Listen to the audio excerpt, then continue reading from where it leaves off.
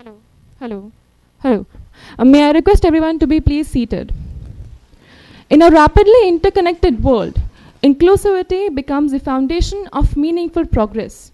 Recognizing and respecting diverse voices, cultures, and perspective enables us to build more equitable and compassionate society. On behalf of Bhavan's Leelawati Munshi College of Education and Bharatiya Vidya Bhavan, I, Dania Sultan, a second-year BA student, along with Chaitanya Yadav, a second-year BA English Honours students, extend a warm welcome to our esteemed dignitaries, guests, principal ma'am, participants, teachers, and fellow students. We are gathered here on the one-day national conference, Charting the Future, Diversity, Equity, and Tolerance in a Hyper-Connected Transforming World, organized by BLMCE and BVBC, in association with Cambridge University Press and Assessments. Before we proceed further, allow me to briefly introduce Bharatiya Vidya Bhavan.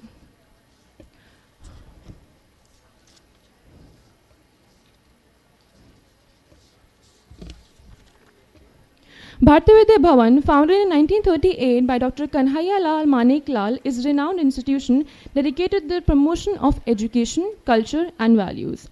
Under its Delhi Kendra function two respected institutions: Bhavan's Leelawati Munshi College of Education, established in 2016 with NCTE recognition, and Bharatiya Vidya Bhavan College, established in 2022 and affiliated with Guru Gobind Singh Indraprastha University, located in the heart of BVBC, currently offers 5 undergraduate programs: BBA, BCA, BCom Honours, BA English Honours, and BA Economics Honours, providing students with modern learning opportunities while staying rooted in cultural value.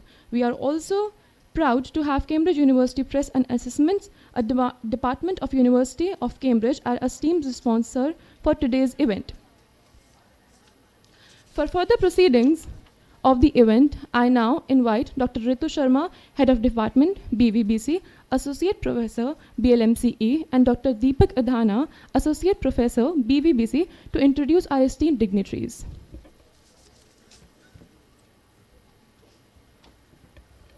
Thank you, Dania. Respected dignitaries on the dais, esteemed faculty members, scholars, and dear participants, a very warm, happy morning to everyone present here. It is indeed my privilege and honor to welcome you all to the inaugural session of the one-day national conference on charting the future, diversity, equity, and tolerance in a hyper-connected, transforming world. At the outset, I would like to take this opportunity to introduce the distinguished dignitaries whose gracious presence has added great significance to this academic gathering. It is my honor to first introduce Shri K. Siva Prasad, Director, Bharatiya Vidya Bhavan, Delhi Kendra, a distinguished administrator and a respected former IAS officer whose leadership and guidance continue to strengthen the academic and cultural vision of Bharatiya Vidya Bhavan. Shri K. Siva Prasad, Director of Bharatiya Vidya Bhavan, Delhi Kendra, an accomplished administrator, visionary leader, and dedicated public servant. A distinguished officer of the Indian Administrative Service, Shri K. Siva Prasad, has served the nation with distinction across diverse capacities in governance, policy making, and institutional management. Throughout his illustrious career, he has been known for his administrative acumen, strategic insight, and commitment to ethical and people-centric leadership. After a distinguished tenure in public service, Shri K. Siva Prasad continues his dedicated journey in education and leadership as the Director of Bharatiya Vidya Bhavan, Delhi Kendra. He brings to the Bhavan his vast administrative experience, discipline, and vision, which have greatly strengthened the institutional's educational and cultural endeavors. Under his guidance, the Bhavan continues to uphold its legacy of excellence and its timeless ideals of value-based education, nurturing individuals who combine intellect with integrity and knowledge with compassion. We are truly privileged to have sir with us today.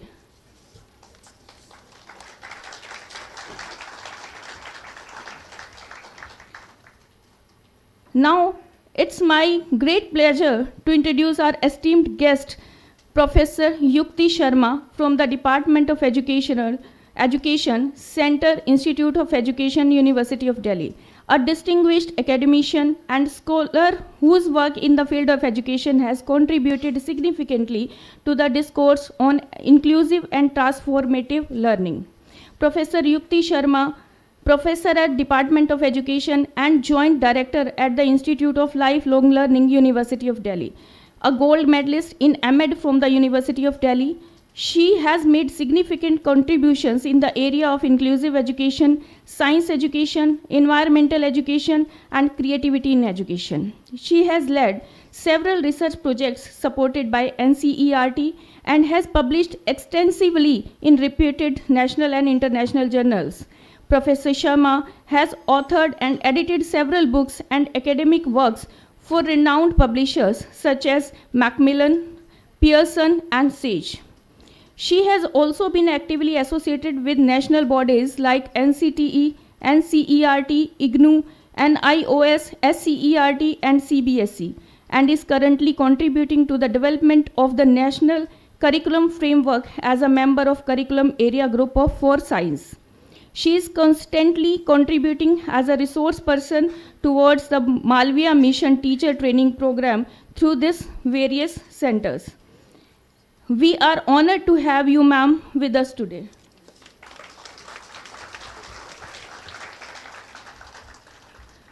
We are also privileged to have with us Professor Sarfraz Masood from the Department of Computer Engineering, Jamia Millia Islamia, whose work reflects the important intersection of technology, education, and society. Dr. Sarfraz Masood is currently working as a professor in the Department of Computer Engineering, Faculty of Engineering and Technology, Jamia Millia Islamia, New Delhi. He has a rich experience in teaching and research for more than 19 years in the field of computer science and engineering. He also worked in the software industry for around a year before joining academics. He has obtained his PhD degree in computer engineering with a focus on the field of artificial neural networks. His research areas include machine learning and deep learning application in healthcare, vehicular safety, agriculture science, etc. He has published more than 75 papers in various reputed international journals and conferences in his research domain. He is currently serving as a technical expert in multiple committees at various government institutions in India, including UPSC, NTA, and CEC, UGC, etc. It is indeed a privilege to have you with us on this occasion, sir.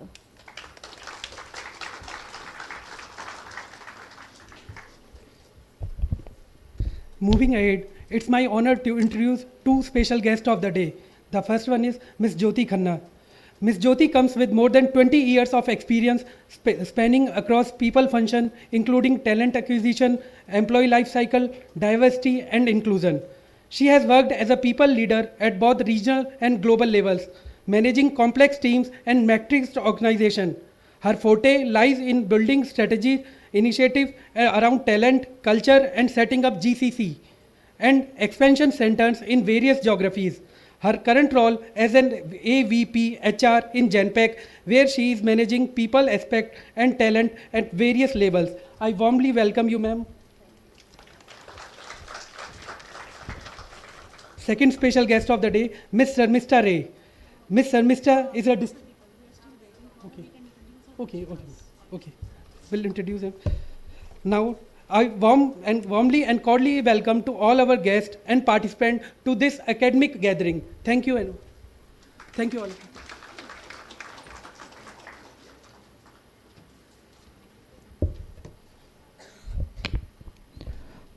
Thank you so much, ma'am and sir, for the introductions. We are greatly honored to have such distinguished guests with us today. Now, I would like to request Director, Bharatiya Vidya Bhavan, Delhi Kendra, Shri K. Siva Prasad, to kindly felicitate Professor Yukti Sharma with Bhavan's publication and a planter.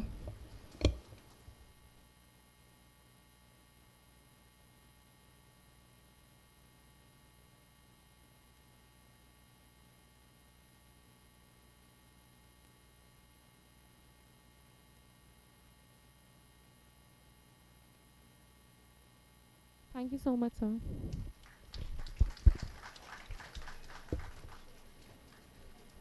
Thank you so much, sir. I would once again like to request sir to felicitate Professor Sarfaraz Masood with Bhavan's publication and a planter.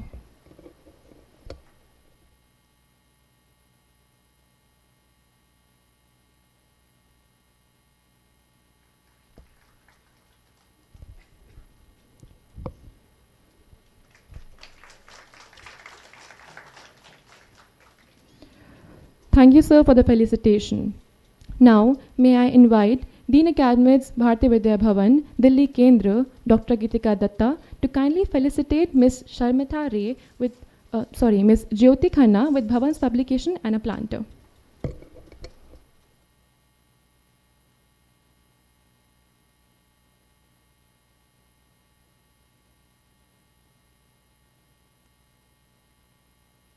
Thank you for the felicitation, ma'am.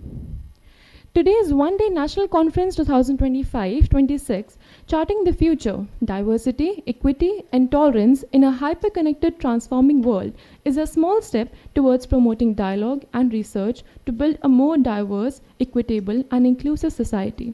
To shed further light on today's conference, I now invite Dr. Gitika Datta to kindly enlighten us.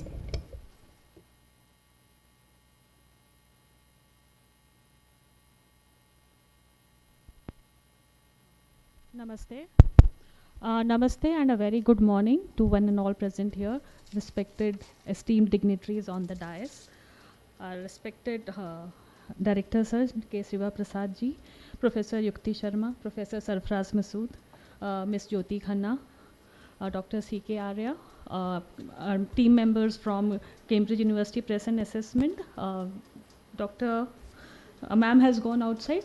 Yeah, okay, all right. So Dr. C.K. Arya is there. We have Ms. Padmaja. We have Siddharth here with us, and Ms. Garima, Dr. Garima. It is indeed a very, I feel very honored as well as very happy to be sharing with you and in the inaugural session of this conference on a theme which is very, very pertinent in today's times, charting the future, diversity, equity and tolerance in a hyper-connected transforming world. Now, in the entire history of humankind, more or less, we have been living in times of great turbulence and, say, inconsistencies and everything. But these days, due to some geopolitical and other economic and commercial and maybe other reasons, we are living in a country or in a world actually which is in a constant state of flux. Every day something new is happening, every day something is happening which is actually threatening the existence of the humankind and existence of the entire living species on this earth. And it's a high time for all of us to be awaken and take some concrete measures and steps so that our world does not end into a doomsday. So in this conference, we are all here to, I won't take much of the time because I think we should give more time to the esteemed speakers we have invited.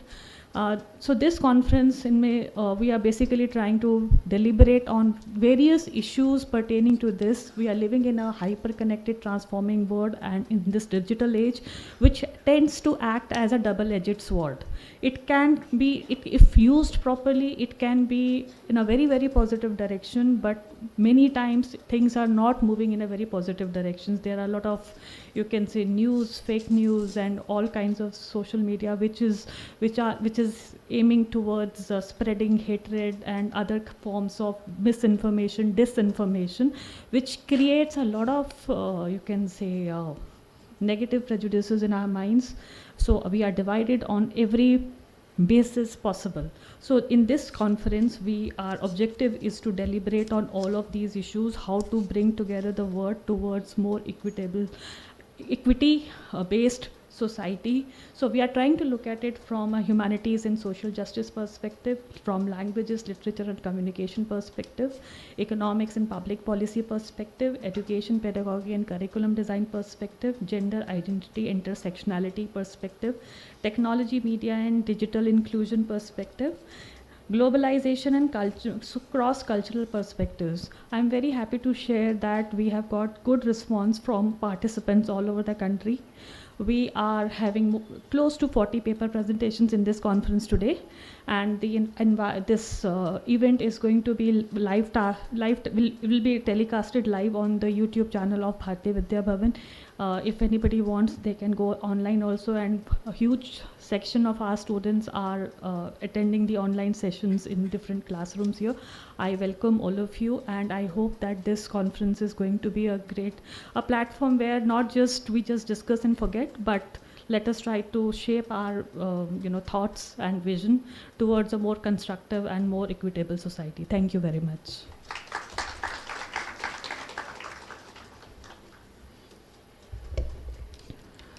Thank you, ma'am, for your kind words. Now I invite Shri K. Siva Prasad, Director, Bharatiya Vidya Bhavan, Delhi Kendra, to deliver the welcome address. Please join me in welcoming sir with a warm round of applause.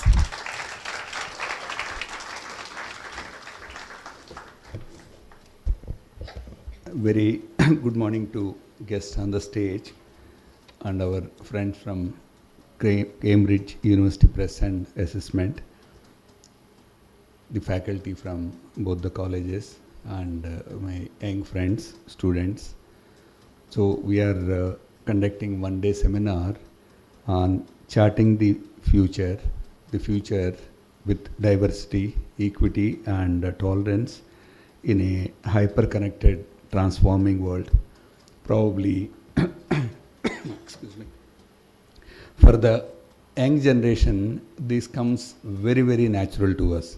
Probably this is a seminar which is needed for people like us who have stuck up with rigid ideas, rigid thought processes. But when I look at the young generation, they are so quick in adapting to the situation. So today, I was talking to my children.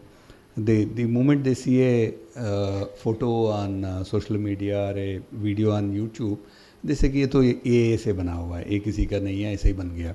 मतलब that's a kind of awareness, the acceptability, and except for injustice, when they see some injustice around.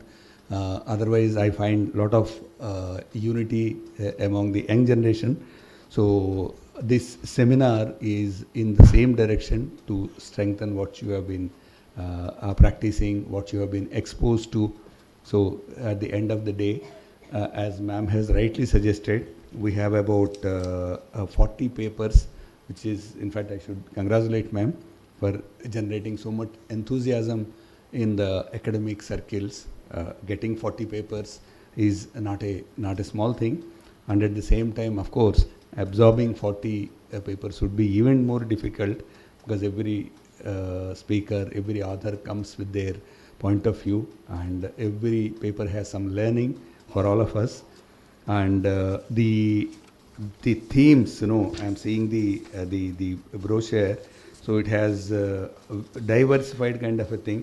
You have humanities and social justice, you have language, literature and communication, you have commerce management and workplace inclusion.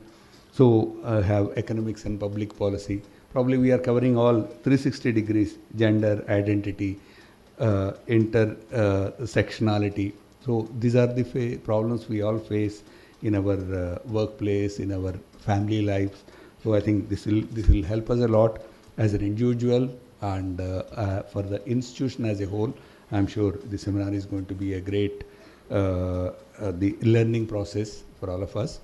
And personally, all of us grew up and all of us are taught unity in diversity is what India is known for. So I personally belong to Andhra Pradesh, and throughout life I worked in Punjab. Now I'm in Delhi. So each place represents different culture, different, if you go to Andhra and see, nobody wears a shoe there. So when I came to Punjab, I seen even everybody wears shoe. I said, why is it so? Why not in Andhra? Then I realized actually weather plays a major role. In the winters, you can't survive without the shoe, but in south you don't need it. So the way in which you dress up, the kind of food you eat is different, the way you dress up different. So the language is different, the thought process are different. So India represents one of the as a probably unique country in the entire world. So if you look at China, maybe it is bigger than us, but they have only one language. We have almost languages. I think about 15, 16 official languages are there. Probably 1,000 languages are spoken, or major languages spoken in India. So we represent diversity, and we all accept it as a thing. It's about in the room itself. I am seeing some people are very curious learners. They want to listen to the lecture. Some are having good fun, so having conversation with their colleagues. So it's all kind of every moment, whenever situation you see a lot of diversity. Probably it is accepting the diversity and moving on is what one is expected to learn.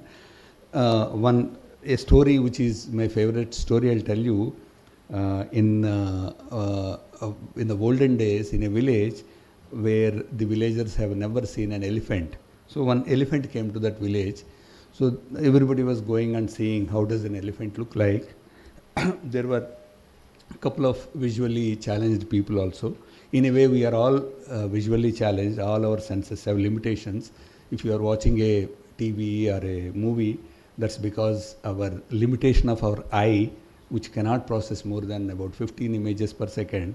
So that weakness is used to teach us, it gives us a experience of a good video. So these visually challenged people go and they touch and understand elephant. Somebody who touches as a trunk, he thinks it's a trunk, it's a fat and long one. Somebody who touches tail, he thinks it's like a small and long one. Somebody who touches tusk, he thinks it's hard like a rock. And their deductions goes on, and our deduction about this world is no different from them. If I am born in South India, I'll view the world differently. If I am born in Punjab, I'll view it differently. I am born in a particular caste, I'll view the world differently. If I am born in a particular religion, I'll be viewed in a different way. If I am born in a village, I'll view the world differently. So all of our vision is be different. That's what is all about the diversity. So, and especially today, the world is so much connected. A small incident in a Strait of Hormuz, you all must be speaking, it is affecting our lives here. Probably, surely, if it continues, we all will have a shortage of the gas or something, some of the oil prices going up. So everything in the world is connected, not only in the digital one, which ma'am was mentioning, even in the physical world also, it is so interconnected and we are all so dependent on each other. So let's think it is very important in these quickly changing situations, circumstances, how you maintain your balance, how you maintain your sense of balance. So that's what this seminar is all about. So it will expose you to various themes, various facets of this aspect, and it's all about. I look at people who are successful. Only one thing, if you ask me to define success, somebody who is balanced is what is success, and who knows tolerate the inconvenience and just pass over that inconvenience. Then that's where one ends up in success. Probably the seminar will lead you there also. So once again, wish you all the best. Thank you, ma'am. Thank you, our friends from Cambridge, for organizing this. Thank you very much. Thank you.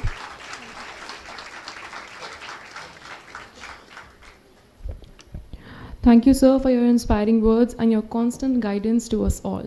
I would now like to invite Professor.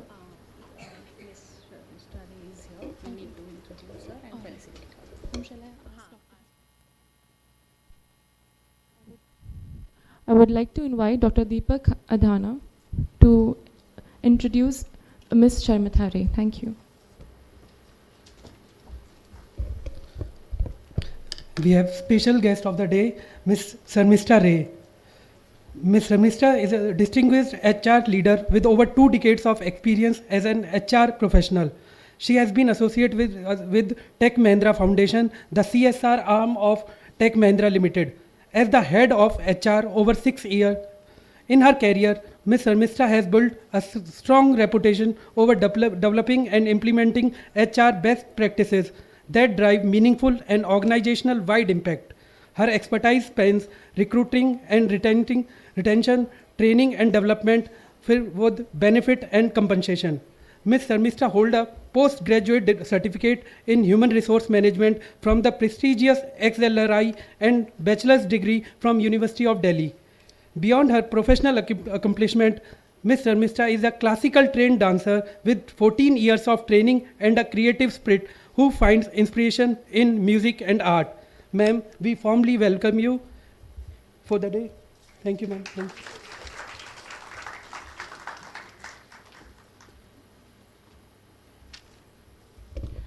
Now may I invite Dr. Gitika Datta to kindly felicitate Ms. Sharmistha Ray with Bhavan's publication and a planter.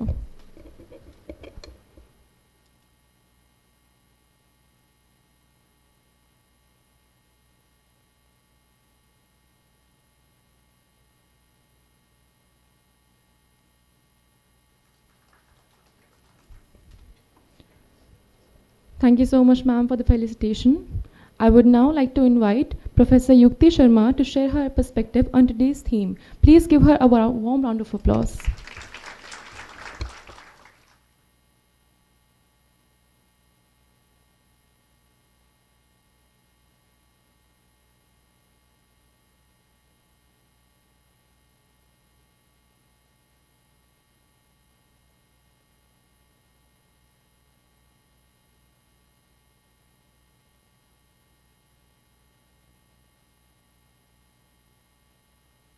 Shri K. Shiva Prasad ji, Director, Bharatiya Vidya Bhavan, Delhi Kendra. Dr. Gitika Datta, Dean Academics, Bharatiya Vidya Bhavan, Delhi Kendra and Principal, BVBC. My co-dignitaries on the dais, Madam Sharmistha, Madam Jyoti, our colleagues from Cambridge Assessment, Cambridge University Press and Assessment, the distinguished scholars who are there, my fellow colleagues from both the colleges in education, all the participants from across the country who have come to present their papers. A very good morning, namaskar to all of you.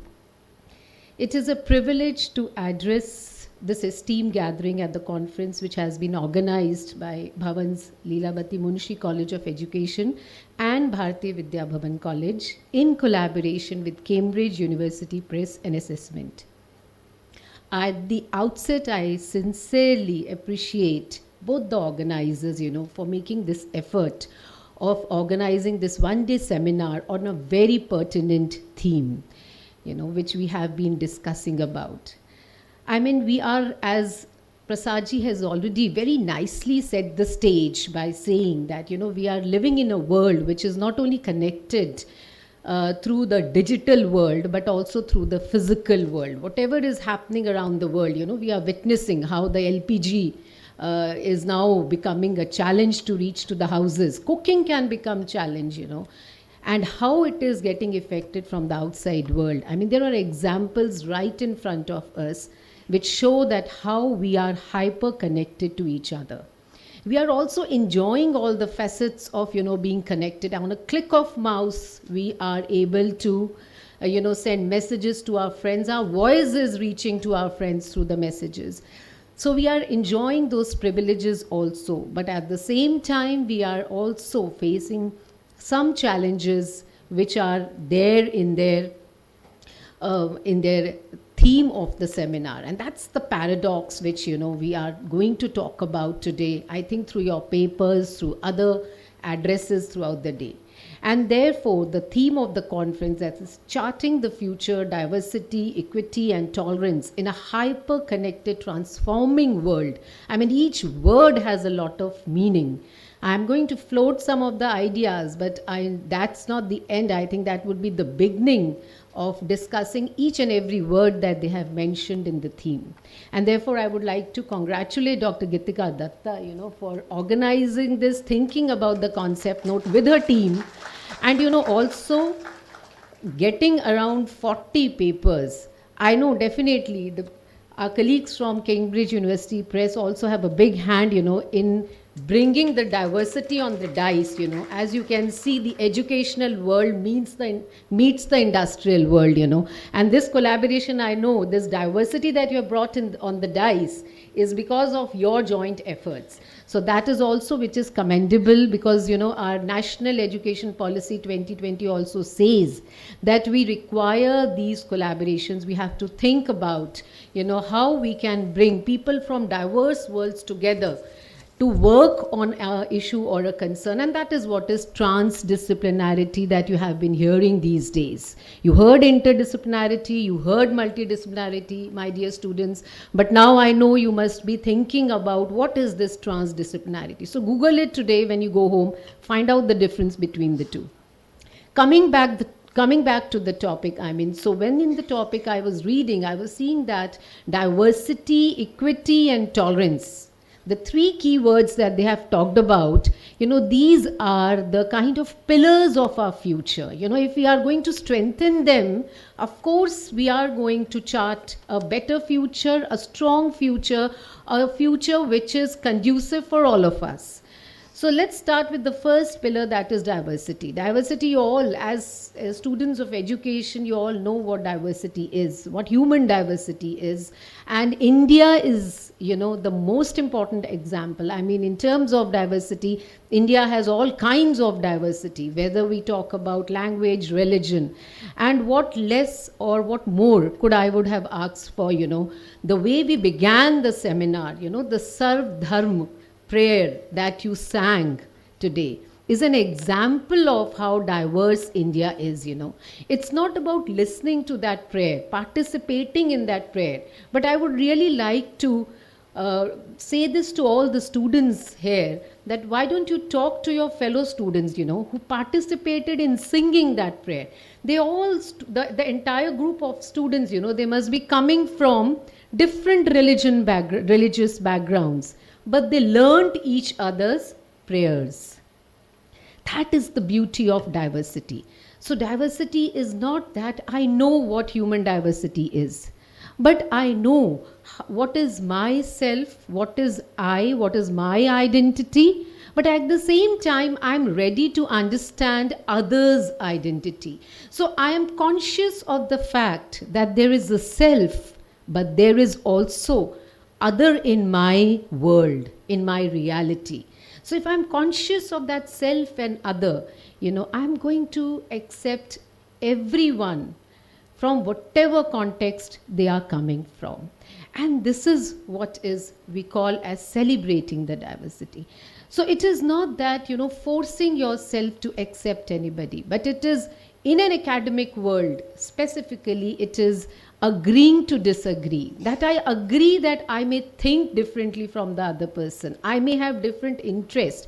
My context would be different, but still I am okay with it, because it's a matter of coexistence. How I coexist, and why we coexist, because we complement each other. And when I talk of human diversity, the other concern that comes in is about inclusion.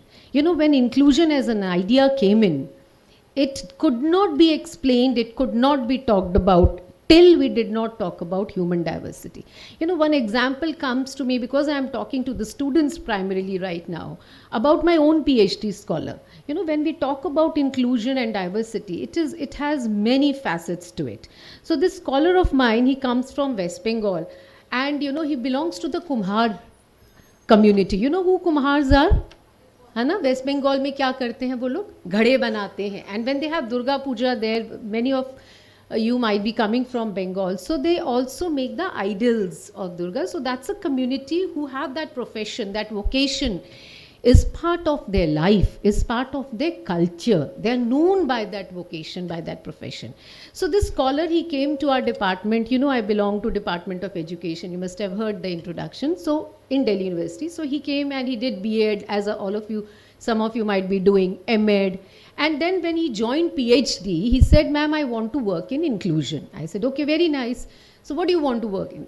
So he said that I have been thinking, that I have come from West Bengal to Delhi, and I have took the culture of Delhi right? I've got educated. Education has played a very important role in shaping my personality, shaping my thinking. But at the same time, I think education has taken me away from my culture also, right? So he's raising a very important question on education also. So in today's world, nothing is unquestionable. And you have the very right to question what you are studying, the kind of knowledge that you are getting. So he said that I think that what will happen to my community? I'll also finish my PhD, and maybe in Delhi I get a job also. I'll start doing my job. What about my culture? So he raised an important question, that is inclusion, is education including an individual, that is me, or it's including my culture, my community? Because of all the individuals of my community, they will start using the instrumental role of education to get some experience or some job or some work in the other metropolitan cities. What would happen to my community? It will gradually, what will happen? Vanish, extinct. So then he raised an important question on inclusion also. Who are we including? And the policy, the National Education Policy 2020, does talk about it. It talks about that inclusion has to be of the communities. Because if it is not about communities, what will happen? We will homogenize the world. The entire world will become similar if we give the same kind of education to everybody. And that is why the most important challenge is that if we are talking about diversity in the world, in the society, that diversity will be sustained in the world only if we have diversity in education. And in education means, as learners, you all have a choice to learn. And that is what the policy is doing. It is also introducing skill-based education, so that those learners, who want to do something in vocation. One thing is that what Dr. Gitika also said, that there are certain prejudices that we carry. So this is one of the prejudice, that skills are done only by, ethnic communities, ethnic people. It's nothing to do with me. I want to get a proper formal education. Now skill-based education is becoming part of formal education. So if you genuinely have interest in any skill, you will get the knowledge base related to that skill in the formal education very soon. So that you don't have the prejudice with you also, and at the same time you will get a formal degree in that skill-based education. Till now, why we were struggling with skills and vocations? Because we had not created knowledge base for that. So this is one of the important steps which we are taking in education, which will, bring a change and maintain that diversity amongst the educational world, and the learners can, come out with their interest. I remember again another incident, another anecdote I would say from my own life. At very early stages of my profession, I was teaching in a school, and I taught in a school for 5 years in a very good public school in Delhi. So there I had a student. She really struggled. I mean, you all are going to become, some of you are definitely going to become teachers, So she really struggled in her school subjects, and I taught her for 4-5 years. So she was every time failing in the subject. She didn't have interest maybe in the academic subjects, so her interests were different. Later on, she connected with me through Facebook, and I found that she was doing very well in the hospitality industry. So I came to know, oh, she was so good with human interaction, with human interface. But yes, maybe her interest was not in academics. But in school, she did not get a choice, to say that I have interest in this particular vocation, I would like to go ahead with it.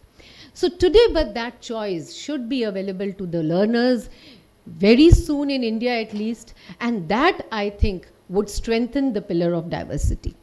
The other important pillar that they have talked about is equity, right? So learners, what is the difference between equality and equity? We have been talking about equality, and all of a sudden now we are talking about equity.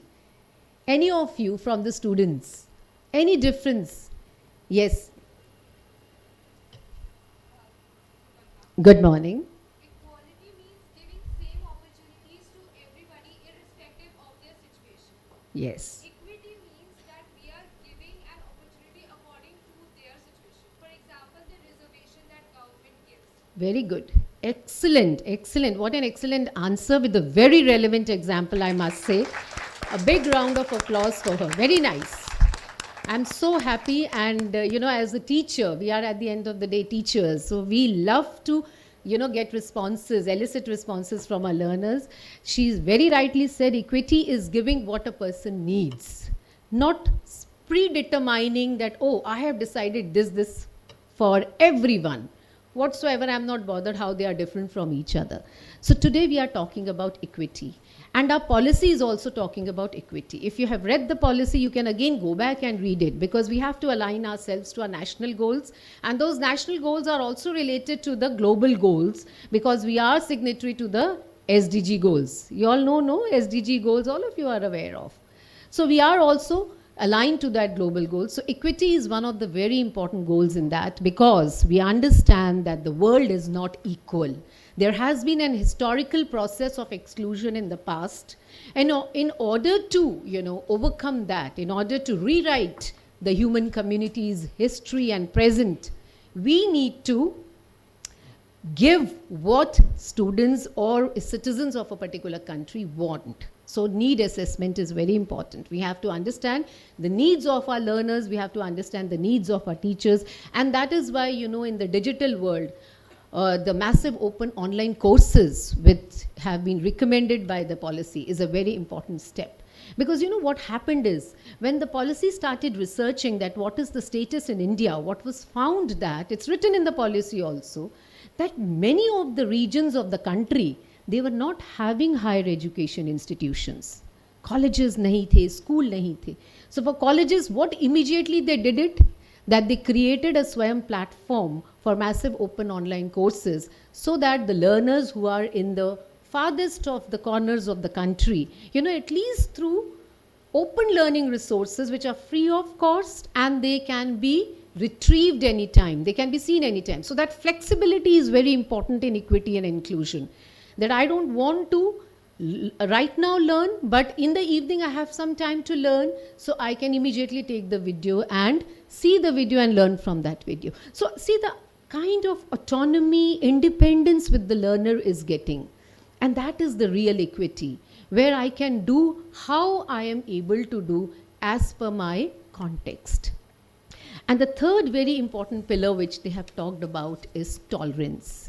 Tolerance in today's world is something that we have been seeking from many years, but tolerance has today again, it's finding its own meaning in the contemporary context. When I say contemporary context, it is the 21st century. 21st century is bombarded with digital resources. And these resources are reaching to us, bringing information to us, that's very right. But at the same time, exposing us to many realities which might not be in, related to our context, which we may not agree. That is where tolerance is required. So a small trigger, a small reel or I see these days students don't even see videos. So today is the world of reels. So we cannot deny the digital world, that is one thing. We cannot say that, oh, I cannot see the reels. See the reels. But what is important today is what and which reels should I see? Which are the ones which are informative, which may have, information which is valid. That choice is very important. The other day, I was invited in one of the engineering colleges. It's located in Noida. And what was the concern of that when the dean called me and he said that we would like to have a session with you on pedagogy. I said, why pedagogy in an engineering college? Because you must be knowing that pedagogy in higher education is very rare. Pedagogy is supposed to be meant only for school education. But now we are talking about pedagogy in higher education also. So they said, ma'am, actually our engineering students, they don't come to the classes. They say everything is available online. And what is not available and explainable online, the AI will do for us. So why do we attend the classes? So we want you to take a session on now what is the meaning of pedagogy for us, how to teach. Because in higher education, the teachers were teaching till now, what were they teaching? Again, guesses from the students. What were the teachers teaching in higher education till now? What were they teaching?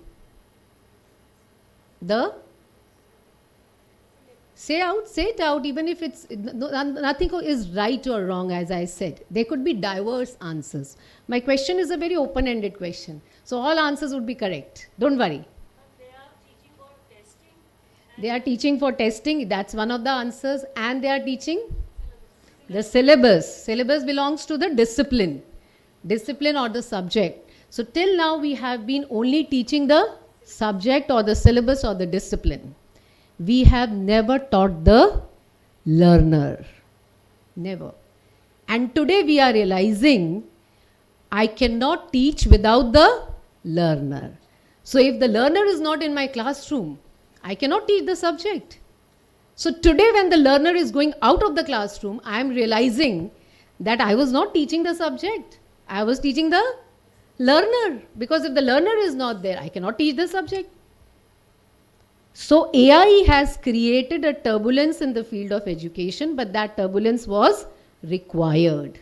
Because we educators have to think that we have been saying learner-centric education, but we have been always giving disciplinary-centric education, whether it's at the school education level and more of it at the higher education level. So when I'm thinking about the future, I'm thinking that AI would force the educators, to think about their pedagogy and think about a future where they will have to revisit the idea that we are thinking about the learners and we should not only think about the discipline. So with this, I'll end here and thank you very much for listening. These are some of the ideas. Keep discussing, keep engaging with the seminar. Thank you very much.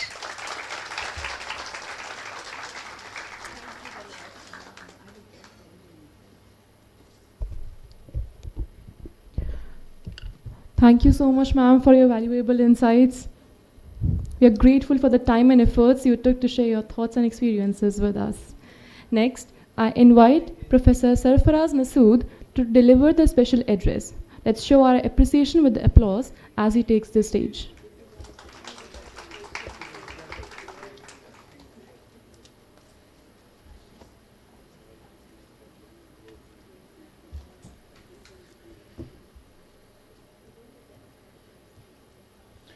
A very good morning to everyone.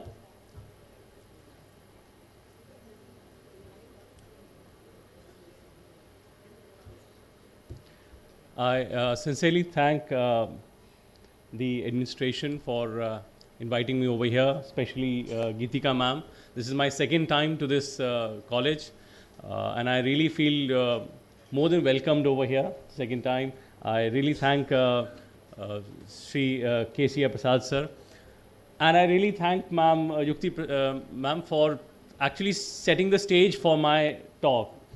She ended on the perils of the AI, which is actually coming to the society, and how not just the learners are getting affected by this big onslaught that's happening, but the society at large.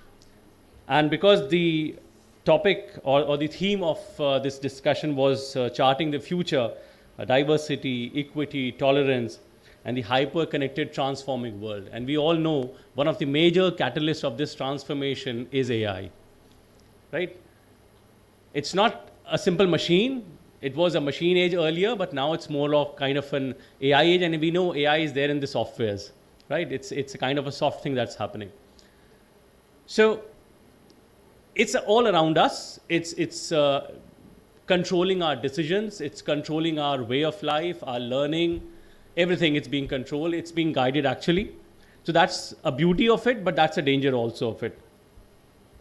If I just to bring the idea about where it's being used, just to put the points, it's being used in healthcare, it's being used in our movement from one place to another, taking decisions, finding the minimum path or the shortest path, even that decision is now being taken by AI.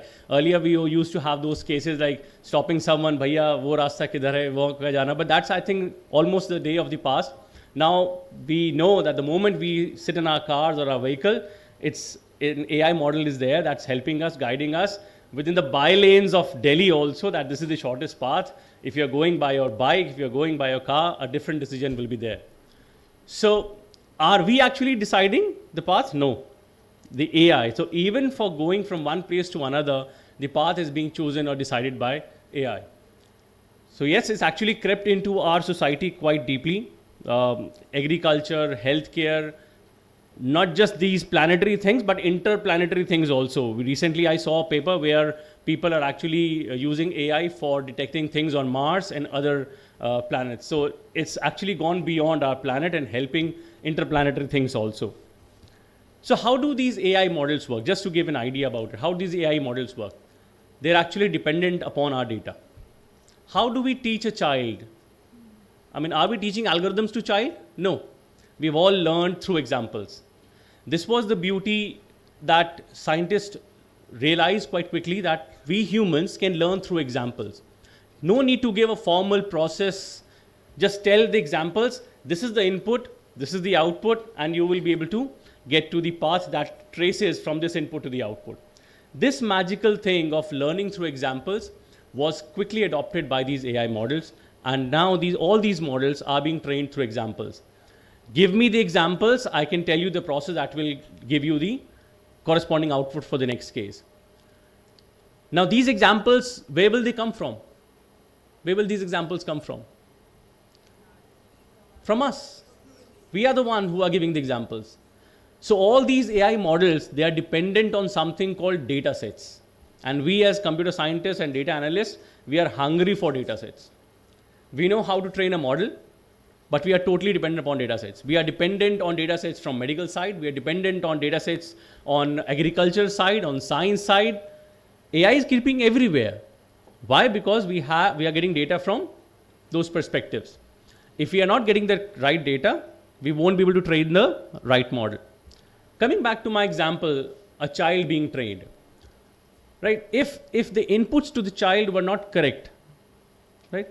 Do we expect a better future for that child, making better decisions? No, we are not, right? Even though we have the best of the teachers, if the examples are not right, if the cases are not right, the data is not right, expecting a beautiful future for that child is a difficult thing altogether. And because these AI models are totally data dependent, they are totally dependent upon us, the way we have collected data, if that data is having any bias, a gender bias, a regional bias, a kind of an intolerance into it, that will get automatically transferred into these AI models.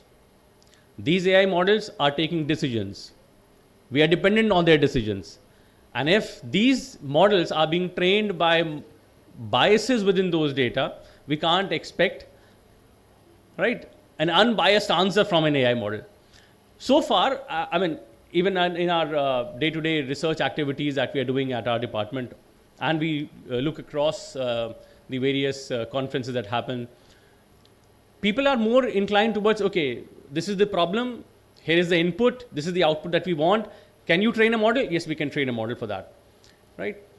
This is the image, decolorize it, we have a model. This is an image, put rain into it, artificial rain into it, we have a model.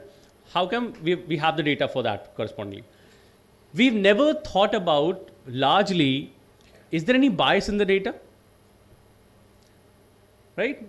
We moved from the age of artificial neural networks, that was called shallow learning, to deep learning. ये words तो आप लोगों ने कहीं ना कहीं सुनी ली होंगे कि यार deep learning models लग रहे हैं, बहुत ही heavy complex models apply हो रहे हैं.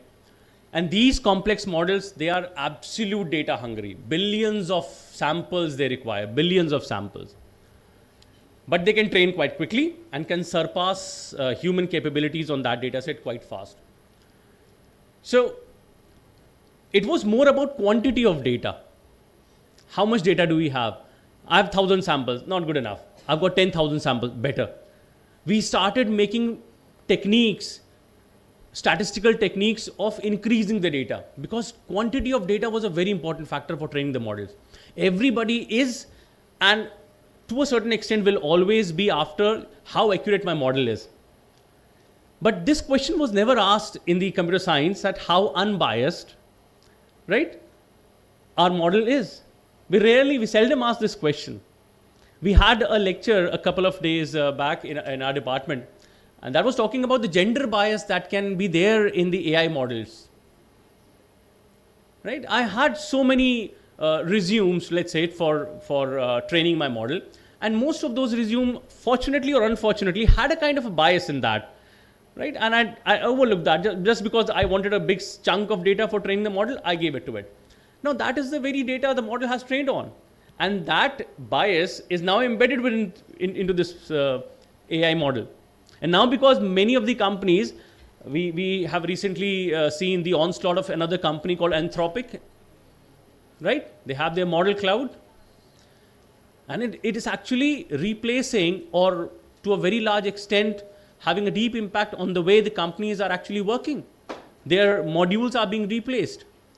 A task that was being done by 30, 20 people, an entire HR team now only need 2-3 people. The rest of the decision can be taken by this AI model. And the danger comes from here. You're actually taking out people from this system. You know that you have a lot of data from which you have trained the model, but you did not look into the aspects of the bias in the data, the bias in the design of the architecture. You were more running after the performance, the accuracy, the correctness of the model on the unseen data.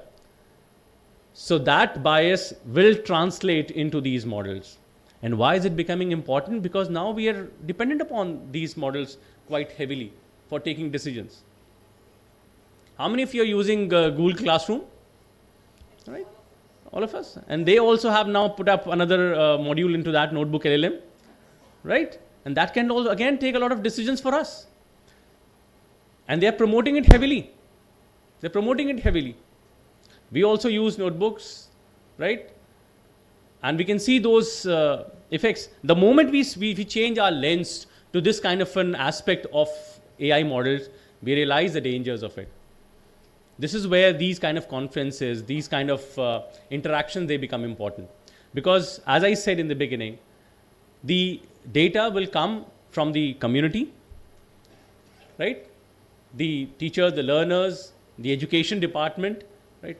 So technology people can make the model, they can make the technology, but policy makers, educators, right? Their role becomes very important.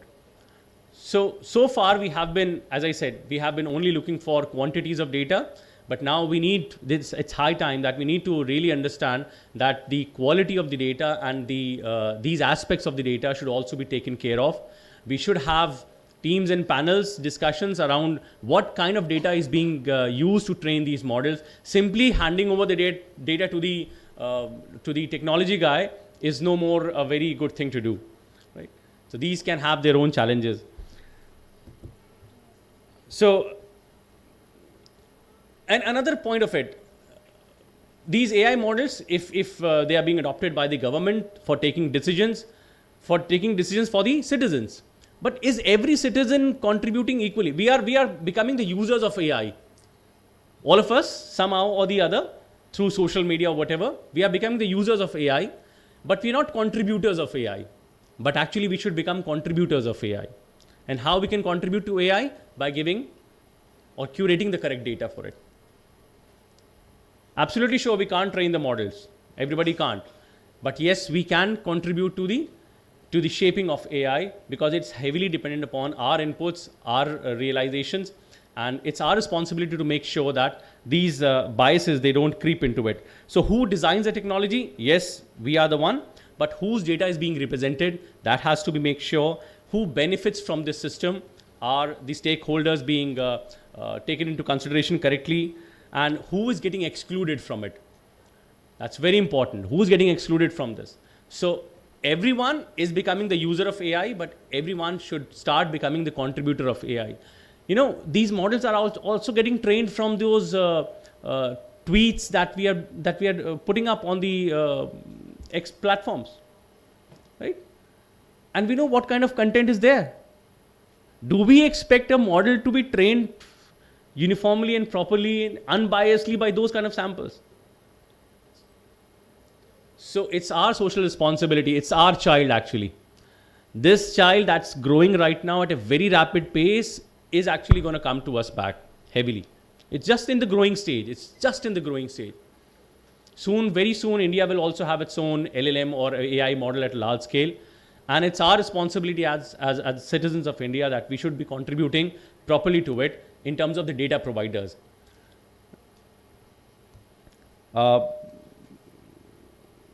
Yes, as academicians, that's also our responsibility to make sure that these models are getting the right inputs. Over the past few years, some other aspects have also crept into AI model development, thankfully. That's fairness of AI, explainability of AI. You are giving this answer, why you are giving this answer? You're recommending this person, why you're recommending this person? So there has been a shift because people are getting aware of these. Researchers are now asking these questions, but now these questions have to be asked more. When you start consuming AI, we also need to ask these questions to those companies. If this answer is coming to me, if this is being recommended to me, why is it being recommended to me? Explain this to me. So simply absorbing the outputs of AI is another base aspect that we have to stray away from. It's not just always selecting a path from point A to point B. There are many decisions that AI is taking beyond those path selection, and we need to question. We can't leave away these companies from asking question that why this answer is correct for me. So do not blindly accept those answers, because the moment you accept those answers blindly, it becomes an input for the AI model next time. You accept it, it becomes an input. This is how even your Amazon and Flipkart platforms, they work. The moment you click on an option, that becomes an input for next time the model to learn. The moment, ma'am was talking about reels, we are learning through reels. You know how these AI models are learning through reels? The moment you stay for some seconds on a reel, it understands or realizes that, okay, you might have some interest in this reel. This reel might be interesting, even though that might be kind of a violent or disgusting. But because you chose to stay on it, it takes it as if it was of some importance. And the more number of people they start staying on that reel, it finds that reel important, even though that might not be absolute good for the society. So knowingly or unknowingly, we are contributing to these models. Who's making these things viral? There was a movie, quite an old movie. This movie is called Kill With Me. Have you seen that movie? If not, then go for it. This was the kind of an idea that was propagated. It's I think, 2 decades old movie. And the antagonist actually is trying to lure people to start watching something, and that's kind of a brutal situation that's happening. And people are actually just joining it to be kind of curious, what's happening? And this logging in of more people into the system is letting the system do something that it was not intended to. So by watching these reels, right, we are actually contributing to the AI. So ऐसा मत सोचिएगा कि सिर्फ मैं reel देख रहा हूँ तो I'm not contributing. We are contributing. That data is getting stored and is being used for further training. So if we want something to be of popularity, it's within our rights. It's within our domain. We can decide. So if something is not good for the society, we have the power to stop it. We do have the power to stop it. And if something is not good and we're still propagating it, again, that's from our end that's coming up. So a simple task of just watching a reel is also coming back to us. So please be very cautious of it, because we are not just consumers of AI now, we are actually contributors of AI in directly, whatever you say, but that's the part of it. So yes, engineers are building these technologies. The educators, they are shaping the learning process for it. The social scientists are actually important for studying the impact of it. And the policymakers need to investigate what's happening, the impact of these policies. I mean, recently people have started talking about another concept, conscious AI. Conscious AI, that's the most dangerous part of it. They're not talking about a very smart, high-tech technical model, no. They are worried when the AI becomes conscious. That's a being. It needs to protect itself. Right now we have the power. We can switch off the system. Gone, done, that's it. But what if it starts stopping us that no, you can't end me. You can't take that decision. That when things become difficult. So we need to be aware of those situations also. That's right in front of us. Actually, I'm not creating a kind of Fox News over here. That's very much. These are the things that were there in the. I mean, you've seen Terminator movie, the last Arnold movie. There was a Skynet kind of a virus that spread, and it was actually trying to stop these people from ending that. So we're almost there. We're almost there. So these policymakers, these smart think tanks, they're now worried about these advancements in AI should not rapidly move towards consciousness in AI. So policymakers also have a very, very important role. To what extent should society be exposed to AI? Young kids are actually using, I mean, I have a niece and she's almost like 1.5 years, and she knows like this is to be done. This motion is to be done. And if not given, starts crying. So she has got into it, like, I need to scroll. So that kind of habit is actually coming up. So this is coming back to us now. And it is high time that we need to get aware and responsible for it. So now is the hour when we start talking about responsible AI. So far we have been talking about AI that was useful, AI that was accurate, AI that was correct, giving me the right shortest path. But now is the high time that we start talking about responsible AI, how reliable this AI is in terms of society, being exposed to it at large. And we can't run away from, I'm just a simple user, I don't have anything to do with it. We all have the power to I mean, just like the way we have the power individually, we have the power to shape our planet. And the very same way we all individuals do have the power right within our hands to shape AI. So it's our choice as users, as educators, as policymakers, that we start looking also into this aspect. We as technology people are now getting exposed thanks to these kind of interactions, thanks to these kind of processes, that we start looking beyond accuracy, that we start looking beyond correctness, and we start looking at aspects like inclusivity and biasness, and the perils of this technology on AI, and start asking the right questions to AI. But let's not stop at this point itself, and let's start asking more questions to it. These companies need to be made accountable. Accountable AI is another important area of research. So reliable AI, responsible AI, fair AI, these are the trending research points nowadays, and these points are actually coming up because of inputs from the society, from inputs from the educators. And this process needs to be strengthened actually, because AI is right now only within our, let's say, mobiles, but we know it, that it's all around us. With this, I thank again to the organizers for having me over here. I seemed to be kind of out of the theme, but then I found those points around technology, and I am really thankful that I've been allowed to share my thoughts onto it. Thank you, everyone. Thanks a lot.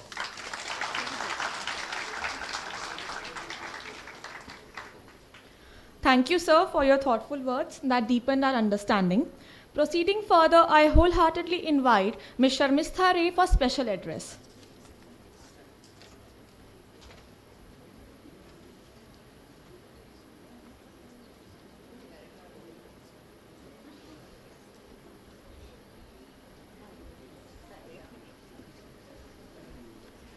Good morning, everyone. How are you doing? I'm not feeling the energy, guys. How are you? A little louder? Wonderful. So I would like to start with a little bit of song and dance, okay, by some of my special students, which will be online, of course. I've not got them here. So may I request them to play the video, please?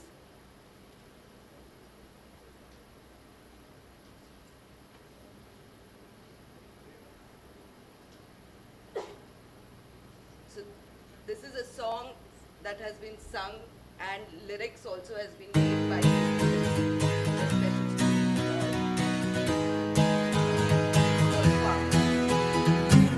हम सब अपना सपना देखें, दिन हो चाहे रात हो, सब अपना सपना देखे, दिन हो चाहे रात हो, ख्वाब को अपने पूरा करे हम, ख्वाब को अपने पूरा करे हम, अपनी एक पहचान हो, हम सब अपना सपना देखे, दिन हो चाहे रात हो, हम सब अपना सपना देखे, दिन हो चाहे रात हो।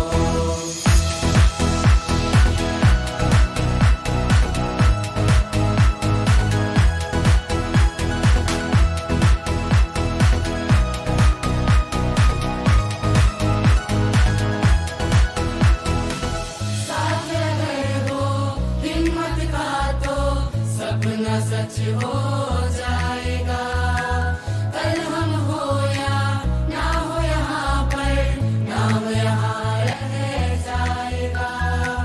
साथ अगर हो हिम्मत का तो सपना सच हो जाएगा, कल हम हो या ना हो यहाँ पर, नाम यहाँ रह जाएगा। इस धरती को स्वर्ग बनाए, इस धरती को स्वर्ग बनाए, हम में ऐसी बात हो, আমরা সবাই স্বপ্ন দেখি, দিন हो चाहे রাত हो, আমরা সবাই স্বপ্ন দেখি, দিন हो चाहे রাত हो।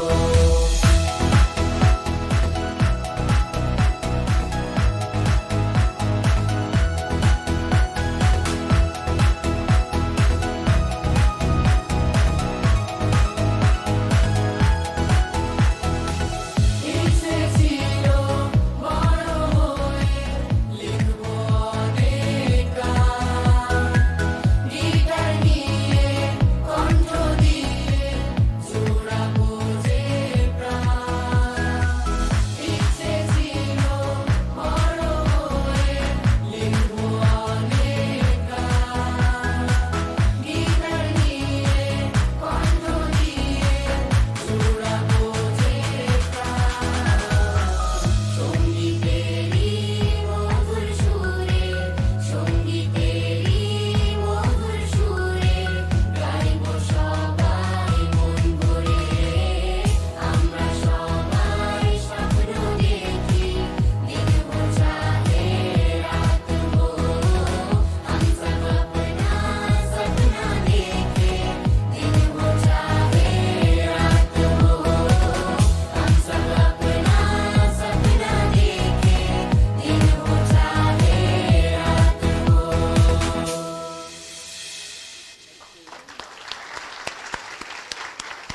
How did you feel the energy was? Did you like it? Great. Thank you so much. I'll convey your message to them. All right. So once again, good morning. I'm so glad that I was able to make it here today. Thank you, Sangeeta, Padmaja, and of course, lovely to meet my ex-colleagues. So Jyoti and I have worked together in the past. So did Sangeeta and I. So, and thank you for having me here. So I'm going to read a lot of my notes that I've made thanks to my dear friend Claude that I worked with. And I thought it'll be helpful for me to just have my notes, clear thoughts, so that I can take you through a journey of what I've been experiencing so far. So I'll start with a short story. Several years ago, I went to a small school. It was a very small, it was at an outer space somewhere where probably I've been only once or twice. In a classroom, there was a huge map painting, okay, that was there. In that painting, of course, all the continents, whatever was there, it was unshapen. Nothing was labeled, not even the waters or whatever, but they were made in different colors, okay, beautifully by a child. And that child had written one thing in that. It said, every place matters. And that particular map and that particular sentence has been there with me since then. So because we are here today with all of you engaged in exactly that project, the project of drawing a better map, isn't it? We all are trying our best to do whatever we can. So a map of a world where every person, every community that we were constantly talking about feel equal, feel loved, feel connected. That is what diversity, equity, and inclusion mean at its fundamental. Not a compliance requirement, not a tick box, okay? The project, not a box at all, okay? It is a vision of the world as it could be and a daily commitment to doing the sometimes difficult, always worthwhile work of building it. Today, I want to share with you some of the possible pathways that we can take to achieve that equal world. Let me take you back to the early days of diversity work in our organizations that we used to do. For a long time, the conversation was primarily about numbers. How many? Have you achieved the target? And what is the percentage? And so on and so forth. Okay? And while that counting was necessary because what gets measured gets attention, right? It was only ever the beginning of the journey, not the destination. Now, if I look back, and now when I look at the recent years, in forward-thinking universities, in purpose-driven organizations and development organizations which are working in the grassroots, they have started talking in a different dialogue, which is much more deep, much more connected, much more valued. Moving from representation to belonging, from counting people to hearing them. That is what we are talking about. Let me share one of the key examples from my own organization, Tech Mahindra Foundation. So we have a program called Arise Plus. What does Arise Plus mean? Right? It's called All-Round Improvement in School Education for Persons with Disabilities. We work a lot with persons with disabilities, and thanks to our great partners that we have, we collaborate with, we are able to contribute in whatever way we can. So this is a program focused entirely on school education and well-being for children with disabilities, like I mentioned, between the age of 0 and 18. So now think about that age for a minute. 0 to 18, right? The program meets children at a very beginning of their lives and walks with them through every critical stage of learning and development. Precisely the years when the presence or absence of the right support can make or break them. Isn't it? Working in close collaboration with expert NGO partners, Arise Plus provides children with speech and hearing impairment, visual impairment, and intellectual disabilities, with something every child deserves but too few receive: inclusive and genuinely accessible things. True inclusion begins the moment we stop seeing a child in isolation and start feeling the full weight carried by every person who loves them, the parent, the sibling, the teacher, the caregiver, who never stops.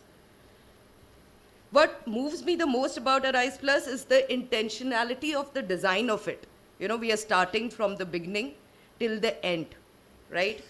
So assistive technologies like Annie Braille devices, hearing aids, early detection tools at the age of, let's say, 0 or whatever, early detection tool is not a part of a solution which is over and above. It is integrated in the entire program so that they get the support they need from the beginning itself.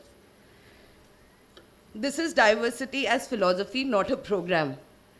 This is what happens when an organization stops asking, how do we accommodate difference? I think that's what we usually start with, right? And now move to how do we design for the richness and diversity of human experience from the beginning. And when you get that design right, something extraordinary happens. I'm going to share a story of another trainee of ours. Her name is Meena. Meena was a trainee in one of our Arise Plus programs in Chennai, run in partnership with Arvind Foundation. They are wonderful in the kind of special education and everything. So she came as a learner, navigating her own disability, finding her footing, discovering what she was capable of in an environment that perhaps for the first time had been built with her in mind. Okay, she felt comfortable, she was grateful to get that kind of a space. Today, Meena herself is an assistant vocational trainer. She stands in the front of the room. She guides young people, she coaches them. So imagine the sense of pride and achievement she has with her now. She is living a dignified life that she deserves. So now, once a trainee, now a guide, this is not a tagline. That is the entire vision of inclusive education expressed in the life of one remarkable woman. The evolution we are witnessing from DEI as obligation to DEI as a conviction is one of the most helpful developments I have seen. And stories like Meena's shows us with unmistakable clarity exactly what the conviction looks like when it is lived. Now, before I move forward, I want to pause and acknowledge something that everyone in this room has probably felt at least once. Our field has a complicated relationship with language. We have DEI, we also have EDI, and can you believe we also have DEIB, that is belonging, by the way. Okay? We have intersectionality, allyship, psychological safety, equity, belonging barometers, and of course, one of my personal favorites is the phrase, creating a culture of cultures. A lot of us, including myself, I've also used it a lot of times, okay? But ever so often, it is worth asking, if the language of inclusion requires a glossary to understand, then who are we actually including, right? If we need a glossary. I say that the most powerful inclusion work I've ever seen was not described in a framework. It was described in a single sentence by a young woman named Meena who said this was the first time something was built for her. Of course, we are not critics of the past. We are architects, actually the architects of what is coming next. And rightfully so, a lot of my colleagues out here who are sitting, we were talking about AI and how AI is becoming supportive of whatever we are doing and how I think we are getting dependent on AI a lot of times. So if we consciously make it more responsible, AI intervention will actually help us grow better. So I'm going to talk about another quick organization, which is, by the way, researched. Here is a question I want you to sit for a moment and ask. Most organizations don't actually think or look at data in an aggregated, disintegrated way. We aggregate, make averages of average, and then look at the data, right? So, and when we look at the data, then we say, okay, we don't have, the time is not right, change is coming, so on and so forth. But in 2015, the leadership of Salesforce, one of the world's most recognized technology companies, chose to look at the data. And what they found took courage to name out loud. This is the research or a story that has been there in the website as well. What they found was a gap in pay scales. They felt that, you know, with the different kind of races, despite whatever policies they have, there was a disparity. They spent a lot of money to do some more audits, figure out what is the problem, and then any discrepancies. They did not do it eventually. They did not do it gradually. They made the change immediately. So with that, they did not stop there, okay? They went above and beyond, and they started looking at more such interventions where they could guide and support and get what is required to bring in change in the culture. They came up with a very interesting program called Warm Line, which is actually which is for people who can be connected at the time they need the most help, okay? And in 2023, the World Economic Forum named it as a global DEI lighthouse, a beacon of what is possible when inclusion is embedded into the system of an organization rather than bolted onto the side of them. Culture does not change through statements, right? Do we agree to that? It changes through actions. Salesforce proved it by doing so. The lesson for all of us in this is culture is not the soft stuff. Culture is the structure. It is the decisions made every day about who gets hired, who gets promoted, who gets heard, who gets paid fairly. And when organizations treat those decisions with the same rigor, transparency, and accountability that they bring to their financial performance, that is when culture truly changes. One of the most common things I hear from leaders that, of course, we know inclusion matters, we believe in it, we are totally for it, but how do we do it at scale? What do we do? And it's a genuine question. So there is a framework that goes not only in, so there are various researchers, there are certain frameworks. From all those things, I've consolidated 3 key principles that we probably can utilize to ensure we reach that stage of unlearning and learning. The first principle is listen deeply and let the data tell the story. I was talking about disintegration of data. So imagine a university of about 40,000 students. What will it have? It will have first generation learners, students with invisible disabilities, international students bringing vast cultural differences every day. How do we utilize that data? So we understand that all of these groups will have different experiences, different kind of feelings. So if we disintegrate that data, we will be able to look beyond averages, and that's when we will be able to focus on what and where we should actually act.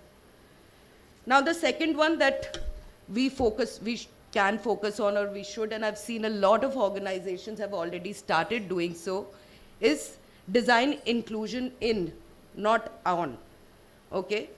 Not a ramp bolted onto a building that was never designed for it, not a diversity module which has been embedded, okay? Rather, it is a part of that entire process. And finally, trust lived experience as expertise. It is time for us to co-create rather than going as consultants and saying, here, this is how you need to do it. In communities, people know how to go about it. We need to come together and say, let's build it together, let's make it together.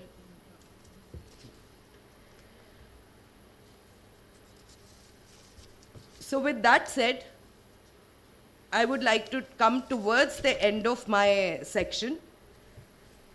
I think I want to return to the map that we were talking about. Every place matters, right? In 3 words, this child captured what the greatest minds in equity, inclusion, and human development has taken volumes to articulate. Every person matters. Each one of us matter.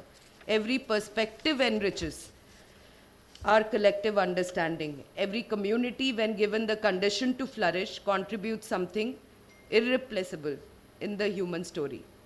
I believe with full conviction, grounded in everything I've seen and learned, that the future we are charting together is one where diversity is genuinely celebrated, where equity is systematically embedded, and where tolerance deepens into richer soil of true understanding and belonging. Let us leave this room not just inspired, but committed with that. Thank you so much for your time and listening to me. Have a good day.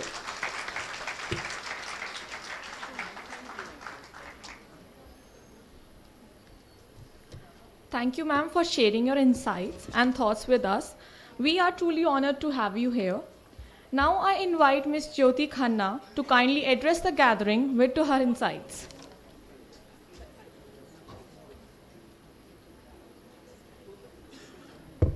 Hello, good morning, namaste to all the dignitaries, to all the staff members, to all the students out here. And I definitely take this one as a pleasure for myself and an inclusion mode that I've been called to this particular seminar. I am a part of this, so I would definitely like to thank Padmaja and Dr. Gitika to include me here.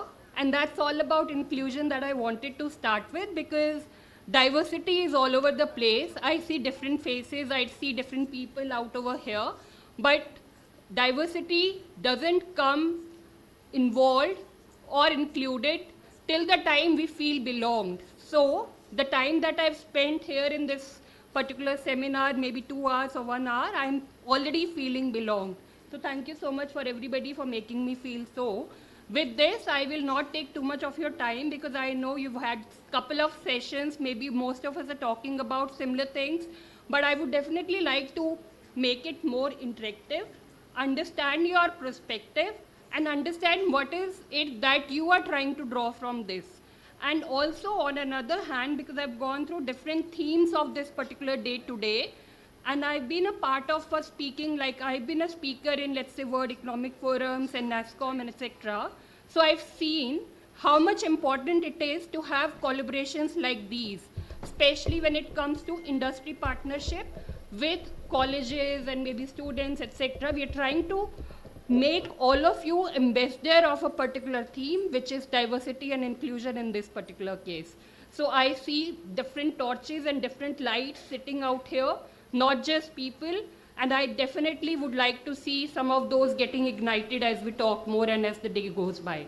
With that, I will just move towards the PPT. You see certain slides here, and as I mentioned, I would like to keep it as interactive as it's possible. So the next slide talks about, this is the agenda, and the next slide talks about a beautiful picture, actually two. And I would like to take a halt. Would you please move to the next slide? I will take a halt for your views on this picture. What do you see here? What do you think it is?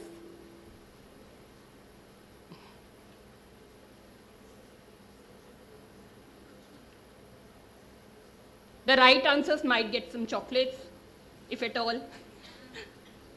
Yeah, please.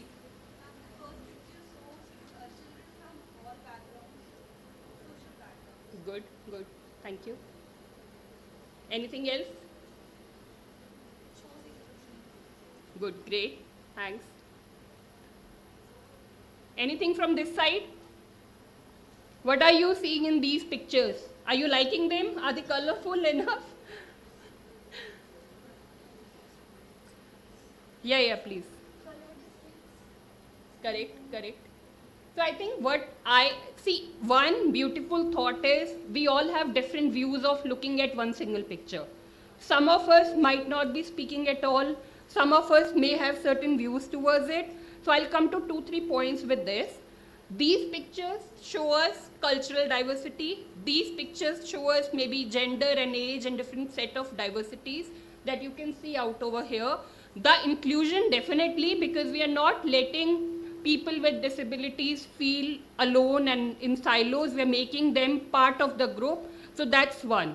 This is what I am trying to showcase via these pictures. But the other set that is more important is organizations like GenPet. I am from GenPet. I head HR over there as an AVP HR. So organizations like us feel that we should not have silent people. We should encourage people to talk. So silent employees and response rate are so very important to feel included and part of cultures, and the cultural building can happen only when I will have answers from most of you, which was not the case now. So the next slide, I would like to listen to most of you and might stay a little bit silent and see if you have some answers there also. So why do you think, before we go into depth of all of these are good to see, why do you think I have written that you are our pillars? Open-ended question it is. Answers can be any and many.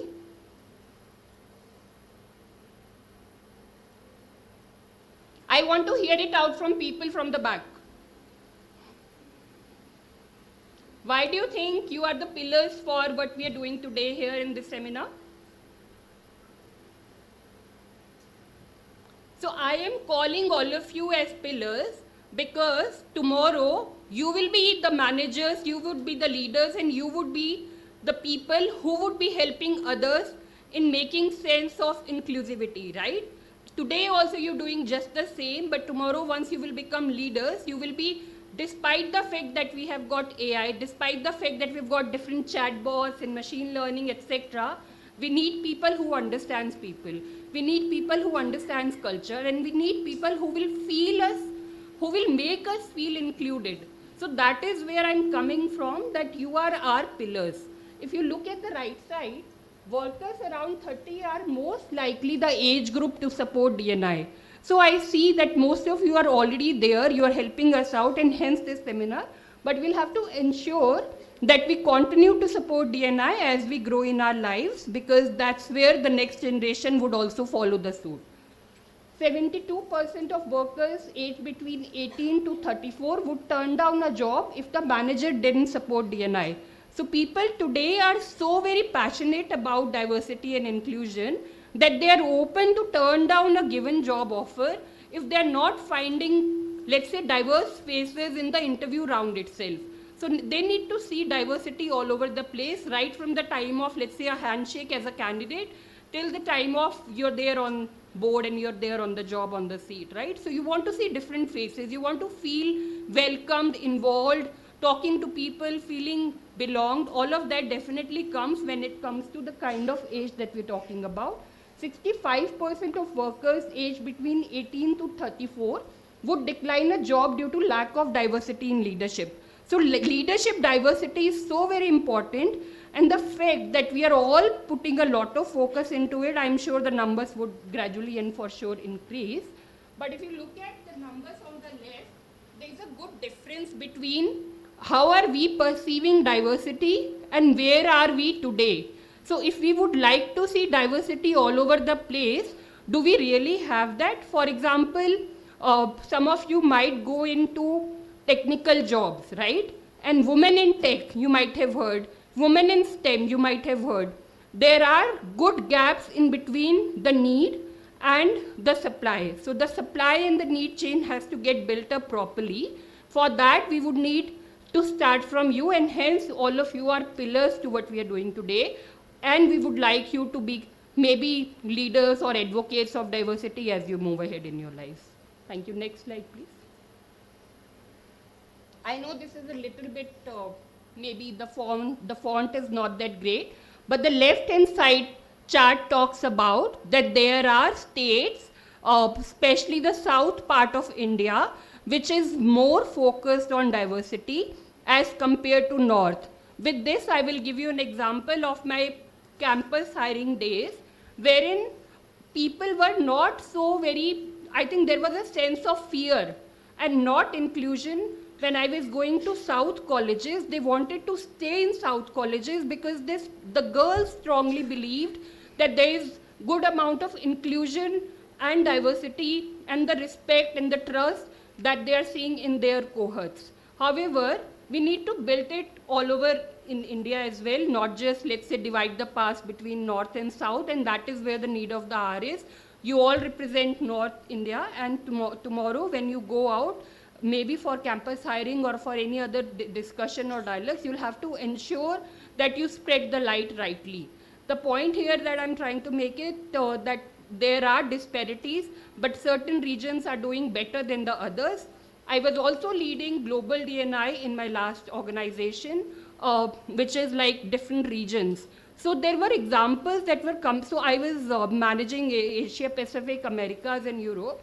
There were different examples that were coming to light. For example, and to my surprise, I would like to share this. To my surprise, one of my European lead had come to me stating कि यहाँ पे कुछ लोगों को ये लगता है that this person is looking more beautiful than the other and hence this is getting promoted. So that kind of mindset, I think this is not just India but all over the globe, and hence needs a change, because that also talks about the culture that we are in. So gradually and for surely, we'll have to ensure that we put in the right mindset, and for that, there are different tools available. The right-hand side chart talks about the inclusive language that all of us as an organization trying to imbibe and abide by. For that, we've got different tools already available. One is inclusive language. Second is, for example, if we are hiring person with disability, we are making sure we have got right set of restrooms or facilities available for them. So we'll have to ensure that we have got right logistics available. And second, for a person's well-being and the cultural aspect, we have to ensure that we are hearing people out. We are not stopping at, let's say, the numbers. What gets measured gets better. But we'll have to also understand that we are people at the end of the day, especially post-COVID. We've all realized the importance of sitting together, making friends, moms group, friends group, all of those groups have started coming in, right? More so now. So that inclusion bit is even more important now. And hence, I think we'll have to see to it that how do we increase in an organization or in a scenario like these, educational scenarios, the inclusion factor as well. Impact of diversity and inclusion, and I will halt here, will not take it to a longer run because I know we are getting short of time also. So diversity and inclusion has got a huge benefit towards productivity, outcome for any organization, also for ensuring employees' well-being, that they are feeling heard, that they are feeling welcomed enough, that they are feeling part of the organization. So for all of that, diversity and inclusion is as important as one can think of it to be. You would have seen in certain, I am sure, if not now, but you would definitely see maybe in the boardrooms or in the leadership bracket, we have got scarcity of diversity. So we are still trying to fill in for that particular gap. And hence, this is important that we understand what is the impact, the outcome that we're trying to achieve, and why is it so important for all of us. So top reasons companies focus on diversity: to increase the culture, to ensure that the culture is well built in the organization. In fact, if I talk about GenPact, our own organization, despite the fact that we are AI-driven organization, we've got everything to do with AI, still I would definitely call it out that we are as friendly, we are like 140,000 people as an organization, but we are as friendly as it can be when it comes to inclusivity and diversity. So we ensure that people feel heard. We ensure that there are no grievances on the floor, and there is a sense of belonging that we're trying to create via those cohorts. So we continue to do town halls, we continue to do some such seminars, interactions, such that there's a sense of belongingness and there's a sense of that I am there, somebody is there to hear me out. So that's very important when it comes to diversity and inclusion. But with this, I will hold the talk, and I think that was my last slide also, and I will put it out for any Q&A, and I definitely would like to listen to any questions that you may have in your minds. Any questions? And I started with no silent people, please. So questions would be a good idea to have. And it can be for anybody, not just me, but for different leaders that you see on the board here.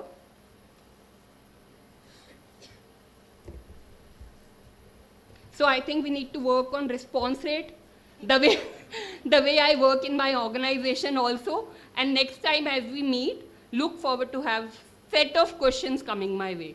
Don't leave me like this. Thank you so much.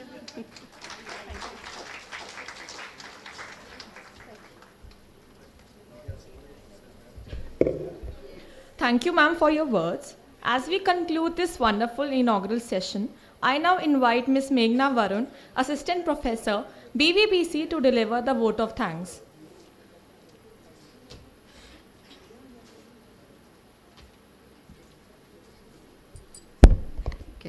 Good afternoon, everyone. Distinguished dignitaries, respected speakers, esteemed delegates, and dear participants. It is my privilege to deliver the vote of thanks at the conclusion of this inaugural session of the one-day National Conference on Charting the Future, Diversity, Equity, and Tolerance in a Hyper-Connected Transforming World. This conference, organized by Bhavan's Leelawati Munshi College of Education and Bharatiya Vidya Bhavan College in association with Cambridge University Press and Assessment, reflects a shared commitment to meaningful academic dialogue on diversity, equity, and inclusive global futures.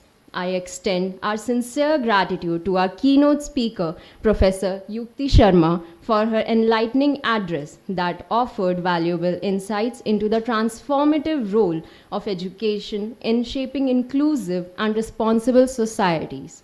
I also express our heartfelt thanks to Professor Sarfaraz Masood, Ms. Sharmishta Ray, and Ms. Jyoti Khanna for their insightful special addresses, which enriched this session with diverse academic and professional perspectives. Our deep appreciation goes to Cambridge University Press and Assessment for their valued association and support for the past 2 years. Their continued commitment to advancing knowledge, research, and global academic collaboration has greatly enriched the vision and outreach of this conference.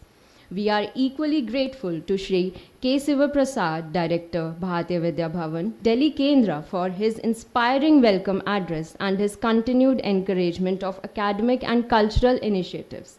I would also like to extend our deepest appreciation to Dr. Gitika Datta, Dean Academics and Principal, Bharatiya Vidya Bhavan College, for spearheading the organization of this significant event. Finally, my sincere thanks to the organizing committee, faculty members, scholars, students, and participants whose presence and engagement have made this inaugural session truly meaningful. As we move forward with the conference deliberation, may today's discussion inspire deeper understanding, collaboration, and collective responsibility in building a more inclusive and harmonious world. With these words, I extend my heartfelt gratitude to everyone who has contributed to the success of this session. Thank you.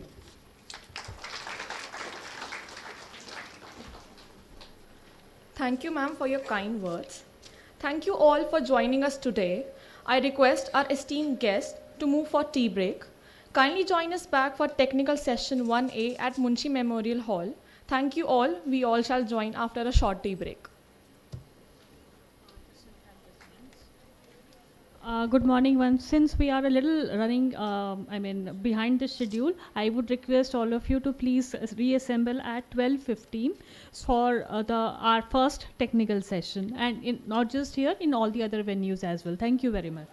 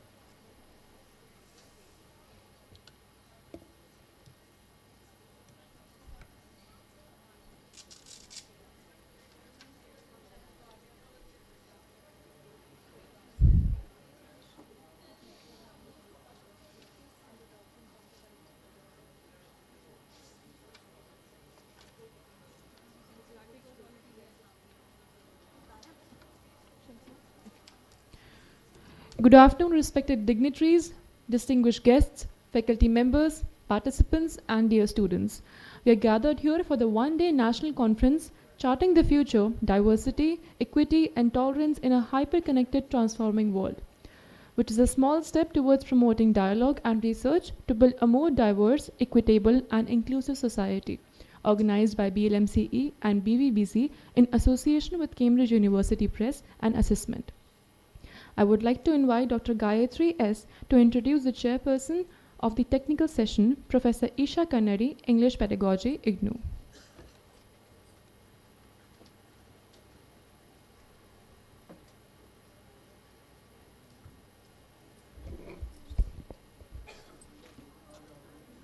Good afternoon, everyone.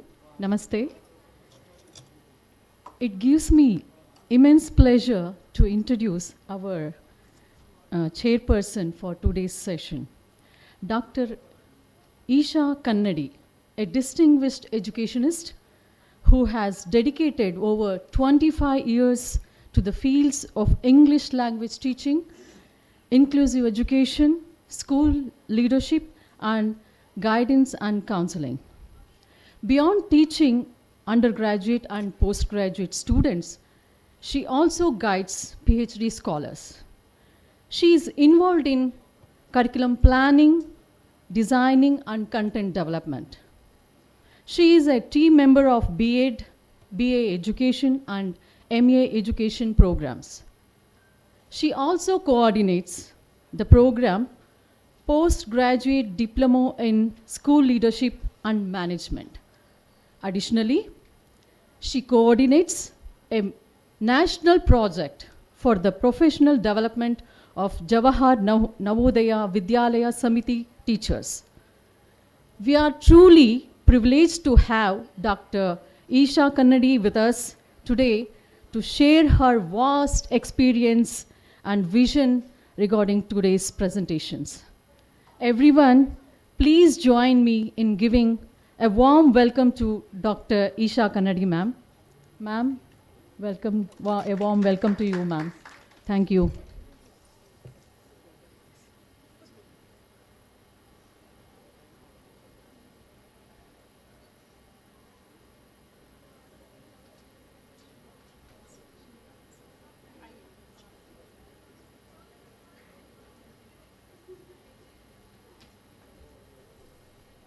Now, I would like to request Dr. Gitika Datta, Dean Academic, Bharatiya Vidya Bhavan, Delhi Kendra, to facilitate Professor Isha Kannadi with Planter and Bhavan's publication.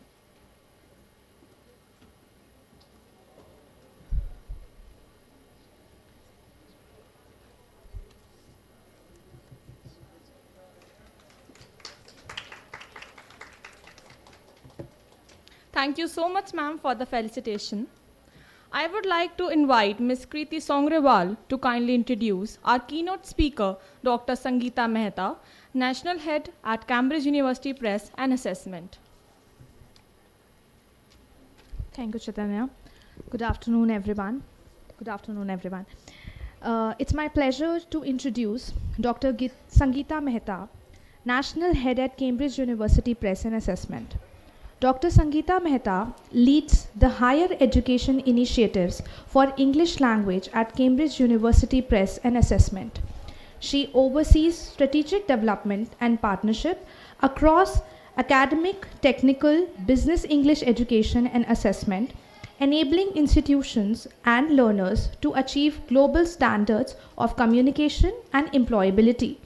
With a blend of academic insight and industry experience, Dr. Mehta champions Cambridge's mission of unlocking potential through learning, research, and English excellence. Her work reflects a deep commitment to empowering educators, universities, and students to thrive in a rapidly evolving higher education landscape.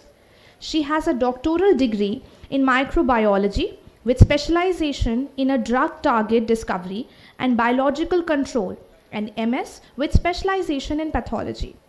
Dr. Mehta has led global and regional teams in organizations such as Agilent Technology Thomson Reuters, and Terry at various capacities with the objective to bring solution approaches to sales and marketing. To date, she has 8 peer-reviewed publications, 4 invited book chapters from Springer Verlag on microbiology ecology. She is key inventor on 4 PCT, 4 US, 1 European, and 2 Indian and 1 South African published patent in the field of applied microbiology. Also, she successfully has transferred microbial technologies to blue-chip biotechnology companies in India and globally. We welcome you, ma'am, and it's our pleasure to have you on the dais. Thank you.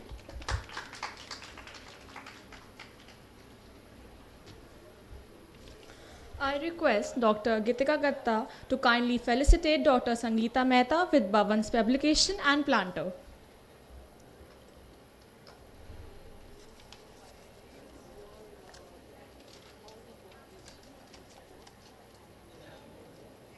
Thank you so much, ma'am, for the felicitation. Before we begin with the presentations, let me briefly introduce the distinguished members guiding this session. We are honored to have Professor Aisha Kannadi as the chairperson for this session. Our keynote speaker is Dr. Sangeeta Mehta, representing Cambridge University Press and Assessment.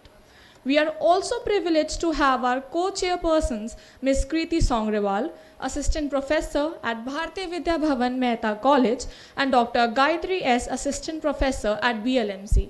Now, may I invite Dr. Sangeeta Mehta to deliver the special address.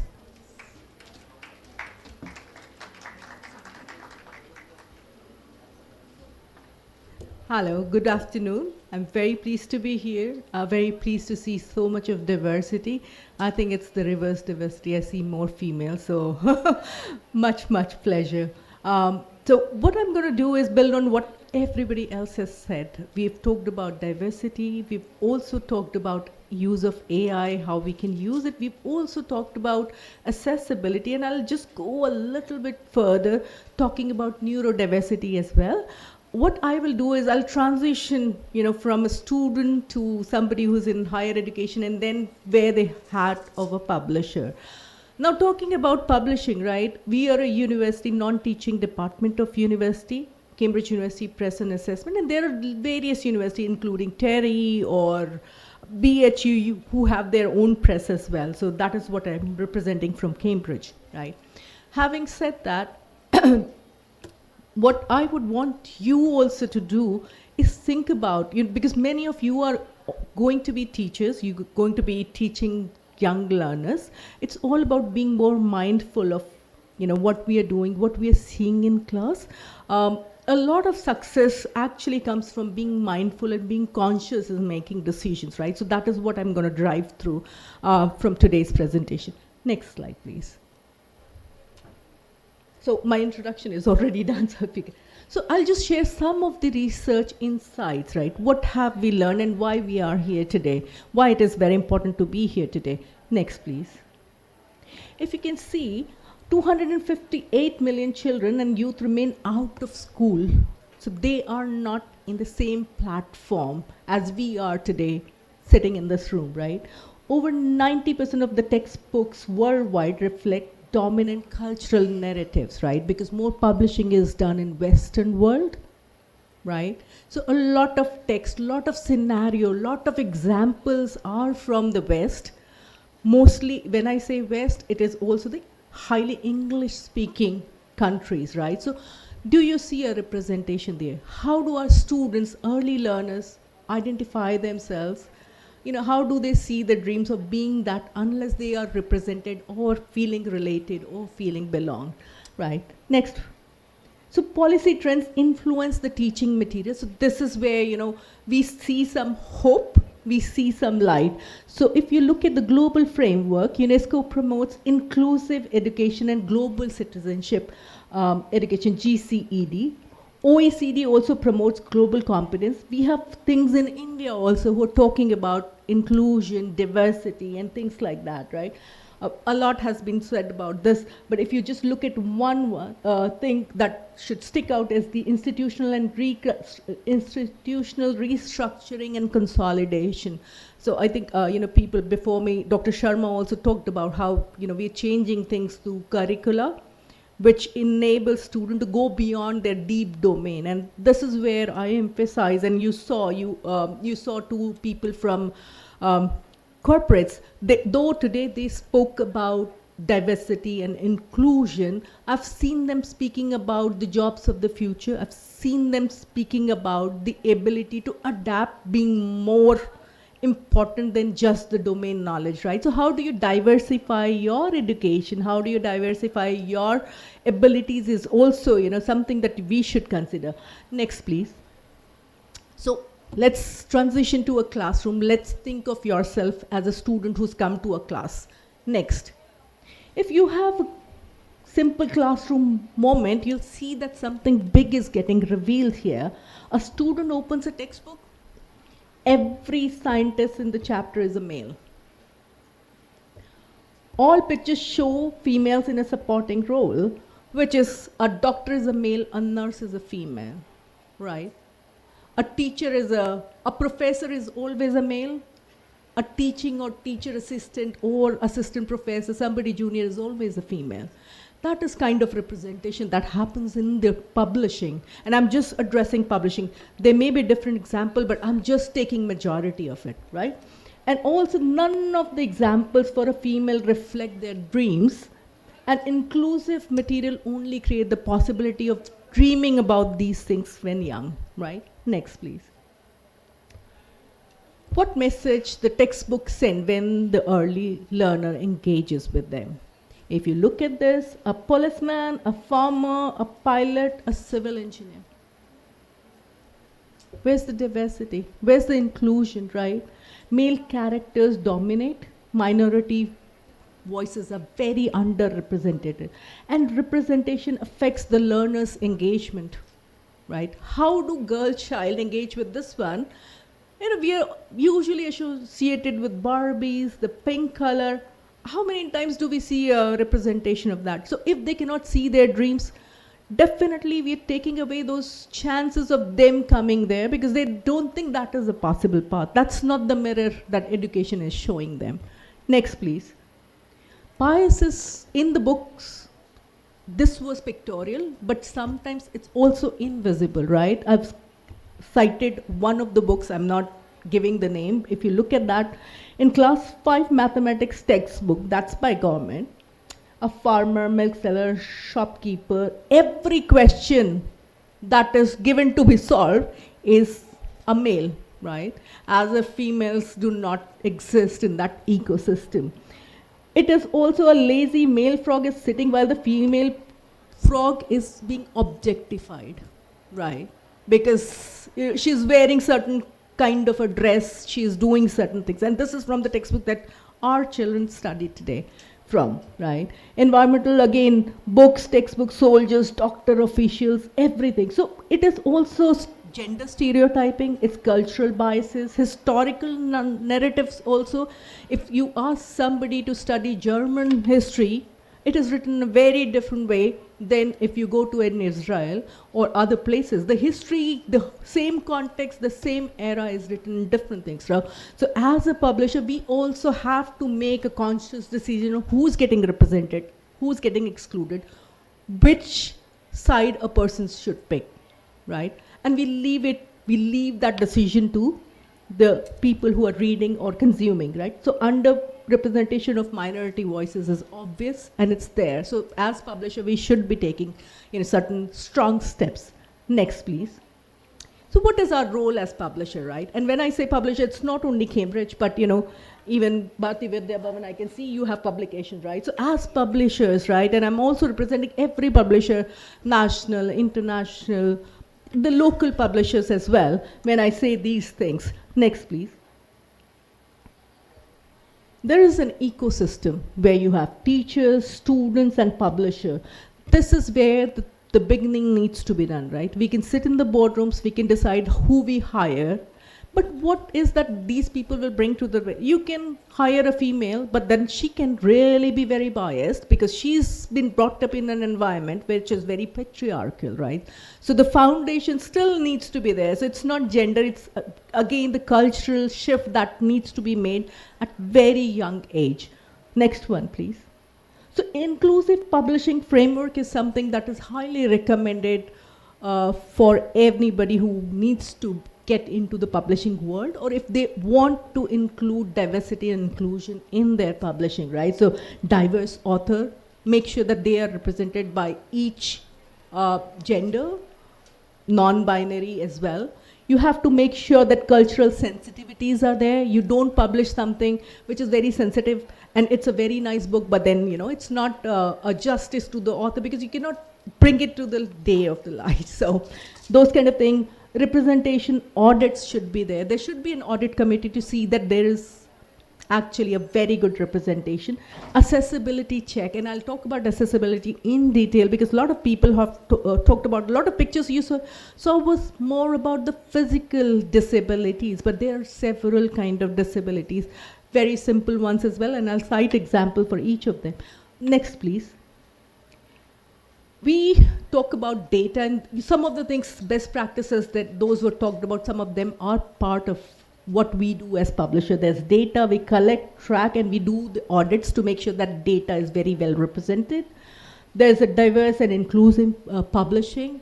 We also make sure the underrepresented societies are talked about, they are published. The not only publishers are from there, it is also the subject is them. It's not that you ask an African American to publish about, you know, something which is a very modern scientific. We want to talk about their communities from their viewpoint as well, right? And then their impact, reach, and training that we provide. And then this training, we ensure that academic staff across all the teams are trained and aware of what needs to be done in terms of diversity and inclusion.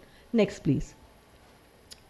Representation expands possibility. If you look at this picture, I think this should provoke some thoughts. There is a very good representation here where you see Einstein, right? But then you also see a female who has won Nobel Prize twice, not just once, right? You see the women in STEM and everything, but make a conscious decision that there are a lot of astronauts, but how many from APAC, right? Or from the India? There should be one, right? So if you are doing these books, you have to make sure that these pictures send very subtle hints or message, but this opens the possibility in mind of people, right? And when Rakesh Sharma went there, you had Kalpana Chawla and others as well, you know, because it was possible for them to dream. Now that Kalpana Chawla is there, we have many more, right? Next one, please. So today's classrooms are most diverse in the history in terms of cultures, language heterogeneity, vernacular versus English versus their mother tongue. I mean, people at least have 3 languages, you know, that they speak, English, Hindi, and one of their mother tongue, if it is not Hindi. So content must reflect this kind of a diversity. Next one, please. The power of representation is that students feel and engage more when they see themselves in the learning material itself, right? So inclusive content strengthens the belonging, and role models expand the possibility for the learners. What they see is something that they can dream about. Next, please. So global content also needs the local relevance, because then where is the diversity, right? Where are you represented? And this is where we try to include lot of local case studies, regional cultural examples, and multilingual learning context. So if you look at the diversity in the textbooks, there was a study done in 2018 where you can see the American Indians or the Native Americans, they were just represented 1%, whereas those were the people who were the foundations, right? Now the founding fathers of America are very different from what they originally were, right? And if you look at, you know, what relates to us as Asian Pacific Islander or Asian or like us, it's less than 7%, whereas we make most of the population of the world, right? So we also do not feel very represented here, and that is where we have to take a very conscious effort. So this is at the global level, but if you look at Bharatiya Vidya Bhavan level or North India level or India level, make sure that, you know, you use these best practices to take the inclusion and take the representation very, very seriously. Next one, please. There is a changing landscape. There's a lot of technology coming, right?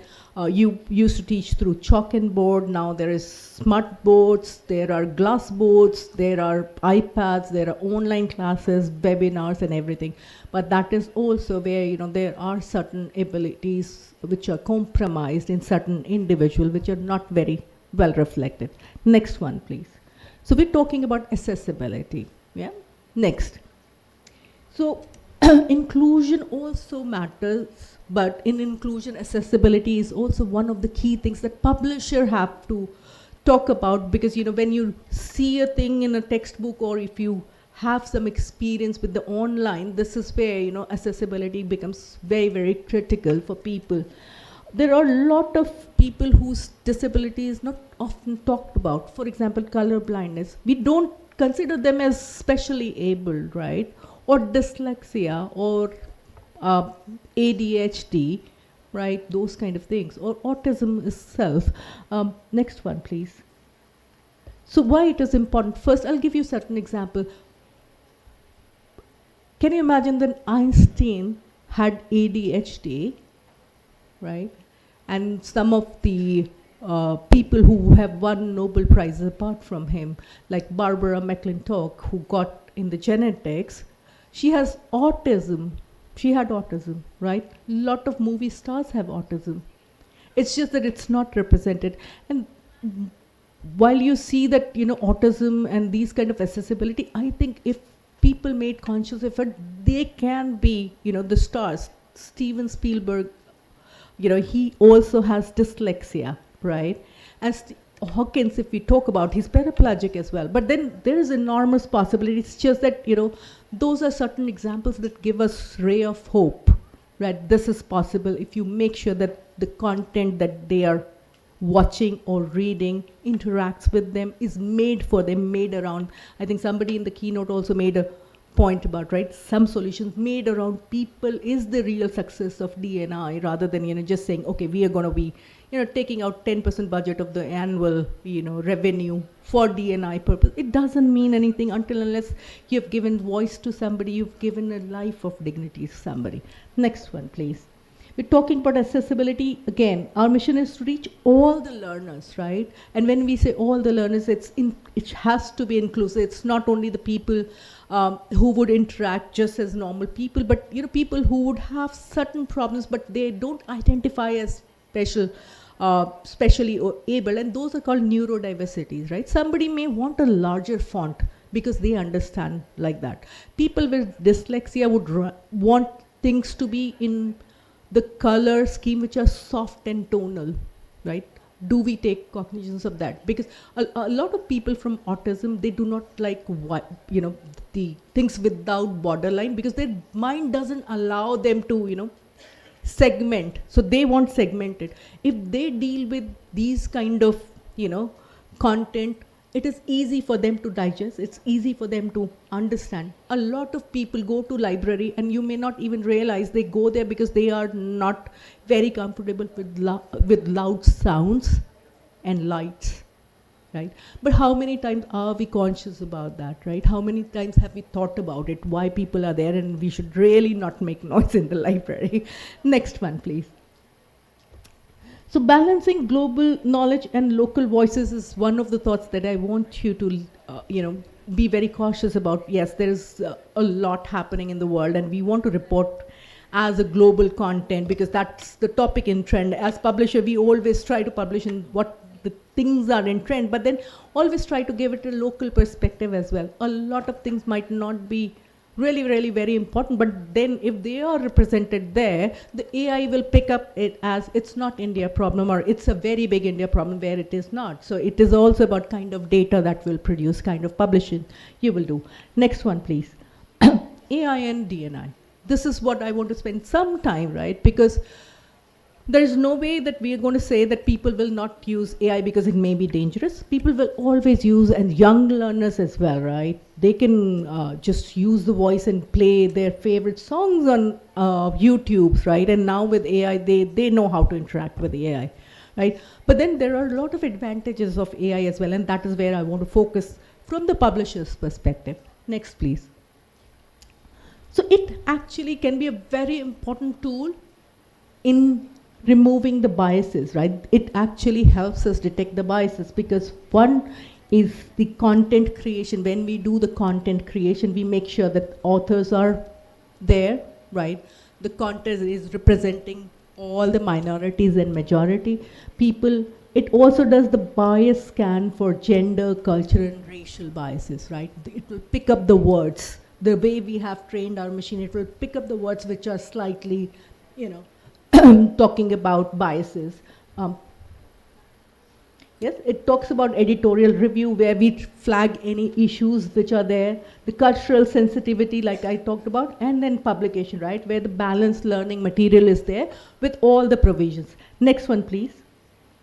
So what does the future look like? Next. The future looks like very inclusive because now we have AI as a tool. We have more conscious and mindful, editors. We also, as a publisher, we also train them. We gave them the framework. What is that they should be talking about? So it's not only a checkbox, it's also a conscious decision in hiring kind of mindset that we want to hire rather than just the domain knowledge, right? Next.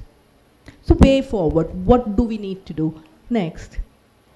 The education is the mirror of possibility. If you just look at this picture and if it leaves an impression on you, I think that makes my job easy. And this is what I will say that is the main point, right? Students should see themselves in the reflection, in themselves reflected in the learning that they're doing, and it actually empowers the learner, right? They can see the possibility, and education is that mirror.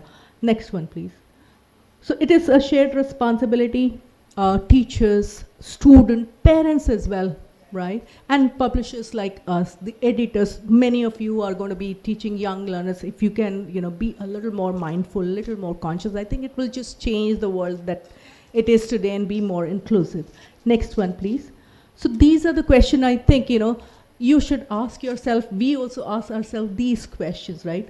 Who is represented in the content? To learn and see the diverse gender, culture, and our different backgrounds. Whose voices are missing, right? Are minorities, represented there? Are we reinforcing the stereotypes, doctors, engineer, through different pictures or example, or even the exam questions, right? Has the content got the culturally relevant globally, right? So it has to be, can learners across the region connect with the examples? If I throw a heavily British book at somebody to teach, what will your student think? Oh, this is not how we do it, right? This is not what we do. Even if I say it's a scrambled egg and this for your breakfast, you would not understand. People don't relate to it, right? So when we do that, we talk about the food that is on the table, and then invite the discussion with students. What is your favorite food? Giving the example, right? So those are small elements that we have to be very mindful. Is content accessible to all learner?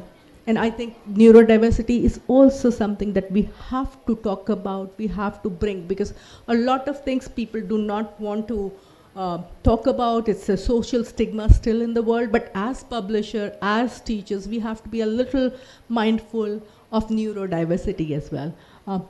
That's all from my side. Thank you so much. Thank you.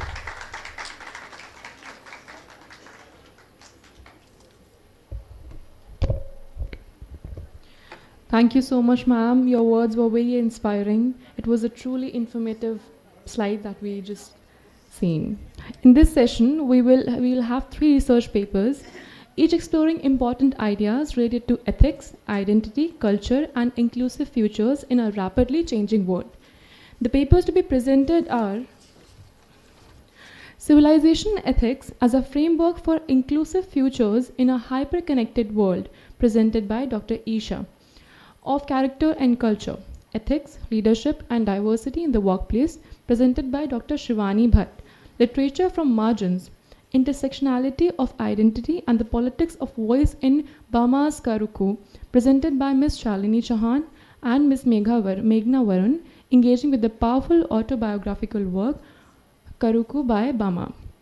After all the representation, we would request Professor Isha Kannadi to enlighten her with her thoughts and ideas. After each presentation, there will be a question-answer round of approximately 7 to 10 minutes, allowing the audience to interact with the presenters and reflect on the ideas shared. Any additional questions that cannot be accommodated within the allotted time will be taken up during the final discussions at the end of the session. We will now begin with the paper presentation for this session. For each presentation, I will briefly announce the name of the presenter and the title of the paper, following which the presenter will share their insights. After every presentation, we will have a question-answer round for discussion and engagement with the ideas presented. First paper presentation. Our first paper is Civilization Ethics as a Framework for Inclusive Futures in a Hyper-Connected World. It will be presented by Dr. Isha. I would like to invite Dr. Isha to present her paper.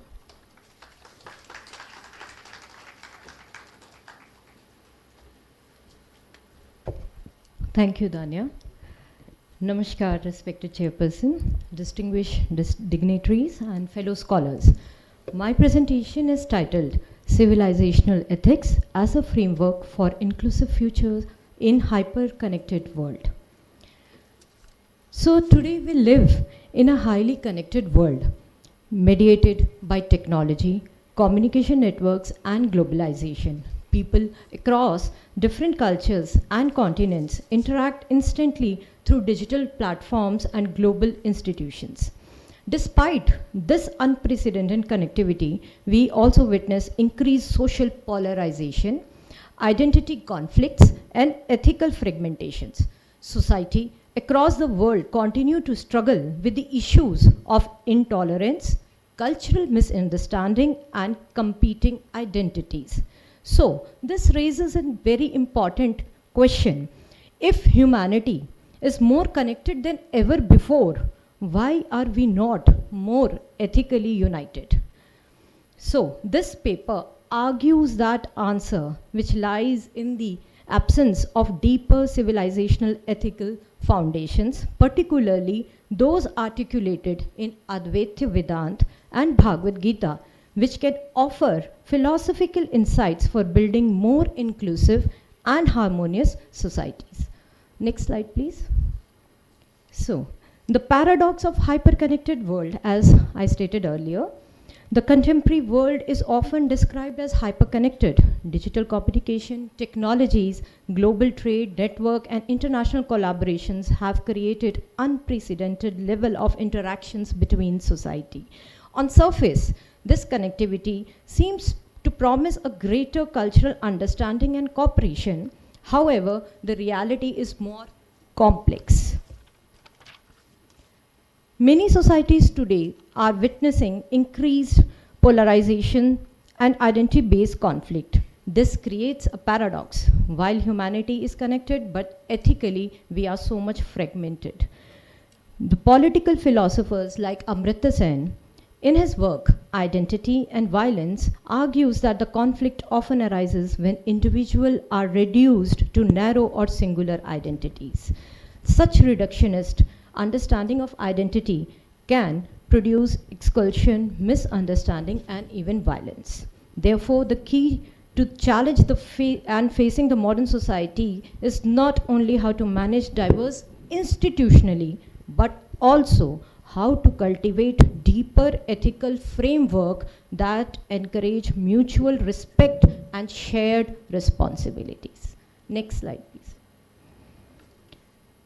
The central question guiding this research is, why does a hyper-connected world still struggle to achieve ethical coexistence and inclusivity?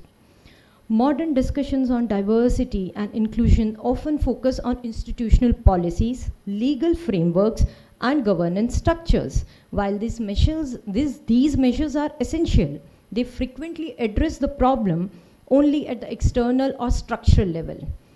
This study therefore explores whether civilizational ethics rooted in long-standing philosophical traditions can provide a more profound ethical foundation for inclusive society. My methodology consists of qualitative philosophical methodology, and it is based upon the main approaches of textual analysis of Bhagavad Gita, interpretive or hermeneutic analysis of the concepts such as dharma, karma, yoga, and loka samgraha. The comparative philosophical engagement includes discussions on ethic, pluralism, and global responsibility. Next slide, please. Civilizational ethics as a conceptual framework. When we talk about the framework, then the basic concept that highlights is that it integrates metaphysical insight, moral responsibility, and social harmony. In the Indic philosophical tradition, ethics is closely connected to the understanding of reality itself.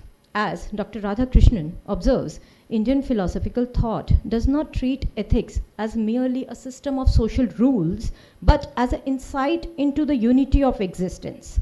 Within this worldview, moral action emerge from the recognition that all beings share a common ontological ground. Ethical responsibility, therefore, becomes not only a social duty, but also a spiritual realization. This perspective suggests that when individuals recognize their shared spiritual identity with others, ethical conduct such as compassion, empathy, and responsibility emerges naturally. Therefore, the civilizational ethic emphasizes inner transformation along social responsibility. Next slide, please.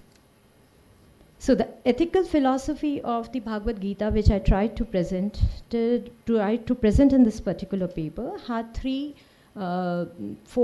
framework consisting of Gyan Yoga, that is the path of knowledge, which encourages the individual to understand the deeper unity of existence and spiritual nature of reality. Then the Karma Yoga, the path of action, which emphasizes the responsible action performed without any attachments to the result. And third is the Bhakti Yoga, or the path of the devotion, which emphasizes humility, devotion, and emotional connection to higher ethical values. This integration of karma, bhakti, and gyan further enriches this ethical vision by emphasizing the multidimensional nature of human development. Next slide, please. Loka samagraha and ethical leadership. This concept emphasizes sustaining the social and cosmic order through responsible action. It reflects the relational understanding of ethics that align personal conduct with collective well-being. This principle resonates with the contemporary discussions of the ethical leadership and social responsibility, suggesting that individuals must act not only for personal fulfillment, but also for the stability and welfare of the society. So, Krishna in Bhagavad Gita, chapter 3:21, quotes the verse, "Whatever the best among people does, other follows." This verse highlights the idea that individuals in positions of influence have a responsibility to act ethically because their actions shape the behavior of the society.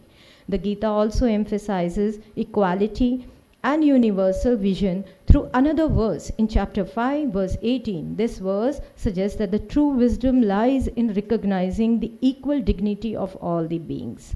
Such philosophical insights offer a strong ethical foundation for discussion on inclusive societies and ethical leadership. Next slide, please. The findings of this study suggest that many contemporary societies experience ethical fragmentation, which often arises from the absence of deeper moral foundation guiding human behavior. While modern institutions address diversity and inclusion through policies and regulation, these mechanisms alone cannot ensure genuine ethical coexistence. So, basically the concepts that I have followed is ethical crisis, Gita's ethical framework, ethical action, philosophical insight, and contemporary relevance. Next slide, please. Conclusion. The key arguments. To conclude, the modern world faces a significant ethical change. Although societies are increasingly connected through technology and globalization, this connectivity has not automatically produced ethical harmony. In a technological in a technologically connected but ethically fragmented world, civilizational wisdom traditions such as Bhagavad Gita remind us that the true inclusivity begins with the recognition of our shared humanity and responsibility towards the welfare of all. By integrating knowledge, ethical action, and awareness, or the spiritual awareness, these traditions encourage individual to act not only for personal benefit but also for the welfare. In this sense, the civilizational ethics offer a powerful physical framework for imagining inclusive futures in a hyper-connected world. Thank you so much.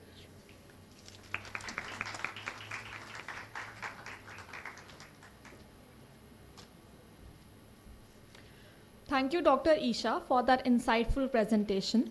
Due to shortage of time, we will take the question answer session at the end of the session. We now move on to a second paper titled Of Character and Culture, Ethics, Leadership and Diversity in the Workplace. This paper will be presented by Dr. Shivani Bhatt. I would like to invite Dr. Shivani Bhatt to present her work.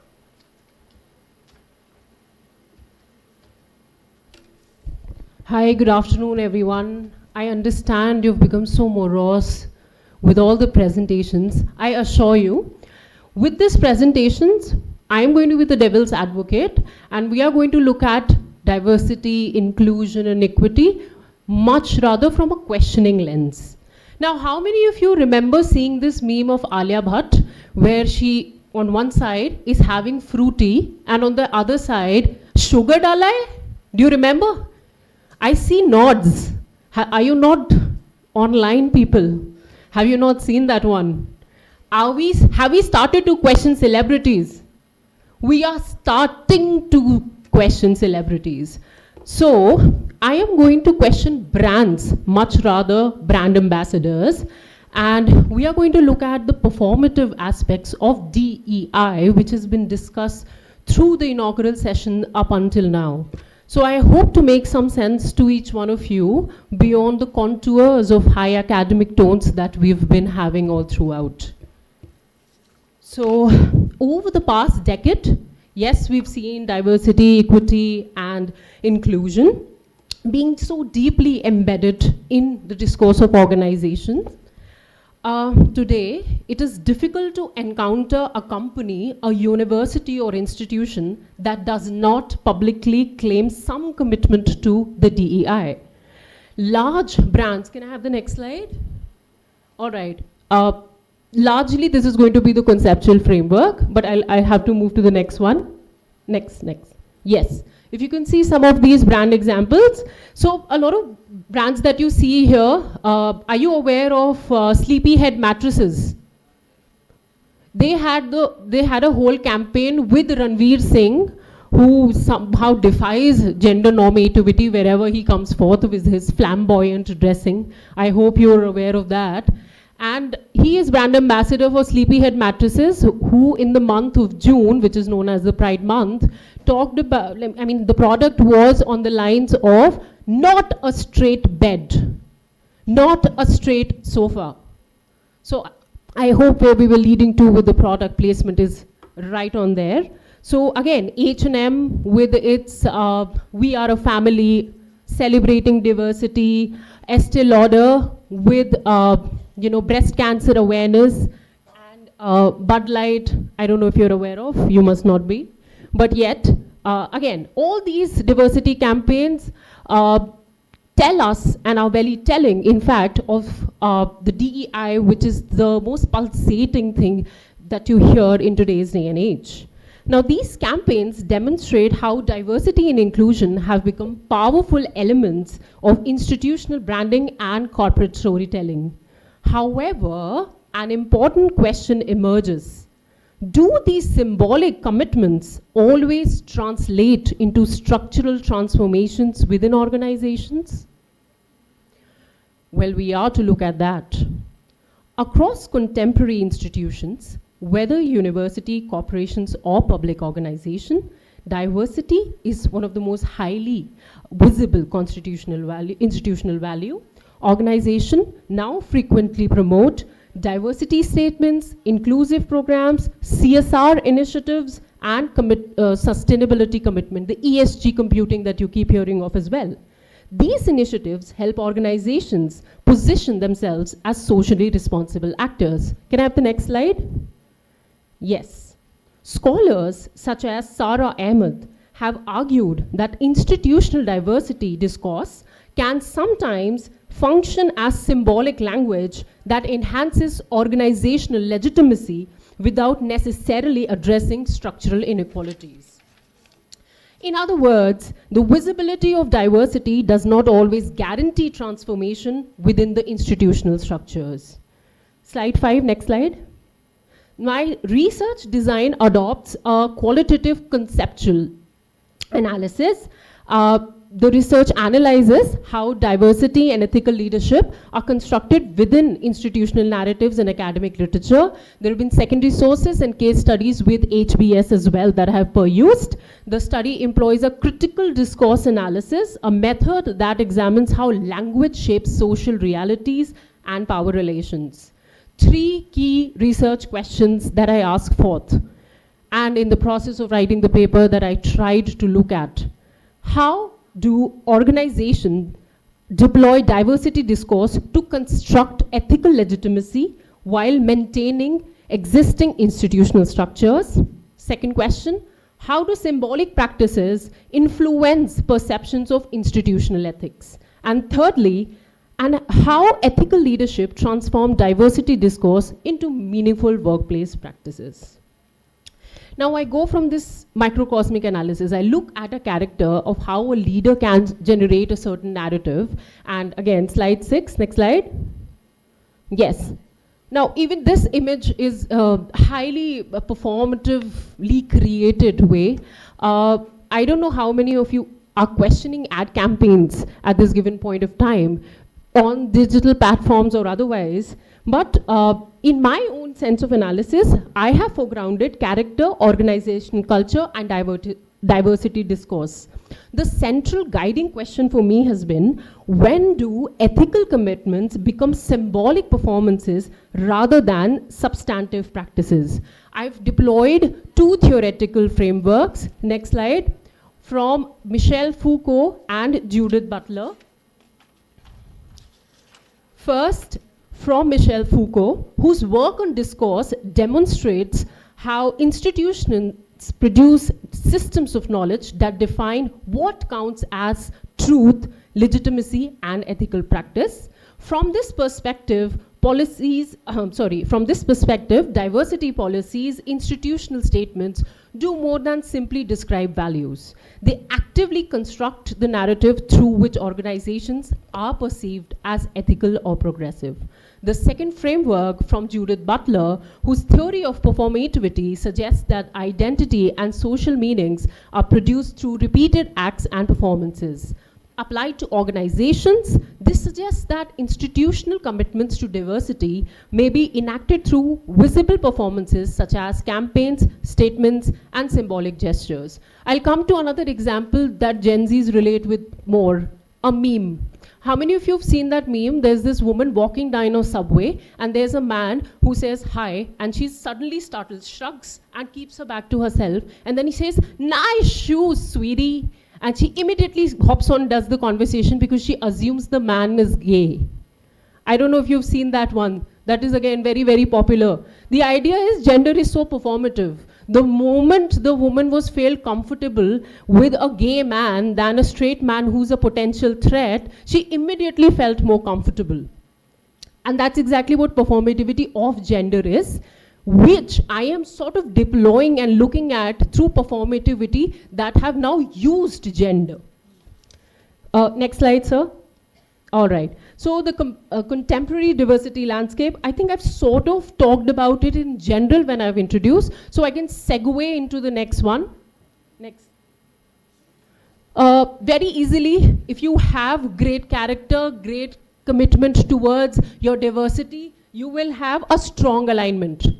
Once you have a strong alignment, you can see the left side, there are no more branching outs. If you have a weak alignment, you'll have to do something which is rainbow washing. I don't know if you've heard rainbow washing. We're going to talk about that in a bit of a detail. Pink washing, I don't know if you've heard that. But green washing is something I think you people keep reading when you do ESGs. I can see BCom students also sitting in here. So ESGs computing is something that you keep reading. Next slide. When ethics become performance. So the tension becomes particularly visible in what scholars describe as forms of ethical washing. Rainbow washing, the pride flag, you've all seen that. So it refers to situations where organizations publicly support the LGBTQ plus communities, often through pride campaigns. So other than June month, there is this absolute erasure, all right, of implementation of substantive workplace protections. For example, companies like Nike and Meta frequently launch pride themes campaigns during the month of June. However, critics argue that these initiatives often remain symbolic gestures rather than long-term institutional change. For example, employment, as basic as that. Similarly, pink washing, and I'm going to have an example video been played out in the next moment, refers to corporate campaigns that promote gender empowerment or breast cancer campaigns while offering limited structural support for women's health or gender equality. A third example is greenwashing, where organizations promote environmental responsibility through marketing despite limited ecological reform. There are examples if you can see in here. Your favorite, Baba Ramdev's Patanjali. Amla was one of their most high-selling products. And it is, lab tested for not safe for human use, by the way. Surf Excel, dark, pata nahi kitne achhe hain, but Surf Excel's campaign of safe detergents was also tested to be containing synthetics.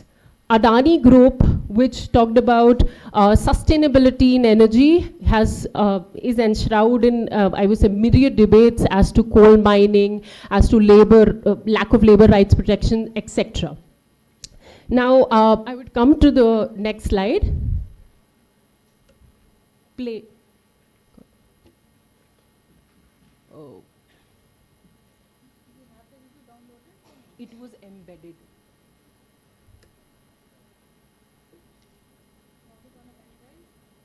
It was on their system. I think even if we can't watch the video, it actually did the rounds just a couple of days ago. 8th March was International Women's Day. This video did the rounds. It was called One Day We Won't Have This Day. One day we won't need this day, which was Women's Day. We really don't need this day. There were a bunch of very interesting comments under this video, but I have selected one just to maintain the dignity and decorum of a conference. So can we have the next slide? Next slide, next.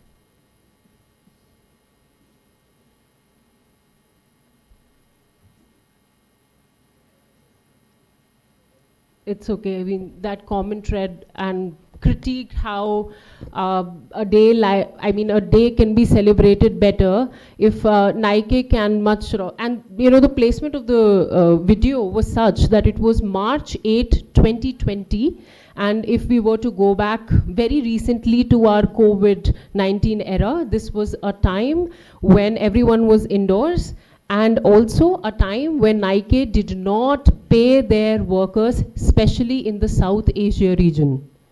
So we talk about pink washing in this certain context that you created a whole video. Unfortunately, that has not played out. But that video was all about women achievers. One woman is coming in, swimming, achieving, so on and so forth. Much like how rigorously sanitary pads are advertised. A woman has to wear white and run around. That's, I think, the same level. I don't want to make an equivalence at this point, but just for you to have a fair sense of how animated that video was. in terms of the activities that were happening. So I would just sort of swerve towards the conclusion of my presentation. Diversity and ethical leadership have become central elements of contemporary organizational discourse. Yeah, these are some of the women workers who then again, by global labor justice, came together and demanded Nike to pay their wages. And this comes right after their campaign of one day we will not need that day. So the women commented that one day we might not need that day, but every day we need to survive with food. Every day we need the basics for survival. So, I mean, that's how the questioning was. And sir, can you go to the next slide? Before that? Yeah, this was the comment. I bet they still don't promote women when they should. They don't practice equal pay, yet they use women to promote themselves. Nike. Simple comment. I think I liked it the best. And sir, to the last slide now. And I think, yeah, to come to the conclusion, the rise of practices as rainbow washing, pink washing, and green washing highlights the tension between institutional rhetoric and structural change. Drawing on the theoretical insights of Michel Foucault and Judith Butler, this paper has shown how diversity discourse can function as a form of institutional performance shaped by power and representation. For diversity initiatives to be meaningful, ethical leadership must ensure that these commitments translate into reforms that reshape organizational culture. I would like to conclude with a final reflection. Today, the question is no longer whether institutions speak the language of diversity. The more important question is, do they truly practice it? Thank you.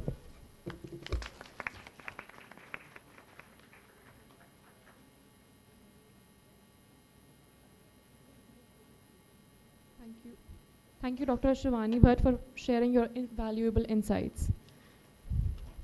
We now proceed to the third paper presentation titled Literature from the Margins, Intersectionality of Identity and the Politics of Voice in Burma's Karuku. This paper will be presented by Ms. Shalini Chauhan and Ms. Meghna Varun based on the important work Karuku by Burma.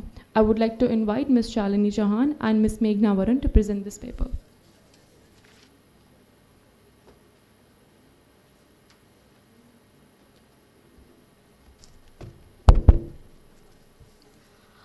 A very good afternoon to everyone. Before beginning my presentation, I would like to quote just 2 lines which I have written. खामोशी भी कभी कभी इतनी गहरी होती है कि वो चीख बन जाती है और वही चीख साहित्य के जरिए अपनी कहानी दुनिया तक पहुंचाती है. I am Shalini Chauhan, student of B.Ed second year, and I feel honored today to present my paper that is related to literature, which is not being written by a dominant social groups, if I'll say. It is being written by the people who have not given the voices in the society and still they are not heard in our society.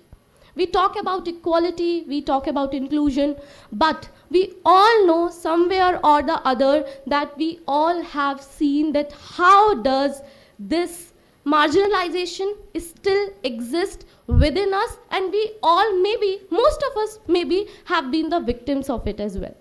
I am very grateful to have this honor today as a student itself to present my first paper, and I feel really grateful for Ms. Meghna ma'am as well, Assistant Professor BBVC, for giving me this opportunity to talk about this paper. So can I have the next slide? Before understanding that why are we even talking about it in present time, in contemporary time, because when we talk about right now, so आप बोलोगे constitution में कि अब तो equality है, we have different type of legal laws and other customs as well, but there is a famous African proverb which is also mentioned here as well, which you can read: until the lions have their historians, the history of the hunt will always glorify the hunter. So when we talk about the literature, literature has always been the mirror of the society.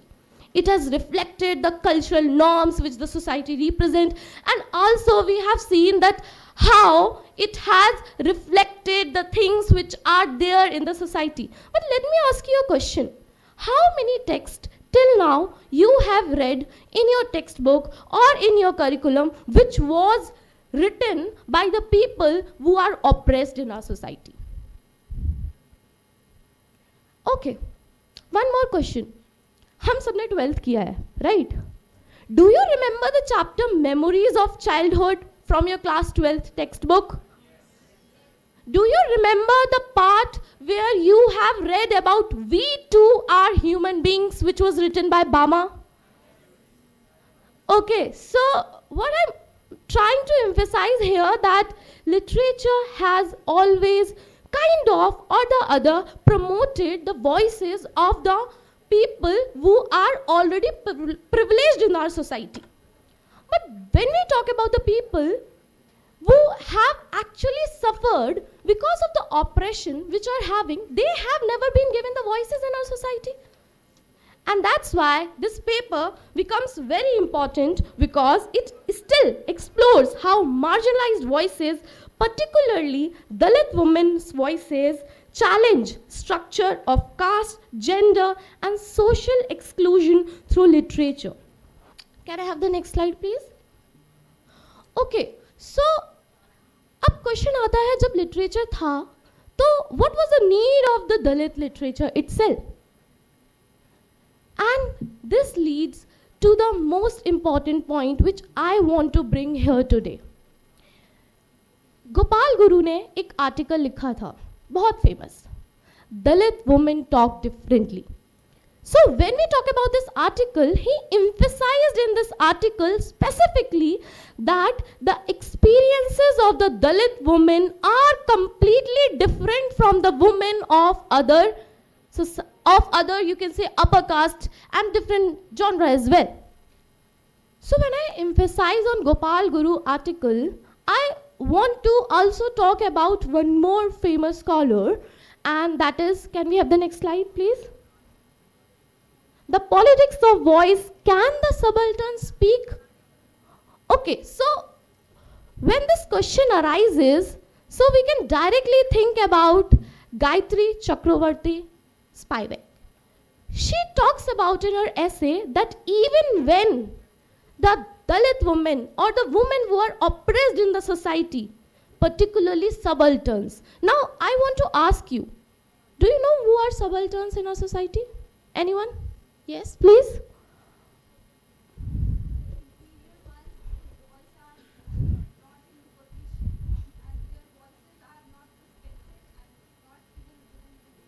Exactly. Thank you so much.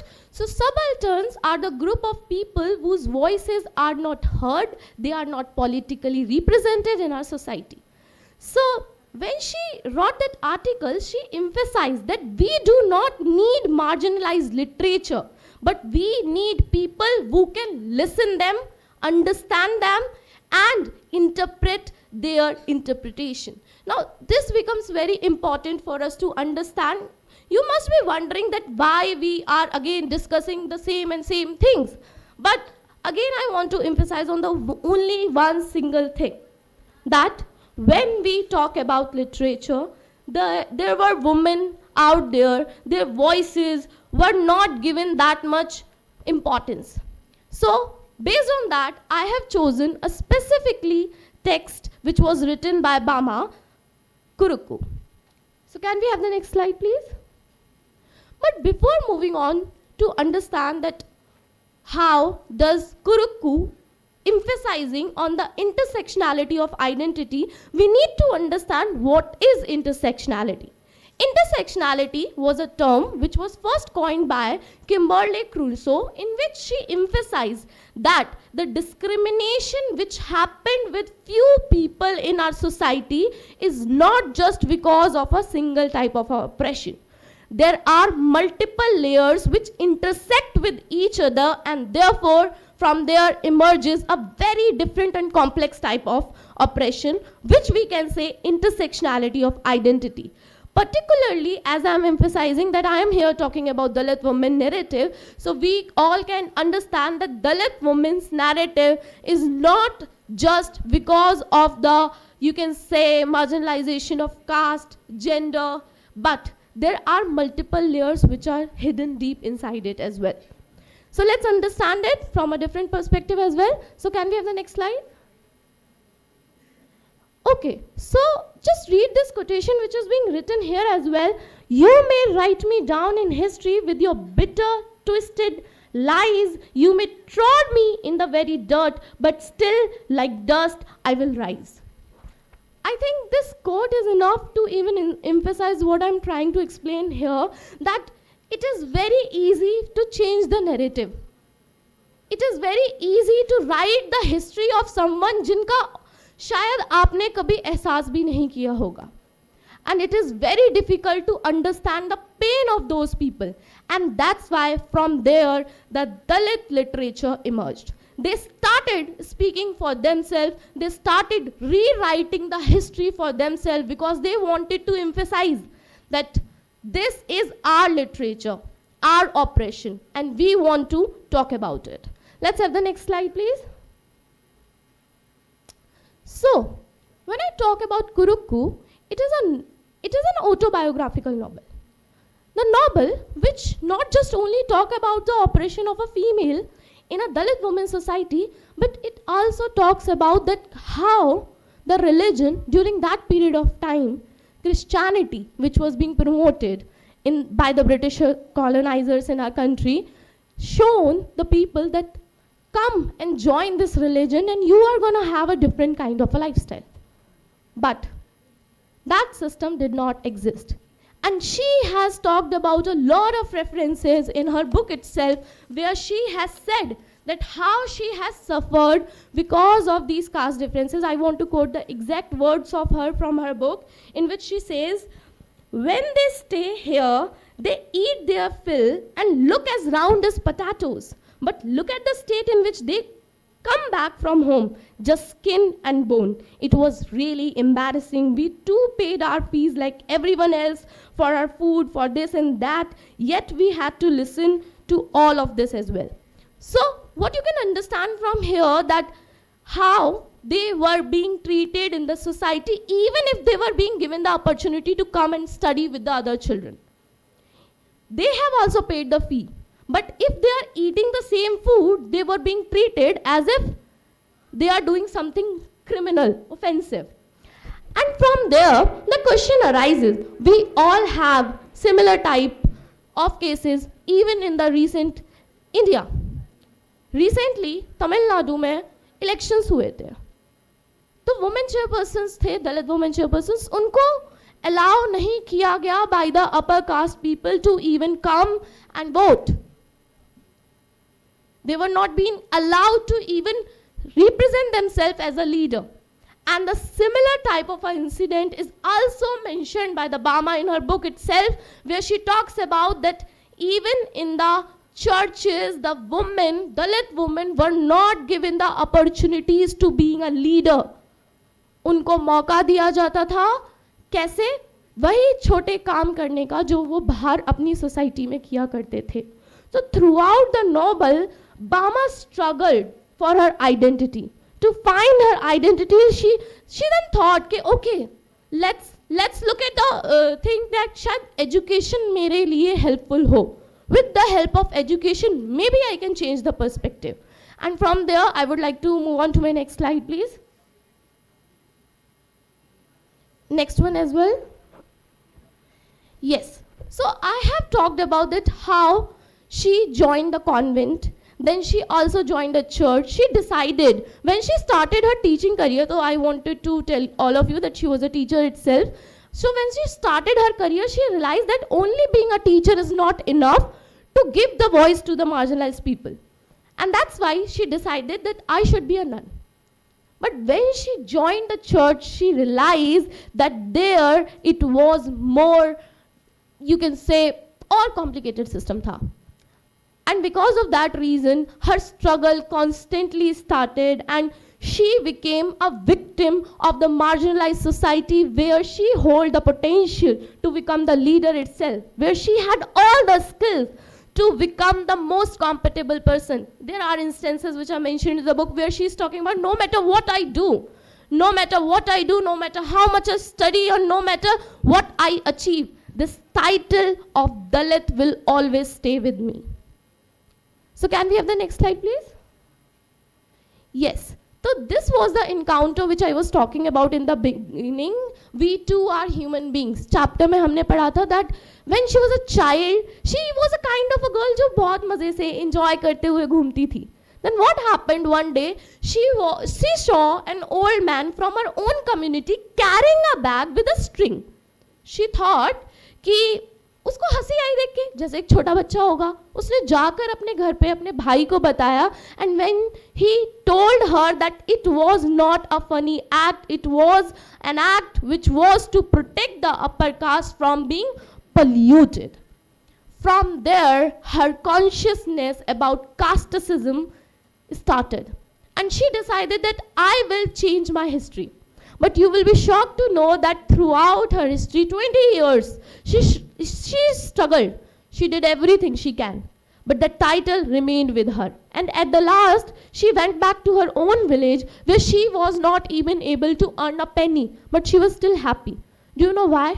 Because she realized that this is the place where she exists. And instead of hiding her identity, she decided to speak about it. How? With the help of literature.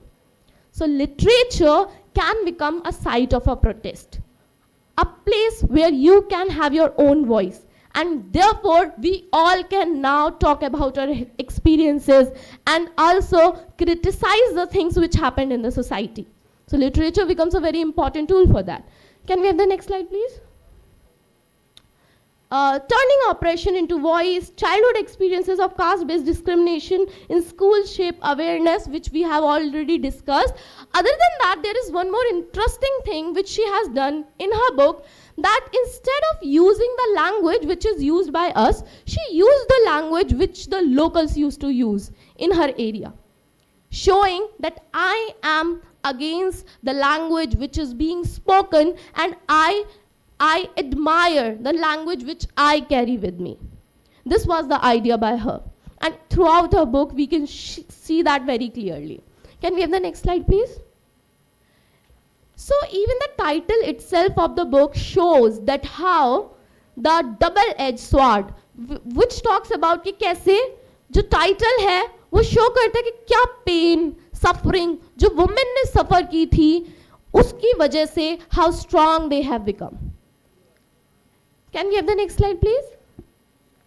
But we need to understand that I am talking about a novel which was written in 1992, which was retranslated in English in 2000, but still in 2026, we are still talking about the same thing. There is a caste in every corner of this country. And I think we all can agree with this. Can we have the next slide, please? So what we learn from these voices? We learn that even after so much of struggle, the fight to regain their voice still exists in our society. The fight to coexist, the fight to proclaim their existence, their identity still exists in our society. Can we have the please last slider? So, to conclude, I want to say that Dalit literature is not a literature of sorrow. It is a literature of revolt, which is also being reflected by Bama in her translation, in which she said, कि when I wrote Kuruku for the very first time, I thought I am a bird, जिसके wings को काट दिया, I am being trapped in a cage. And if I try to move out of that cage, I will be useless. But now, when my book is translated and it is reaching the international audience, I feel like a bird with a speed who can fly high in the sky. So that's how we need to change the narrative and read the literature from the perspective of the marginalized as well, as we are talking about the inclusive education. Thank you so much.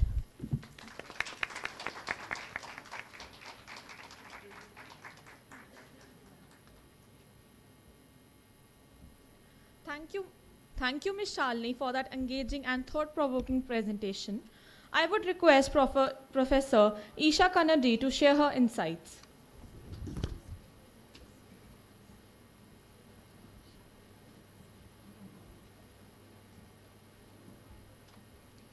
students, faculty, and members on the dais. As you know, it is going to be tough to speak after Shalini, after her fiery, passionate, and so convincing presentation. It was a very, very good presentation. I am delightful to be here and listen to 3 research papers and also the keynote address by Dr. Sangeeta Mehta. I would start with Shalini's paper, Shalini along with Meghna, Varun. Some of the insights I got from Shalini's presentation is literature from the margins or Dalit literature or tribal literature. But who is reading it?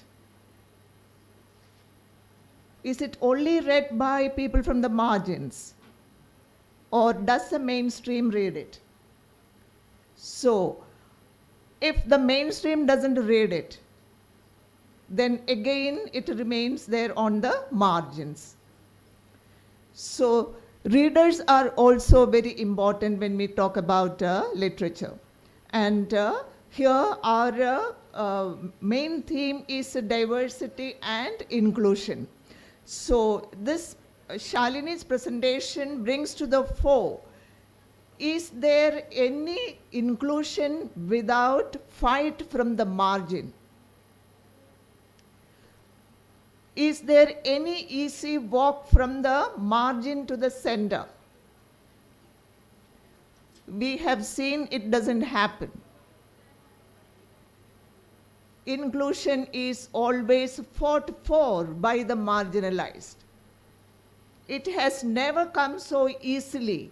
From the center, it was not. The center did not invite, come and be one of us. Those who were on the margins, they had to tell those who were on the center stage, hey, we are here. We too belong. So therefore, when we talk about diversity and inclusion, what we have to keep in mind is that diversity is a right, inclusion is a right. It's not that we give rights to somebody else. It is a right. All of us belong. Everyone matters. Every place matters, whether it is a center or the margin. Where do I come from? It doesn't matter. So if now I am going back to, I'm trying to connect with the other 2 papers. I think the first paper was by Dr. Isha. She took us through Indian knowledge system and she talked about the civilizational ethics. Although Dr. Isha particularly focused on Indian knowledge system, I would like to draw your attention to the research that are happening in our world. Since 2010 or so, some of you may be knowing that population genome studies show that some 70,000 years ago, we started walking from Central Africa. We all belong to one mother. So that is what the population genome study is showing. So if that is the case, like, then do we have civilizations or do we belong to one civilization? If that is so, in this hyper-connected world, why are we so separated? Why are we fraught with fault lines? So when did we start creating different civilizations? Can we meet at any one place? Then then probably we can stop talking about diversity and inclusion when we think of ourselves as one. Because even in our family, these days families are very small, one child, two children. Earlier, if you just look at your parents' time, there may be more children in a family, say 6 or 7, something like that. The children of same parents, they were also not the same, but they always had that feeling we belong. So in that sense, if we go back in our human history, that 70,000 years ago, some of our ancestors thought of walking to nowhere. Today we take a passport and then we take an air ticket and then we know where our destination is. But earlier it was not so. So when we talk about our Indian knowledge system, ethics, therefore we have to see that if we have empathy, then is inclusion so very difficult? Do we have empathy? So I'm trying to connect it with Shivani's paper also. Shivani talked about character and culture, ethics, leadership, etc. She also talked about rainbow. And so here I'm just reminded of the late Justice Leela Seth, when she was first told by her son, Vikram, that about his sexuality. So in one interview, Justice Seth, she said, I told him I don't understand it, but I accept it. So are we ready for perspective taking? Even when I don't understand it, I accept your perspective. So when I do that, that is coming from empathy, my ability to accept the person as the person is. Then will inclusion be so very difficult? Will diversity be then something for celebration? So these are things we need to look at. There is a very limited time, and I know that all of you are feeling very hungry, so I'll not take much time. So, Dr. Sangeeta Mehta's presentation, she basically talked about diversity, inclusion, whether it is being represented in our material production. I also happen to come from an institution. I'm from Indira Gandhi National Open University. Some of you may be knowing that. We develop self-learning material. We just don't call it a learning material. We call it a self-learning material because at least we try to build a teacher within the material. So therefore, Dr. Sangeeta, you talked about how it is represented there, and we have an additional challenge. We also have to bring pedagogy into that. And while we try to do so, it is a huge challenge for us because we want to use diversity and culture as a pedagogical tool. It becomes often difficult to build in diversity and culture as a pedagogical tool. Why is it so challenging to us?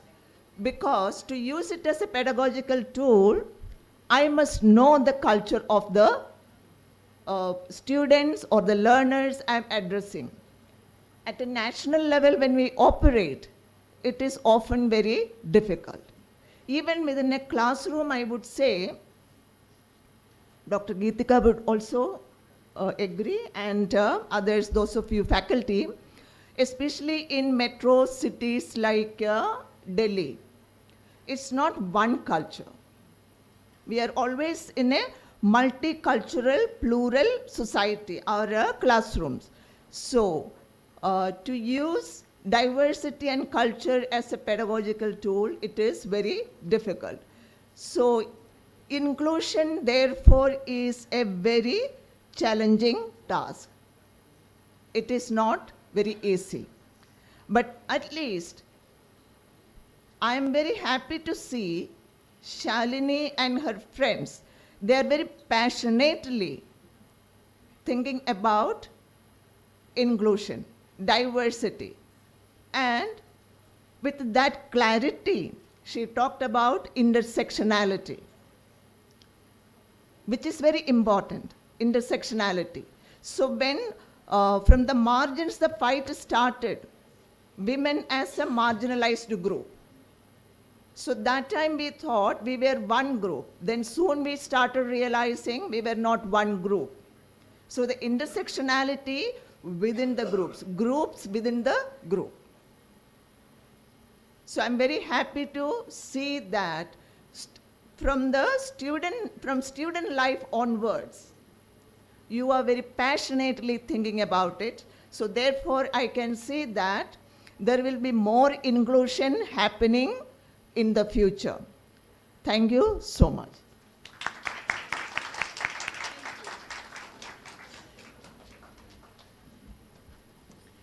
Thank you so much, ma'am, for your insights. With all the paper presentations now concluded, we will move into the final question-answer session. At this point, I would like to open the floor for questions, reflections, or comments from the audience. This is an opportunity to engage with the presenters and further explore the ideas and perspectives shared during the session.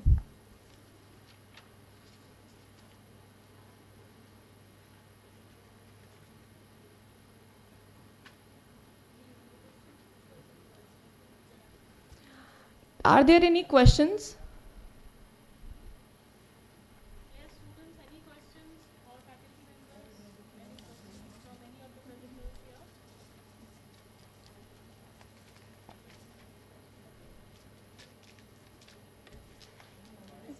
Okay.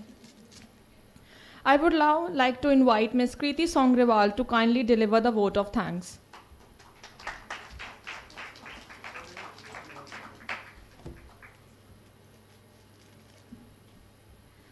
Thank you so much. As we come to an end of this enriching technical session, it is my privilege to propose the vote of thanks. First and foremost, I would like to extend my heartfelt thanks to our respected chairperson, Professor Isha Kannadi from Indira Gandhi National Open University, for guiding this session with such insightful observation and academic insight. Thank you so much, ma'am, for linking diversity with inclusion and empathy. At the end of the day, it is all about being empathetic and kind. And once we have achieved that, I don't think that it is going to be difficult to achieve diversity and inclusivity anywhere. I would also like to express our sincere gratitude to our keynote speaker, Dr. Sangeeta Mehta from Cambridge University Press and Assessment, for delivering such an insightful keynote address on diversity, inclusion, and cultural sensitivity in teaching materials from a publisher's perspective. Your perspectives on inclusive education and evolving role of learning resources have truly enriched our understanding and inspired meaningful reflection. It is important to not just understand and critically analyze what we study, but also to analyze how we study that. What are the perspectives we have in the books, how are they represented, which gender is present, which gender is absent, which language is there, which language isn't. It is very, very important for us to understand things from that perspective also. Thank you so much, Dr. Mehta, for introducing us to that. My sincere appreciation to Dr. Gitika Datta for always supporting us. And my sincere appreciation also goes to my fellow co-chair, Dr. Gayatri, for her valuable support in coordinating and conducting the session smoothly. We are equally grateful to all the paper presenters whose research contribution made this session intellectually stimulating. These presentations on the themes of ethnic, culture, leadership, intersectionality, and marginalized voices added depth to our discussion and aligned beautifully with the spirit of the conference. I would also like to thank the organizing committee, technical team, Rajiv sir, and volunteers for the constant support and seamless arrangement that made this session possible. Finally, I extend my grateful thanks to all the attendees for your engagement, patience, and thoughtful listening and active presence. With all this, I conclude the session and thank you all for once again being part of this academic exchange. Thank you.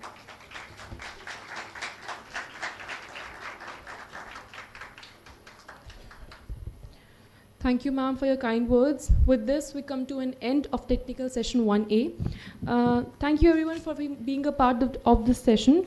We will now take a short break for lunch. The program will resume with technical session 2A after the break. Kindly rejoin us for the next session. Thank you.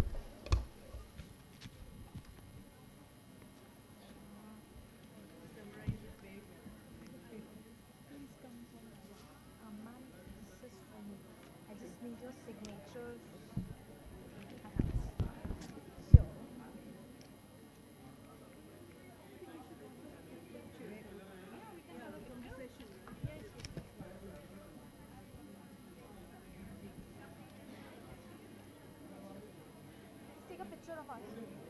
Yeah, the session, right?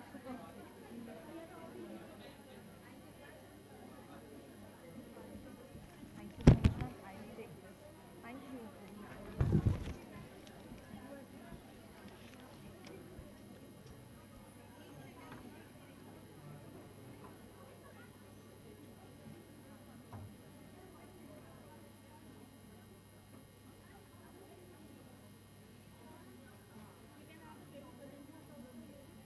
Isha ma'am. Shivani.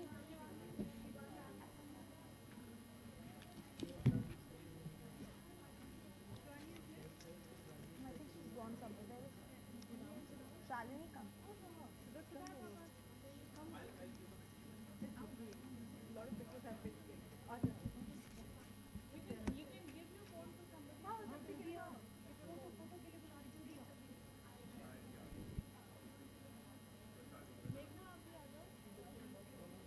Come, come.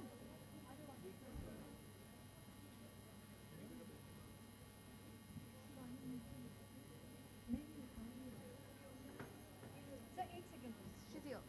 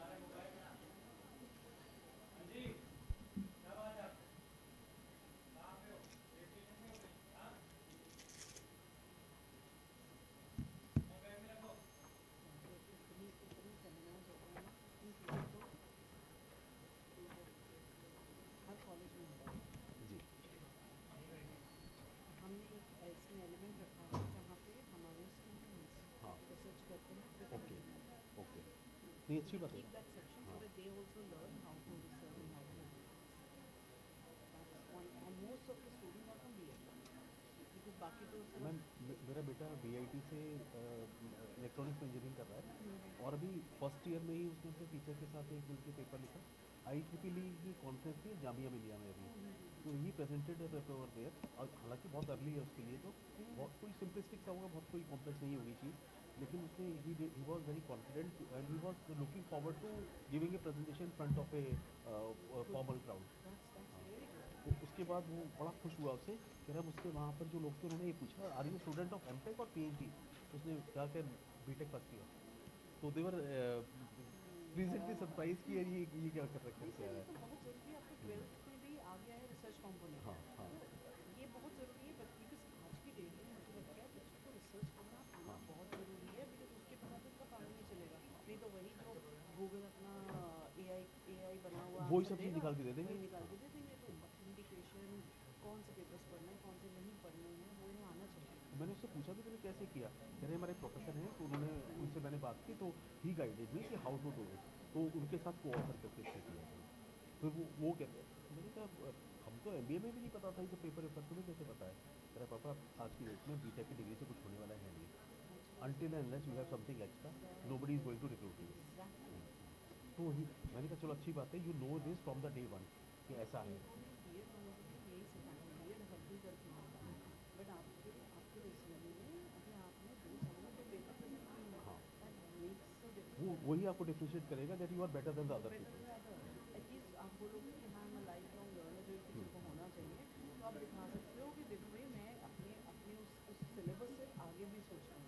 मुझे कई बार मैंने एक चीज़ और लगती है, जैसे हमने MBA के बाद पढ़ाना शुरू किया, फिर PhD की ये सब किया, तो हमने कभी एजुकेशन एज ए सब्जेक्ट नहीं पढ़ा कभी भी। This is lacking. ये किसी भी सब्जेक्ट में एजुकेशन कहीं ना कहीं आपको इंट्रोड्यूस करना चाहिए if the person is coming from teaching. Hello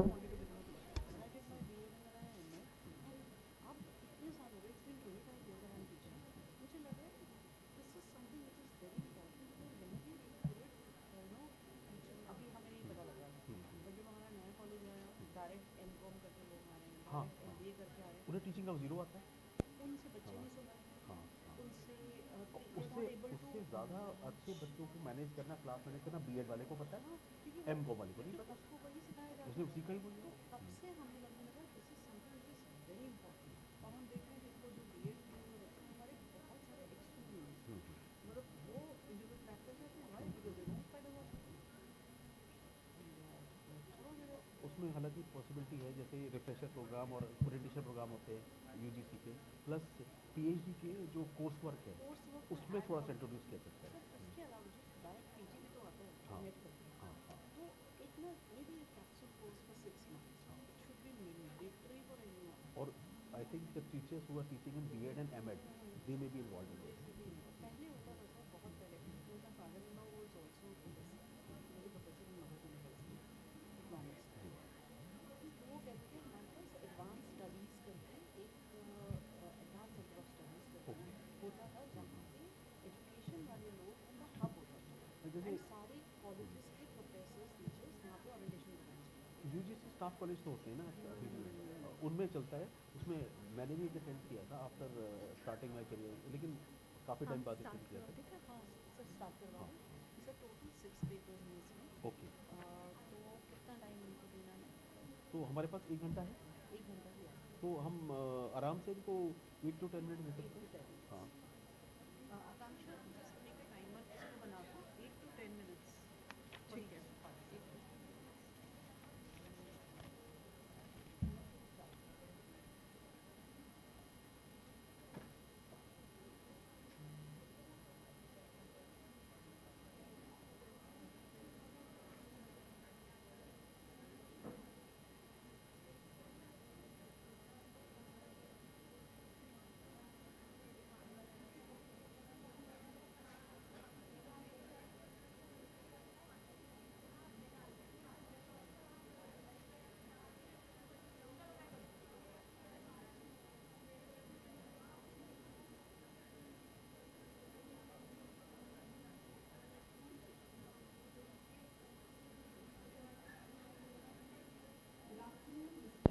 Dignitaries, distinguished guests, faculty members, participants, and fellow students. I, Chefi Sabu, student of B.Ed first year, along with Insha Kadir, student of B.Ed second year, will be your anchors for today's session. We warmly welcome you all to the technical session 2A of the one-day national conference titled Charting the Future, Diversity, Equity, and Tolerance in a Hyper-Connected Transforming World. This session continues the spirit of meaningful dialogue and scholarly engagement that lies at the heart of this conference, bringing together diverse perspectives on inclusion, representation, education, and social transformation in contemporary society. I would now like to invite Dr. Shalini Gupta, Head of the Department, BLMCE, to kindly introduce the chairperson of this technical session and felicitate them.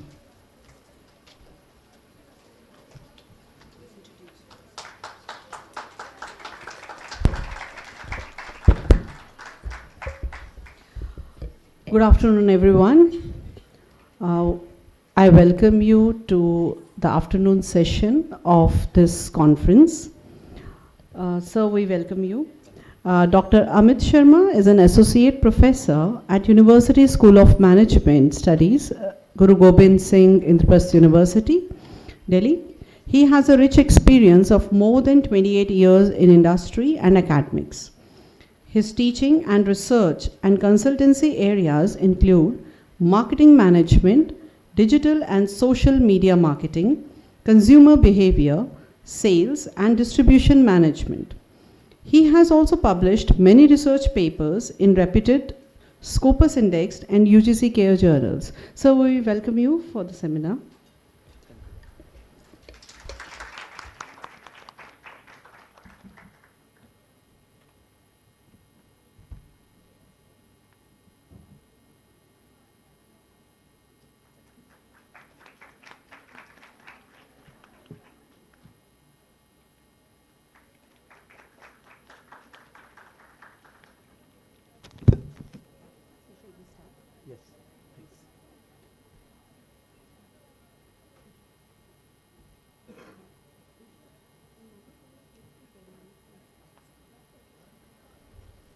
Before we begin with our presentations, let me briefly introduce the distinguished members guiding this session.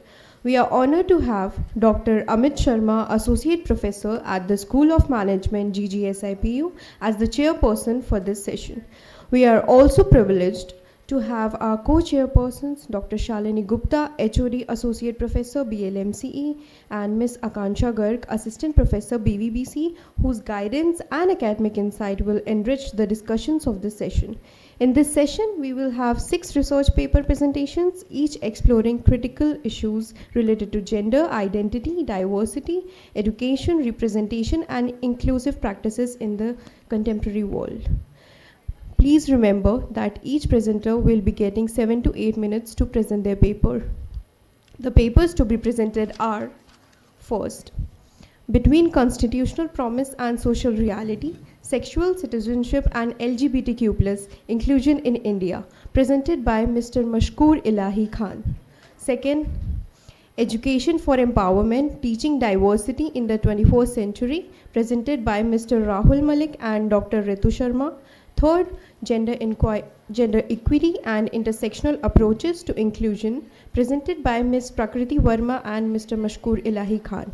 Fourth, Fostering Inclusive Learning Environments Through Culturally Responsive Pedagogy, presented by Ms. Shweta Ghosh and Dr. Pooja Tomar.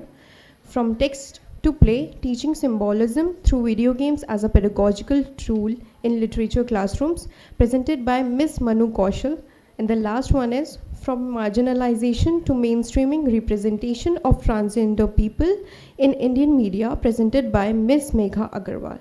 Question answer round will be taken during the final discussion at the end of the session. We will now begin with the paper presentations for this session. For each presentation, I will briefly announce the name of the presenter and the title of the paper, following which the presenter will share their insights and make sure that you focus on the timings as well. First paper presentation is titled Between Constitutional Promise and Social Reality, Sexual Citizenship and LGBTQ plus Inclusion in India.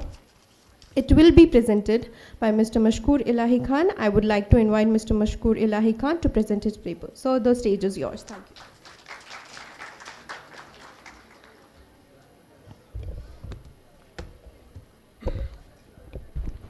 Hello. Thank you so much, Insha. Respected Chairperson, sir, co-chairpersons, and dear research fellow, and research scholars, and dear students, good afternoon to all of you. Myself, Mashkoor Ilahi Khan, Assistant Professor, Leelawati Munshi College of Education.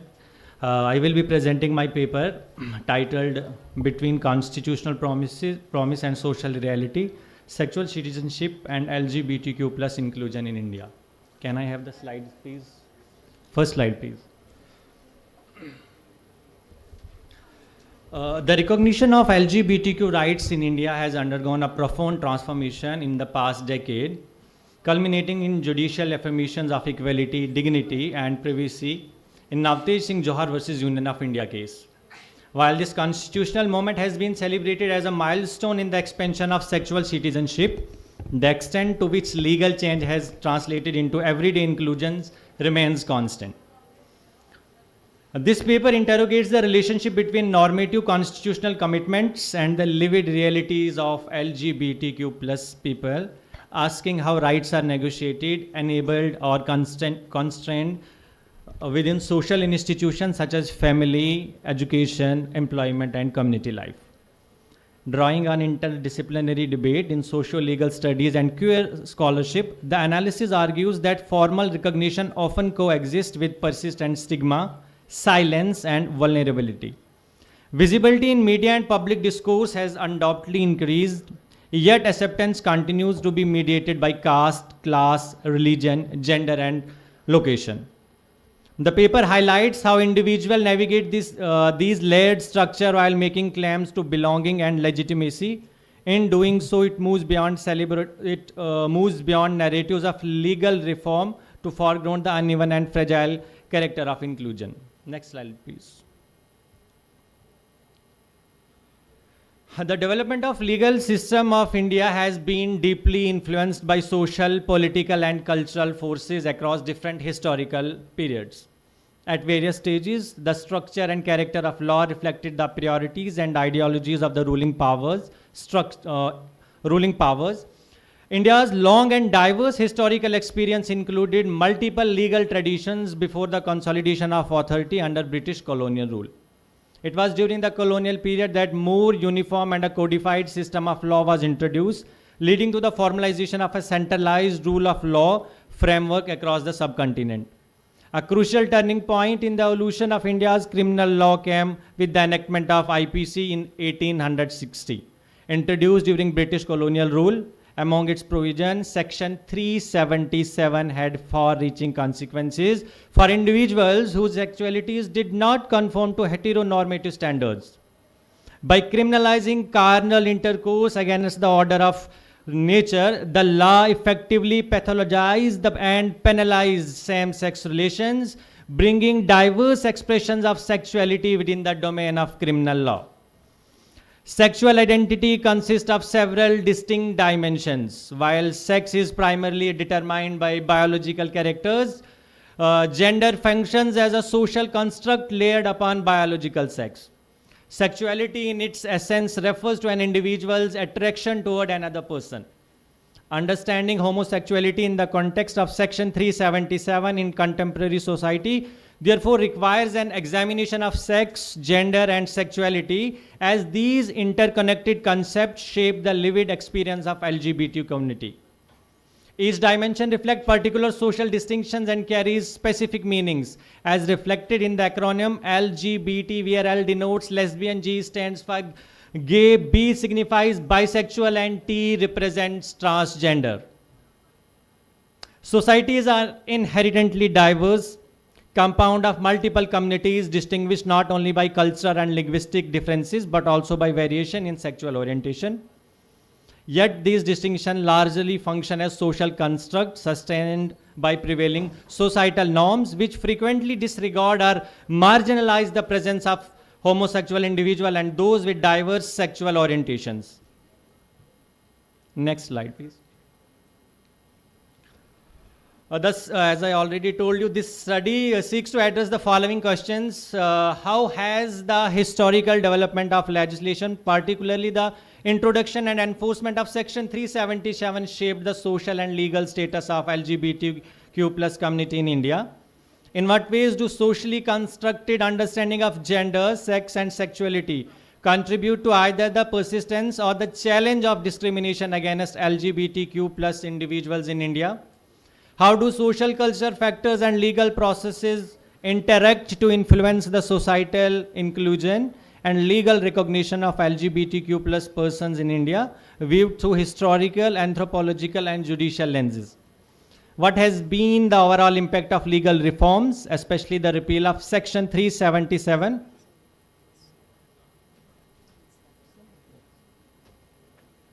Repeal of Section 377 on societal acceptance, lived experience, and the expansion of legal rights.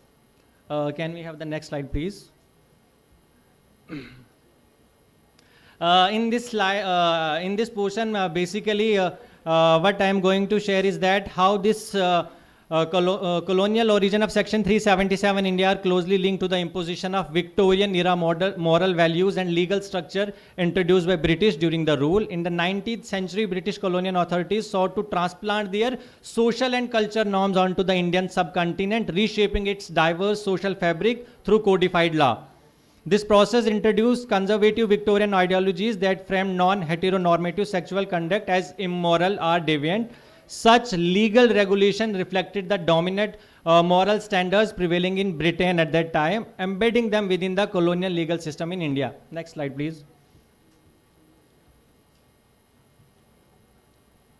India's culture and social framework has historically been grounded in traditional gender rules that assign specific behavior, responsibilities, and expectation based on one's sex at birth. These norms predominantly reflect a binary conception of gender recognizing only male and female identities. Such framework reinforce rigid stereotypes associated with masculinity and femininity. For example, men are commonly expected to embody assertiveness, economic responsibility, and physical strength, while women are often associated with caregiving roles and prioritization of domestic and family duties. Now talking in the context of this LGBTQ community, individuals within this spectrum who resist or diverge from traditional gender norms frequently encounter social exclusion and marginalization.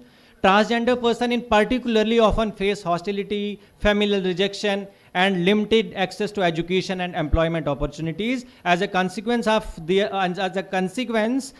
non-conformity to the established societal expectations. Gender non-conforming individuals remain especially vulnerable to discrimination and violence. This may experience harassment, verbal abuse, physical assault, and the denial of basic rights due to the expression of gender identity. For example, hijras who constitute a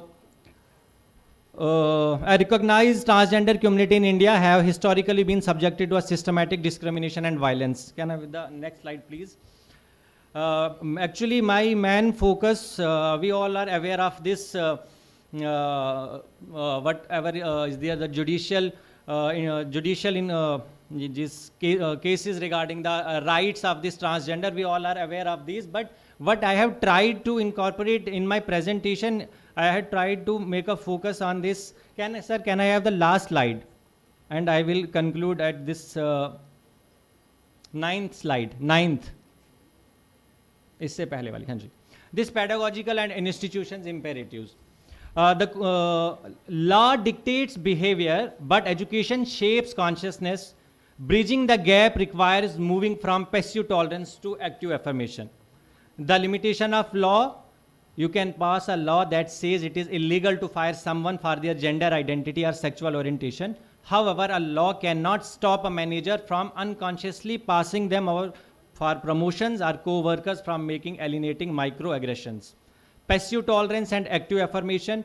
Passive tolerance is the mindset, I do not mind what they do as long it does not affect me. It leaves marginalized individual isolated. Active affirmation means actively validating, celebrating, and structurally supporting these identities, saying, yes, you belong here, and we will adjust our system to ensure you in our system. Then another thing which we can do is that democratizing the classrooms. We have to make a democratic setup in our classroom. What we are supposed to do is that curriculum must dismantle the rigid gender binary. Classroom must become the primary sites for unlearning prejudice.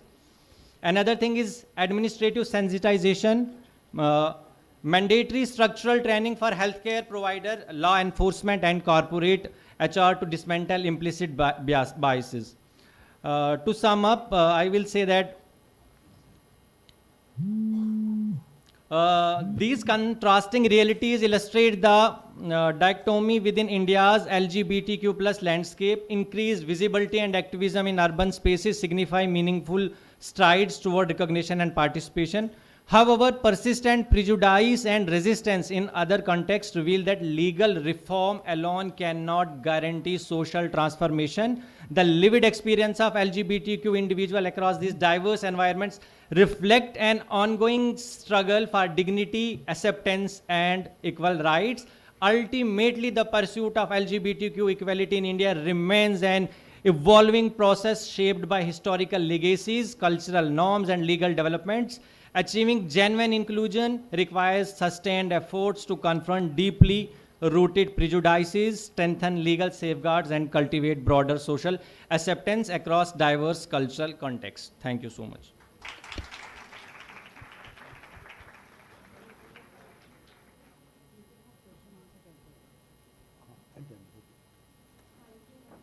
Thank you. Thank you, Mr. Mashkoor Ilahi Khan, for such insightful presentation. We now move on to our second paper titled Education for Empowerment, Teaching Diversity in the 21st Century.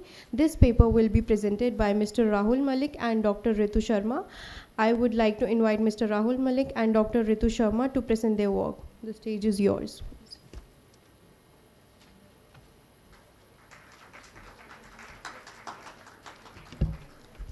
So, greetings everyone. Thanks to BNMC and respected teachers who gave this opportunity to represent my first ever presentation paper, research paper. So, time limit thoda sa kam hai. I will try to be bilingual and also, hopefully, agar koi galti hui to bhul chuk maaf. So, education and empowerment, dono hi word E se shuru ho raha hai. अब we know it's 21st century, right? और इस दौरान evolution बहुत जल्दी हो रहा है, बहुत ज़्यादा जल्दी हो रही है. हाँ, NEP या काफ़ी सारे ऐसे डॉक्यूमेंट्स हैं जिसमें हम एजुकेशन प्रैक्टिसेस को इम्प्रूव करने की बात ज़रूर करते हैं, लेकिन क्या वो इम्प्लीमेंट हो पा रहा है एक्चुअली में? तो उसी के रिगार्डिंग हम बात करेंगे. So classroom beyond the teaching beyond the classroom, क्या हम जो चीज़ पढ़ा रहे हैं वो सिर्फ क्लासरूम तक सीमित रहना चाहिए? क्या वो सिर्फ एक टेस्ट पेपर के मार्क्स तक सीमित रहना चाहिए, या कुछ ऐसा पढ़ाए जो कि रियल प्रैक्टिकल वर्ल्ड में काम आए? Can we have the next slide please? Okay, class 10 तक हमने एक चीज़ पढ़ी है, दैट इज इकोसिस्टम. कोई बता सकता है इकोसिस्टम क्या होता है? एनीवन? ओके, अगर कोई नहीं बता रहा मैं बताता हूँ. इकोसिस्टम एक सिनेरियो है या एनवायरनमेंट है जिसमें एक बैलेंस के बारे में बताया जाता है, जिसमें हर एक ऑर्गेनिज्म, बेशक से वो लिविंग हो नॉन लिविंग हो, एक दूसरे पे इंटरडिपेंडेंट रहते हैं, एक दूसरे के नीड्स को फुलफिल करते हैं. और ये जो बैलेंस है वही चीज़ इकोसिस्टम को ब्यूटीफुल या फिर सस्टेनिंग बनाता है. अगर इकोसिस्टम का बैलेंस बिगड़ा तो लाइफ खत्म. सिमिलर वे में इकोसिस्टम में एक साइकिल दिखा रखा होता है या पिरामिड दिखा रखा होता है, दैट इज ट्रॉफिक लेवल. क्या होता है ये ट्रॉफिक लेवल? हमारे अर्थ का जो मेन सोर्स ऑफ एनर्जी है दैट इज सन. सन से ही जितनी एनर्जी है वो यहाँ पे आते हैं हमारे प्रोड्यूसर्स के पास, दैट इज प्लांट्स, और धीरे धीरे उन्हें primary consumer, secondary, tertiary flow on होता रहता है. लेकिन ये क्लासरूम से कैसे रिलेटेड है? जो क्लासरूम है वहाँ पे जो हमारे टीचर्स हैं, दे एक्ट एज अ, या एजुकेटर है, दे एक्ट एज द सन, जहाँ से पूरा सोर्स जा रहा है। लेकिन जो क्लास के स्टूडेंट्स हैं वो प्राइमरी कंज्यूमर्स भी हो सकते हैं, सेकेंडरी, टर्सरी, फर्दर भी हो सकते हैं।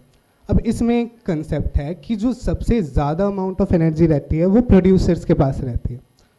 उसके बाद जब तक वो सेकेंडरी तक पहुंचती है उसका 10% कम हो जाता है, फर्दर टर्सरी में जाते जाते 10% कम हो जाता है। तो एज अ एजुकेटर या एज अ टीचर हमें ये ख्याल रखना है कि हमारे क्लास में भी हर तरह के कंज्यूमर्स हैं, सिर्फ प्रोड्यूसर्स नहीं, सिर्फ टर्सरी नहीं, सिर्फ सेकेंडरी नहीं। So in that case we apply such practices जो कि इन सभी को इंक्लूड करे, thus making a inclusive classroom. Can we have the next slide? Okay. तो मैंने अभी एक चीज़ बोली थी, इट्स 21st सेंचुरी, जिसमें एवोल्यूशन बहुत जल्दी हो रहा है, लेकिन अब एवोल्यूशन के साथ साथ हम क्या ऐसा करें कि हम कोप अप कर सके या सस्टेन कर सके। सो एडेप्टेबिलिटी, सभी को पता है एडेप्टेबिलिटी क्या होती है, राइट? सो एडेप्टेशन हो रही है, ऐसा नहीं है कि एजुकेशन फील्ड में या क्लासरूम में अभी भी वही ट्रेडिशनल प्रैक्टिसेस है, लेकिन जो रेट है वो एडेप्टेशन की कंपैरेटिवली स्लोअर है as compare to rate of evolution, जिससे जो गैप है वो वाइडन अप होता जा रहा है। इवोल्यूशन आगे भागता जा रहा है लेकिन जो एडेप्टेशन है वो पीछे रहता जा रहा है, और ये जो गैप अगर बढ़ता जाए तो वो इंक्लूसिव क्लासरूम में रिजल्ट नहीं कर पा रहा, बेशक से हम उसे इंक्लूसिव क्लासरूम बनाने की कोशिश ज़रूर कर रहे हैं। Next slide please. Okay, so what's teaching में ऐसा क्या होना चाहिए? क्या वो सिर्फ सिलेबस से रिलेटेड होना चाहिए? बिल्कुल नहीं। क्या वो सिर्फ लाइफ से रिलेटेड होना चाहिए? बिल्कुल नहीं। हॉलिस्टिक डेवलपमेंट के लिए सारी चीज़ें इंक्लूड होनी चाहिए, राइट? कैन तो एग्जाम्पल्स के थ्रू समझते हैं। Next slide please. Next slide please. Okay, empowering, students को एम्पावर करना है या एजुकेशन के थ्रू ऐसे वैल्यूज प्रोवाइड करवाने हैं जिसे वो प्रैक्टिकल वर्ल्ड में डील कर सके। लेट देम बी फ्री, उन्हें फ्लो करने दो जैसे वो फ्लो हो रहे हैं, और उसी दौरान वो अपने आप धीरे धीरे धीरे सीखेंगे। We are just as a facilitator. Next slide please. Next slide. Next slide. Okay, what are we observing here? Okay, ठीक है। यहाँ पे कुछ रॉ राइस है, लेंटल्स है ना, और कुछ रॉ वेजिटेबल्स भी है। अब सपोज करिए इन सारी चीज़ों को एक प्रेशर कुकर में डाल दिया, पानी डाल के, we have kept it for a while at a flame, तो क्या बनेगी? एग्जैक्टली, खिचड़ी। जब हम बीमार पड़ते हैं डॉक्टर हमें कहते हैं खिचड़ी खा लो, right? easy to digest, right? So as an educator we also we also play a diagnostic role कि क्लास में क्या कमी है। अब क्या वो एक्चुअली कमी है? नहीं।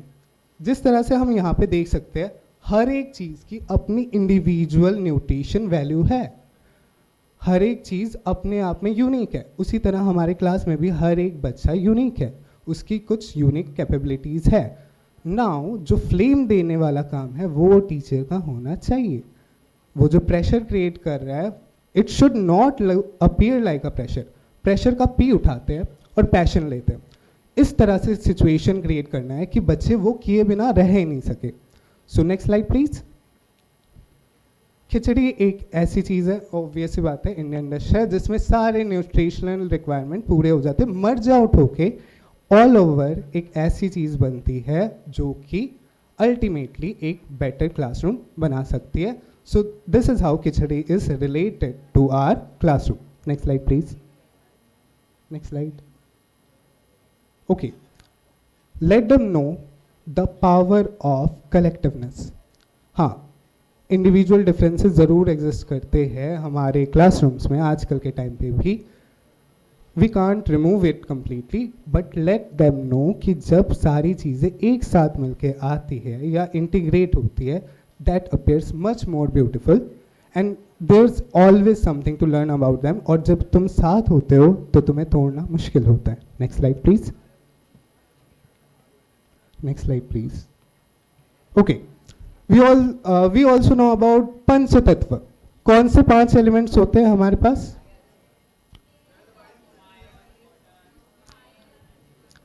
तो इस पंच तत्व से ही हम बने हैं, इस पंच तत्व से ही हमारी दुनिया बनी है, right? So we can relate to it as well. हम अपने क्लासरूम के एनवायरनमेंट को भी पंच तत्व से रिलेट कर सकते. कैसे? The first one, that is earth, जो कि क्लासरूम की स्टेबिलिटी को दिखाता है. यानी हमारे क्लास में जितने भी स्टूडेंट्स हैं उन्हें स्टेबल महसूस होना चाहिए. किसी को लेफ्ट आउट महसूस ना हो, किसी को ऐसा महसूस ना हो कि उनके वर्ड्स को वैल्यू नहीं किया जा रहा. स्पेस, उन्हें फ्री स्पेस दो ताकि उनके माइंड में जो भी इनोवेटिव आइडियाज़ है, जो भी चीज़ें निकल के आना चाह रही है वो निकल के आ सके. Sky, water, flexibility. हमें पता है हम वाटर को किसी भी शेप के कंटेनर में डालें वो ज़रूर अपने आप को एडजस्ट कर लेता है. So let the class flow like a water, ताकि जो क्लास के बच्चे हैं उन्हें फ्लेक्सिबिलिटी का महसूस हो. फायर, ऑलवेज जितने भी स्टूडेंट्स होते हैं क्लास में, they are just like a spark, and किसी भी मोमेंट पे वो इग्निशन उन्हें मिल सकती है जिससे वो फ्लेम जले और उन्हें अपना एक्चुअल पर्पस पता चले लाइफ का कि क्या है, उन्हें क्या करना है. Air, so in this that is critical dialogue, और इसमें भी फ्लो की ही बात होती है, फ्री स्पेस की ही बात होती है, and this is how we are relating पंच तत्व 5 elements with the classroom. Next slide please. Next slide please.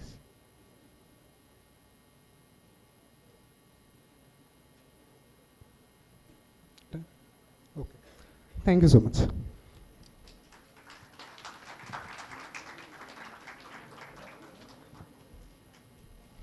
Thank you, Mr. Rahul Malik and Dr. Ritu Sharma for sharing your valuable insights. We now proceed to the third paper presentation titled Gender Equity and Intersectional Approaches to Inclusion. This paper will be presented by Ms. Prakriti Verma and Mr. Mashkoor Ilahi Khan. I would like to invite Ms. Prakriti Verma and Mr. Mashkoor Ilahi Khan to present their papers.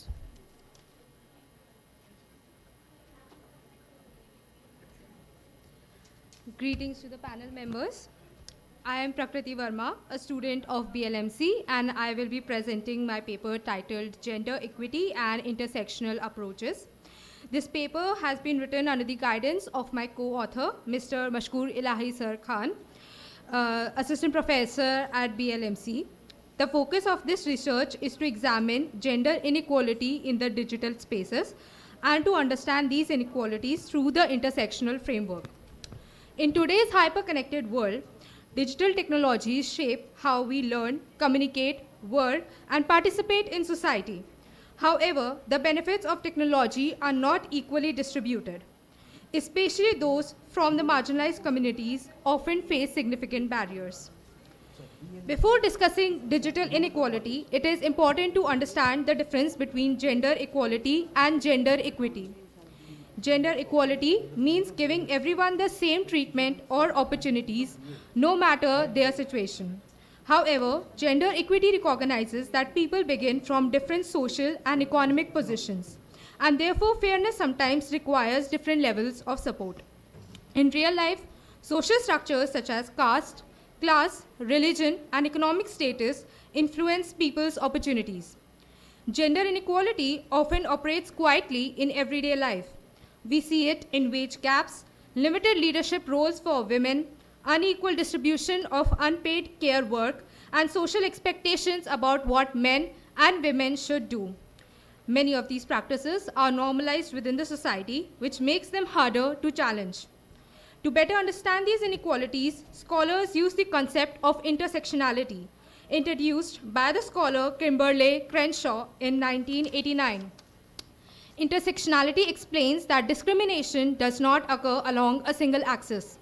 Instead, multiple social identities interact and overlap, shaping people's experiences of privilege and disadvantages. For example, an urban middle-class woman may face gender discriminations, but she may still have access to education and employment opportunities. In contrast, a Dalit woman in a rural area may experience discrimination based on both gender and caste, which significantly limits her opportunities.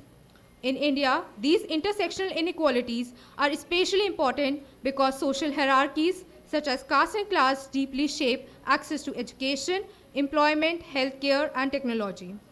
Gender equity must also include transgender and non-binary individuals who continue to face stigma and exclusion despite legal progress, such as decriminalization of Section 377 in 2018. In addition, gender inequality is increasingly visible in digital environments where technology creates both opportunities and risk. The central argument of this paper is that gender equity cannot be achieved without an intersectional perspective. Digital technologies have transformed modern societies and created new spaces for participation and communication and activism. However, these technologies often replicate existing social inequalities. For example, women may have less access to digital devices, they may face harassment online, and algorithms used by digital platforms may reproduce gender stereotypes. At the same time, digital spaces can also serve as powerful tools for activism. Movements such as #MeToo have demonstrated how social media can amplify voices that were previously marginalized or ignored. This research draws on 3 key studies. First, Sia and Wager 2021, which provides a right-based and intersectional analysis of gender and technology. Second, Ferreira and Silva 2025, which explores gender inequality in digital spaces. Third, Truthard work on global gender, digital divide, and women's human rights. Together, these studies highlight several major issues. The first issue is gender digital divide. Globally, women are about 12% less likely than men to have internet access. According to recent estimates, there are approximately 244 million fewer women online than men worldwide. Second theme is intersectionality in digital spaces. Research shows that women who belong to marginalized communities, such as rural women or women from lower socioeconomic backgrounds, face multiple barriers simultaneously. The third major issue is online gender-based violence. Online harassment has become a major challenge for women across the world. According to global studies, around 38 to 40% of women internet users report experiencing some form of online harassment. Young women between the ages of 18 and 24 are particularly vulnerable. Forms of cyber violence include cyber stalking, trolling, doxing, rape threats, and the non-consensual sharing of private images. The fourth issue highlighted is in the literature is algorithmic bias. Artificial intelligence systems often rely on historical data that reflects existing social inequalities. As a result, these systems can reproduce gender stereotypes or discrimination. For instance, research on facial recognition technology shows that such systems often have higher error rates when identifying women and people of color. Even when if you search on ChatGPT, are women bad drivers or are they less likely to drive better than men, it will agree with you. Globally, women make up only 28% of the STEM workforce, and they hold relatively few leadership positions in the technology companies. Talking about the key findings, based on the literature review, several key findings emerge. First, the gender digital divide remains a major global challenge. Many women still lack access to smartphones, internet connectivity, or digital literacy skills. Second, intersectionality significantly intensifies digital inequality. Women from marginalized communities such as Dalit women, rural women, or women with special abilities often face deeper levels of digital exclusion. Third, online gender-based violence is widespread. cyber harassment can discourage women from participating in online discussions or expressing their opinions publicly. In India, women journalists, activists, politicians, and influencers frequently report receiving rape threats, abusive trolling, and coordinated harassment campaigns on social media platforms. Another important finding is the presence of algorithmic bias in digital technologies. For example, voice assistants such as Siri and Alexa are often designed with female voices, reinforcing stereotypes of women as assistants rather than leaders. The research also shows that digital labor markets reproduce gender inequality. Despite these challenges, digital platforms also provide opportunities for activism and social change. Movements such as Me Too or #SayHerName demonstrate social media can mobilize global awareness about gender-based violence and discrimination. Talking about the research gaps in Indian context, although global research on gender and technology has expanded, several research gaps remain in the Indian context. First, there is limited intersectional research examining how gender interacts with caste, religion, class, and rural-urban differences in digital spaces. Second, there is lack of systematic research on online harassment faced by Indian women. While there have been several high-profile incidences, such as the Suli deals, academic research on everyday cyber harassment remains limited. Third, there is limited research on women's participation in India's digital economy. Many women are now using platforms like Instagram, WhatsApp Business, and Meesho to run small online businesses from home. However, little research has examined how these platforms affect women's income, job security, and economic empowerment. Finally, there is limited evaluation of digital literacy programs. Government initiatives such as Digital India aims to improve digital access, but more research is needed to assess their impact on women's digital safety and long-term empowerment. To conclude, digital technologies have transformed modern society, but they have not eliminated gender inequality. Instead, many existing inequalities have been reproduced or even intensified in digital spaces. The literature highlights several key challenges, including the gender-digital divide, online gender-based violence, algorithmic bias, and gender inequality in digital labor markets. Addressing these challenges requires more than simply expanding internet access. It requires intersectional research, inclusive policies, safer online environments, and greater representation of women in technology sectors. Thank you.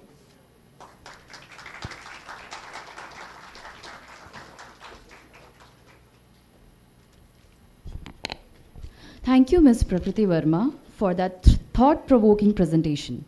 Our fourth paper is titled Fostering Inclusive Learning Environments Through Culturally Responsive Pedagogy. This paper will be presented by Ms. Shweta Ghosh and Dr. Pooja Tomar. I would like to invite Ms. Shweta Ghosh and Dr. Pooja Tomar to present their paper. The stage is yours. Thank you so much. A very good afternoon, respected chair, co-chair, faculty member, and my fellow researcher. My name is Shweta Ghosh, and I am presenting my research paper in the collaboration with my faculty guide, Dr. Pooja Tomar from B.Ed program BLMC, New Delhi. Our paper is titled as Fostering Inclusive Learning Environment Through the Culture Responsive Pedagogy.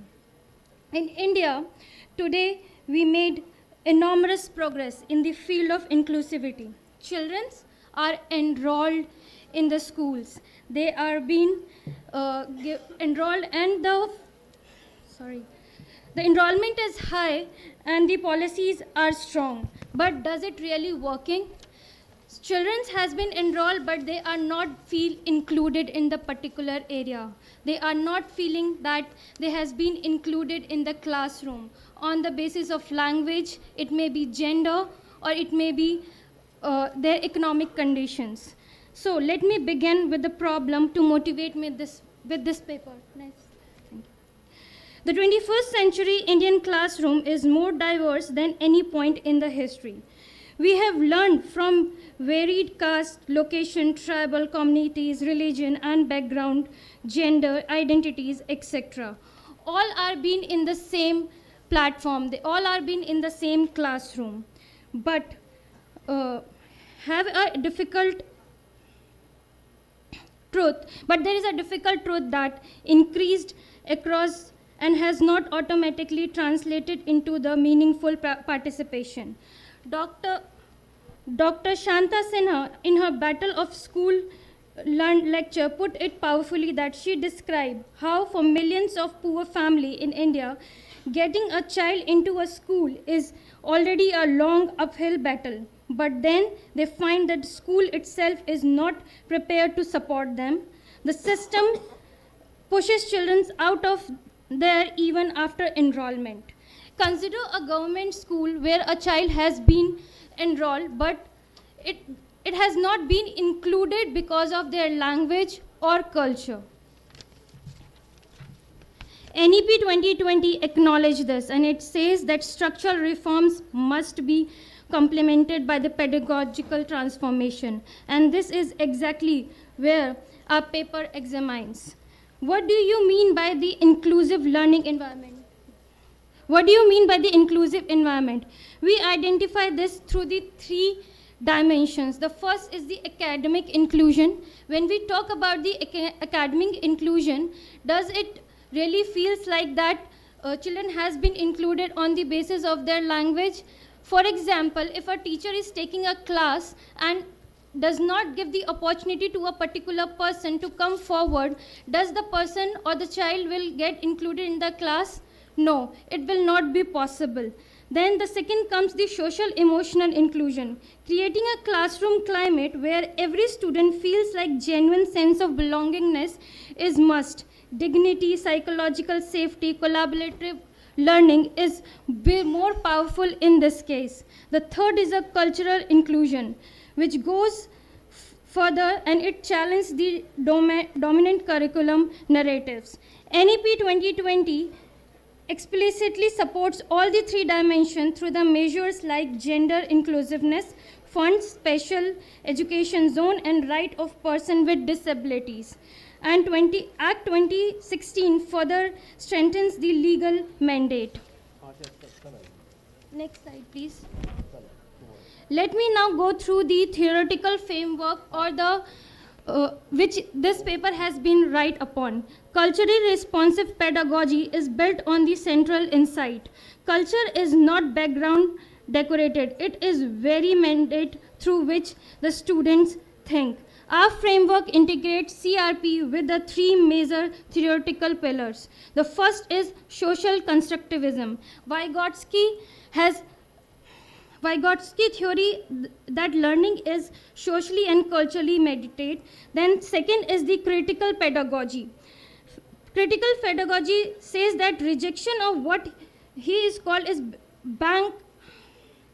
banking model. Banking model comes under the second pillar, that is critical pedagogy. The third is the multicultural educational theory, which advocates the systematic curriculum reforms the include different narratives and histories.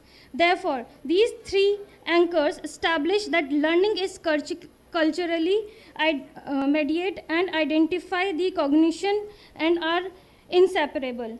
The two scholar foundation which has been included in this paper, the first is Gloria Lanson-Billing, proposed that effective teaching must simultaneously achieve the three goals: academic success, cultural competence, and critical consciousness. You cannot have one without the other. And the another, since time is little less, we will go with the core theories. Next slide, please. Next. And the core theories goes like this, which has been derived with the help of the two foundational scholars has been taken in this paper. The first is the validation of cultural identity. CRP affirms the student's language, experience, histories, and ways of knowing the legislature valuable. The second is the comprehensiveness and cultural integration. The third is high expectations and teachers' agency. The fourth comes the empowerment of the critical consciousness. Now, there are some strategies which has been derived through different readings. The first is the culturally relevant curriculum design. The second comes multilingual classroom practices. The third is differentiate instruction and flexible grouping. The fourth is community and family engagement. Fifth comes the critical dialogue and reflection pedagogy. The reflection and critical pedagogy comes in the part of the teacher's role. The sixth comes the inclusive assessment. The seventh is the local knowledge system. For local knowledge system, I would like to take one example which has been taken from the Overseas Volunteer for Better India in collaboration with Dr. Meghna from NASA. She is working with OVBI, which is trying to go with the different villages and trying to do the water rejuvenation part, so that people from particular village or the student get influenced by the particular project and get a water management done in this particular field. Now, I would like to conclude. Next, please. I would like to conclude my paper by saying that our conclusion is direct. Culture responsive pedagogy is not an optimal add-on to inclusive education. It is an operational core. Thank you.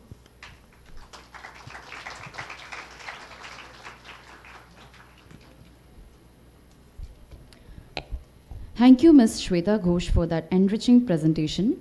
We now move to the fifth paper titled From Text to Play, Teaching Symbolism Through Video Games as a Pedagogical Tool in Literature Classrooms. This paper will be presented by Ms. Manu Kaushal. I would like to invite Ms. Manu Kaushal to present her paper. The stage is yours.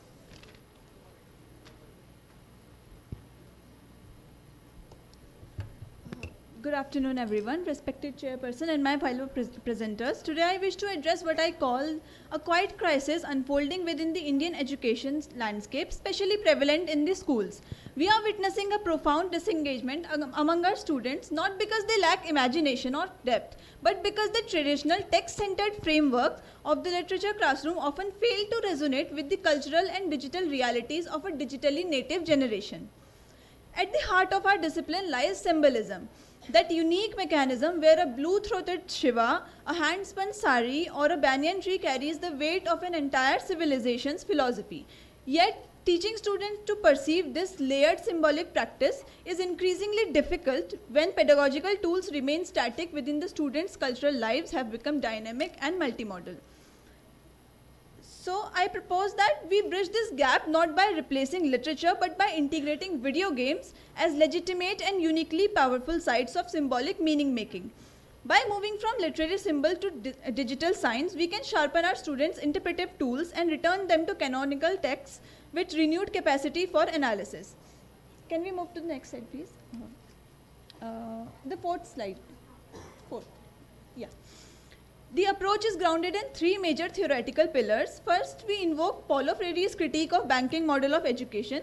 In the Indian context, this model where a teacher deposits fixed interpretive keys into the passive students is lingering colonial history.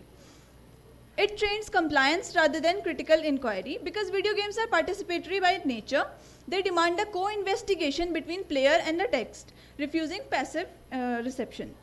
Secondly, we draw on Bell Hooks's engaged pedagogy, which emphasizes on the whole student, their intellect, their emotions, and their lived experiences. Symbolism is not just cognitive puzzle, it is an affective experience. When a student feels the weight of symbolic choice in a game, they are better equipped to feel the resonance of imagery in the poetry of Tagore or in the proses of Anita Desai. Finally, we must recognize the decolonial imperative. For too long, Indian students have been more familiarized with the symbolic vocabulary of English Romanticism than their own Indian traditions. By bringing Indian developed games like Raji or Venba into the classrooms, we acknowledge that contemporary Indian game designers are actively reworking our methodological and socio-political heritage for a new age. To analyze these games, I have utilized Roland Barthes' semiotic framework. He distinguishes between readerly text, which position the readers as a consumer, and writerly texts, which require the readers to actively produce meaning. So video games are ultimately writerly texts. They offer a polysemic experience that mirrors the Sanskrit concept of dhvani, where meaning is found in layers of suggestion rather than literal statement. This brings to the debate in game studies between narratology and ludology. We reject the binary that games are either stories or set of rules. Instead, as scholars like Mary Lord Ryan suggest that games achieve symbolic depth because the symbol is enacted through play, not just depicted in static images.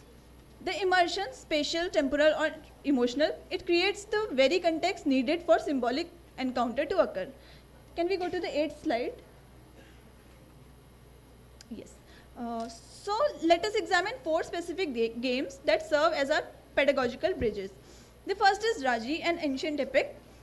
It is developed in Pune. This game uses visual conventions of Pahadi miniature paintings and temple sculptures. When the protagonist Raji is chosen by goddess Durga, the player doesn't just read about Shakti. They embody it through procedural actions. This hero's journey provides a direct entry into the symbolic grammar of Ramayana and Mahabharata. Secondly, we look at Venba. Can we go to the next slide? This game is centered on Tamil diaspora. Here the primary symbolic site is the kitchen. The central mechanic reconstructing damaged recipes is profound metaphor for recovery of cultural memory across the rupture of migration. This prepares the students to analyze the symbolic weight of food and domesticity in the works of Jhumpa Lahiri or Chitra Banerjee Divakaruni. The next slide, please. The third is Journey. This is a Western game. It offers a universal symbolic quest. In its vast deserts and sacred mountains, the game uses musical chimes as the form of communication. This enacts Bhakti tradition's idea in the deepest connection which are available in language. The next slide. Finally, this game provides a sophisticated look at the symbolism of history's debris. It is set in decaying city after a failed revolution. Its amnestic detectives symbolizes the political and historical self-estrangement of the post-colonial experiences. So students who learn to read this game's crumbling architecture are better prepared to analyze the ruins of partition in fictions or flooded lands of Arundhati Roy's Ariminum. The next slide. So the question remains that how do we implement this? So this paper proposes a 3-phase translational model. The first is engagement. So students play or view the game focusing on their affective responses, how the games make them feel. The second is theorization. We introduce semiotics and classical framework like rasa using the game's mechanics as primary examples. The third is translation. We return to the literary text again, and students who have explored the games like Raji or Venba, they feel sharpened, they feel that they are equipped with more sharpened and interpretive tools. Can we go to the 15th slide? The last one. Yes. So now there are some objections because some might say that games lack the depth. Games, they generally lack the depths like the epics. So I feel that games equip students to encounter the great works more personally. Ultimately, this is more than just a literature. So symbolic literacy is the capacity to interpret the dense science of our political and religious lives, which is a fundamental requirement for democratic citizenship in contemporary India. So the title of my paper, From Text to Play, it refers to a movement towards active, creative participation by the students. By meeting the students in their own digital languages, we as a teacher are choosing to treat India's emerging creative industries as legitimate contributors to our national culture. So we can embrace the curiosity and delight of children while playing the games to revitalize the transformative work of literature classrooms. Thank you.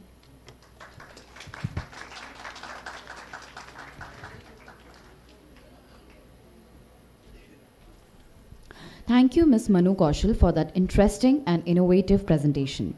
We now come to the final paper presentation of this session titled From Marginalization to Mainstreaming, Representation of Transgender People in Indian Media.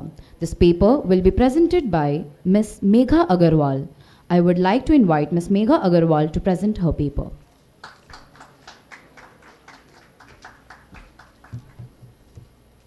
Good afternoon to one and all present here. I'm Megha Agarwal, Assistant Professor, BLMC. So the title of my paper is From Marginalization to Mainstreaming, Representation of Transgender People in Indian Media. So when we talk about hyper-connected world, how can we forget media? Obviously everyone is here waiting for 19th March so that we will go and see Durandar, the revenge.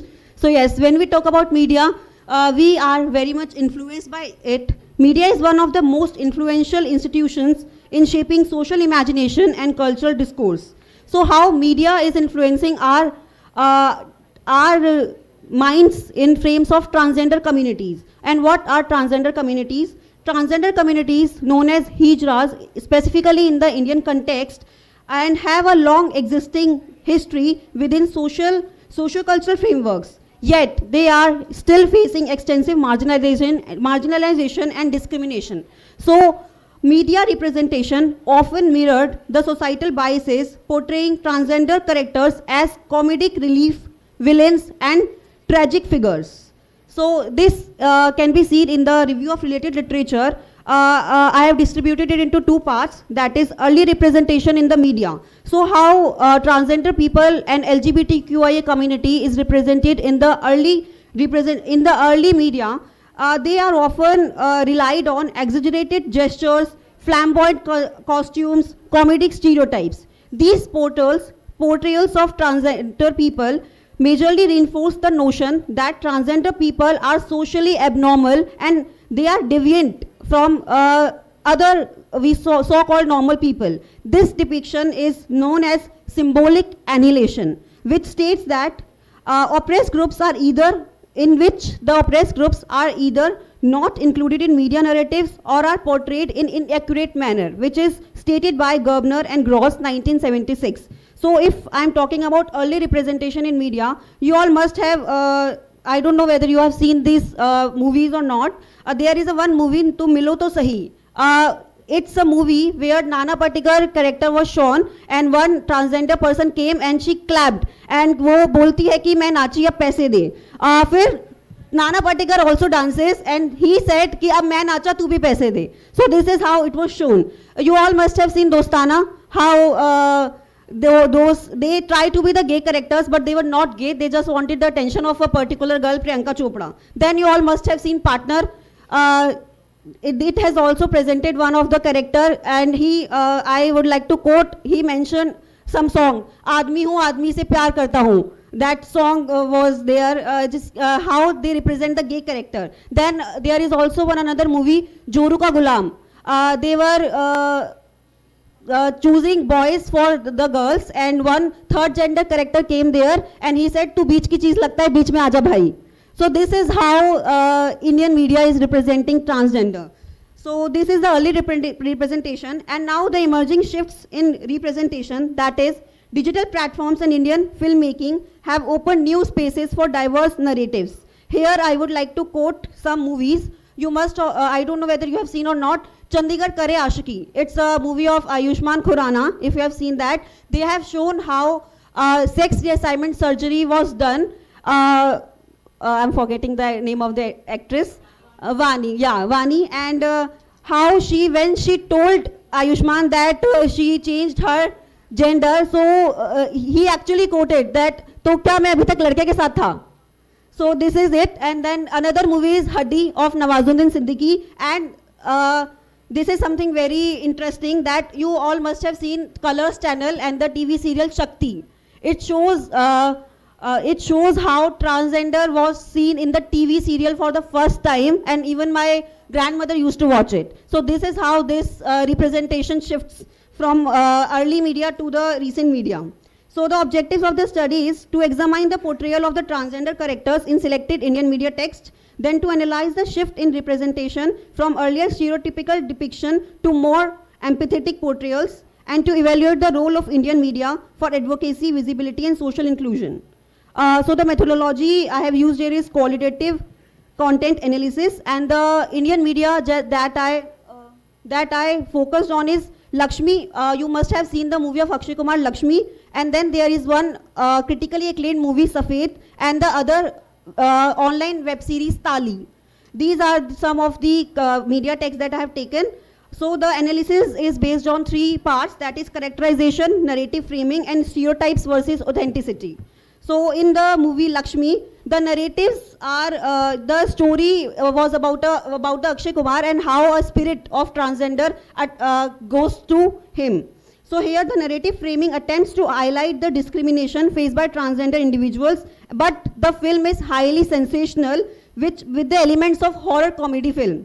So the characterization portrayal here is majorly superficial and supernatural and imaginary. Such portrayals risk the transgender identity and it actually confers them as others and open them to as a symbol of fear. So here the stereotype versus authenticity includes that the overall structure prioritizes spectacle over authenticity. As a result, the portrayal oscillates between sympathy and caricature. The other movie is Safed. Here the transgender protagonist was played by Abhay Verma. I would highly recommend to all of you to watch this movie. It's just 1.5 hour movie. Here the relationship between a trans woman and a widower is shown, and how the whole movie shows about the themes of loneliness, companionship, and social stigma. Here the narrative framing revolves around emotions, desires, and vulnerabilities, and the characterization emphasizes everyday experiences of the transgender people. This is the most authentic representation of transgender in the Indian media. Then comes the most, it's kind of a biography of Gauri Sawant, which is shown in the web series Tali. Gauri Sawant, I would like to tell you that she appears in the ad of Vicks, where she, if you would like to see it, you can see it on YouTube. She appeared in the ad of Vicks, where she talks about the motherhood nature, that it should not be associated with any kind of gender. And the hashtag was given the label on the love of, do not put a label on the love of mother, that is touch of care. So the whole series is based on Gauri Sawant's life, and it is portrayal by Sushmita Sen. So here the characterization was about the acceptance and the battles that she did, and it is the right kind of storytelling. So these are the comparative analysis that I have done from spectacle to subjectivity. That is, if we talk about mainstreaming movies like Lakshmi, they often present the characters as sensational genres, and then if we talk about Safed and Tali, here the character lived as a live experiences, and their characters are portrayed as a depth and real life experiences, centering transgender voice, and then role of digital platforms, in which we can see that how Tali can explore complex issues over multiple episodes, allow for greater narrative depths. Next is how media can be the tool for social transformation. As I have talked about that, positive portrayals can challenge stereotypes and can further encourage empathy among viewers. Further, there is a need to show you educational campaigns, documentaries, and inclusive storytelling, which can help normalizing gender diversity within mainstream culture. Collaborations between filmmakers and transgender community is very much required right now to show the lived realities rather than external perception. So for conclusion, Lakshmi, Safed, and Tali illustrates the spectrum of representation in Indian media. While mainstream cinema still rely on the sensational tropes, independent film and critically acclaimed picture present more nuanced storytelling. So here there is a need of demand structural changes within the media industry, including greater participation of transgender creators and more responsible storytelling process. So these are the references, and thank you. Thank you so much, everyone.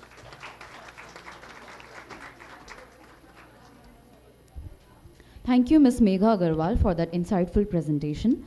I now invite the chairperson, Dr. Amit Sharma, to share his insights.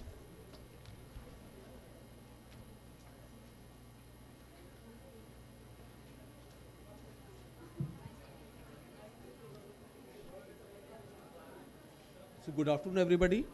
It has been very enriching session. I have been able to see so many good papers being presented. All of you have worked hard for preparing these papers. And as a student of management, many of these things are new for me, and it's a learning experience for me as well. trying to see the things from the perspective of the teachers, mostly from the educational background. And many of the papers, first paper by Mr. Mashhoor Ali Ilahi Khan, it was quite impressive paper. He has done a lot of work to do that. But I like to ask few things like if you include some kind of a survey which targets the people who you are talking about, so it will be more empirical kind of a study, and it may improve the validity of the arguments you have given in your paper. This is one thing. Second, there was a paper by Ms. Prakriti Verma, Gender Equity and Intersectional Approaches. Again, an interesting paper. So, but I'd like to ask some questions regarding the same. Prakriti Verma, Ms. Prakriti Verma is here? Okay, okay. The question is, do women need to compete with men in every sphere? What is your opinion? They don't need to compare, Hmm. but they should be given equal opportunities and situations where they can show their abilities. Because what I'm talking about is, when we see our own students, there's a competition amongst girls to compete with men in every sphere, and that sphere includes everything. Say for example, number of people who are smokers and drinkers is far more than women. So many women feel that they should also compete in that scenario. Plus, the abuses used by men are more than being used by women. So our girl student, lately I have come to know that they are also competing with men in those areas as well, which may be unnecessary competition, which may be undesirable kind of a competition. One more thing, that is, there are certain spheres of life and professions in which already women are excelling, and they are able to do the things better than men, and they are almost replacing men in many of the scenarios. We can already easily see over here, in any B.Ed classroom, men are outnumbered by women. In any school, I remember there was a time when only primary school teachers were mostly women. Then the secondary school teachers were also women. Men became minority in secondary school. Then there was a time when 15-20 years back, people used to say that 11th, 12th, mathematics, physics, chemistry kind of subjects are mostly taught by men, rest by women. I think those areas are also overtaken by women now. So that's a good thing. So, but speaking from the perspective of men, I feel threatened from the perspective of men. So in fact, when I joined academics, women-men ratio was around 40-60 or 50-50 kind of a thing. In last few years, what is happening, that almost 80-20 ratio is there even in higher education. So it's an achievement for women, but at the same time challenging for the men. In fact, the students who come from schools for in the undergraduate course, they are so used to use the word madam for any teacher. For them, teacher and madam is synonym. Teacher and madam is synonym, and subconsciously they assume that every teacher is a female. So you will find when they address the teacher, madam निकल जाता है उनके मुंह से, उसके बाद क्या sorry sir. तो इतनी आदत पड़ी हुई है कि उनको लगता है कि teacher is always a lady. Okay, then there was a paper on text to play video games. Now quite an interesting paper by Mr. Manu Kaushal. Miss Manu Kaushal, इसमें Mr. लिखा हुआ, sorry. Quite an interesting concept, since the fact is that keeping the students engaged in the classroom in a school may be quite a challenging kind of a thing. As a teacher in postgraduate classes, I find attracting the student to the classroom and keeping them engaged within the classroom, it's quite a challenging task. Because either many of the students don't turn up, or they turn up only for the sake of attendance, and when they come, many of them may be already engaged on their mobile phones, or even if you force them to keep the mobile phones away, they are thinking about something else. So catching their attention and then engaging them in the classroom is a challenging task. And recently I've seen that some organizations, some institutions, they have started using business games to kind of things. So when you are talking of, so my question is, can it be applied to other areas than literature?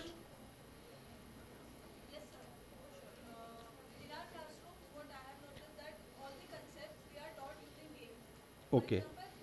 Hmm.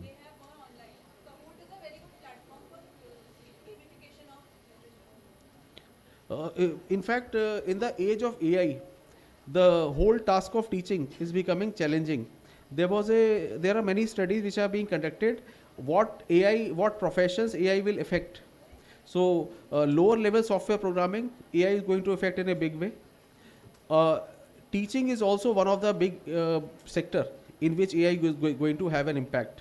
Many of the things can be done in a big way, and replacement of teachers may happen. So as a teacher, we have to think from a more innovative way how to make sure that we remain relevant. And we know one more thing, that no matter how good a machine is, it cannot replace the human interface.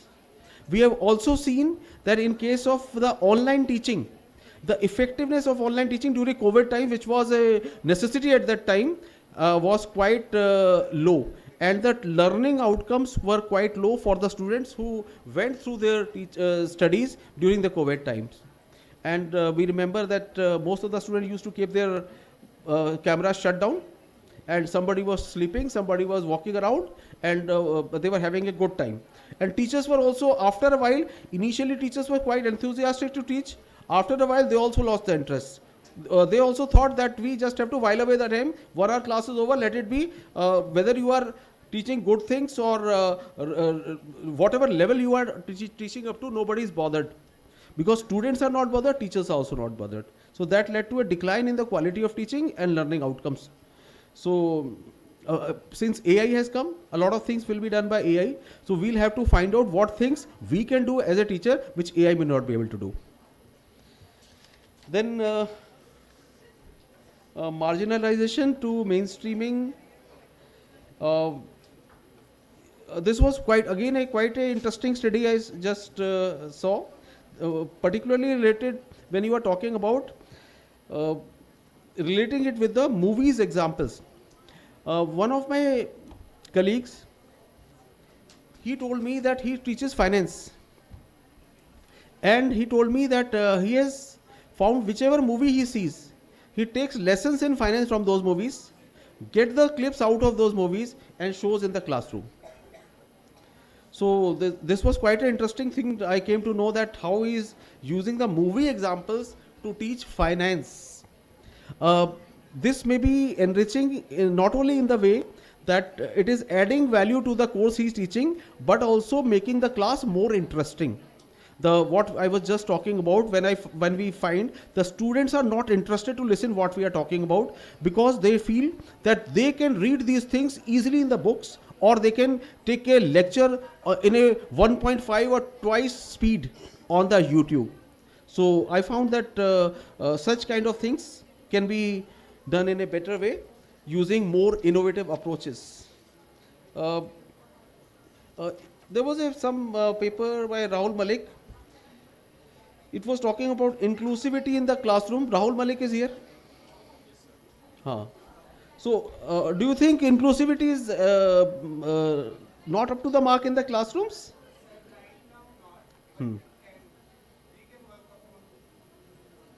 Okay, you also used one of the examples of what you call khichdi. Now, there are two ways of looking towards any society which is multicultural, multi-religious. One is called melting point approach, other is called bouquet approach. So, your khichdi seems to be a melting point approach. There are many people who argue. What is your opinion? Would you prefer a melting pot or a bouquet?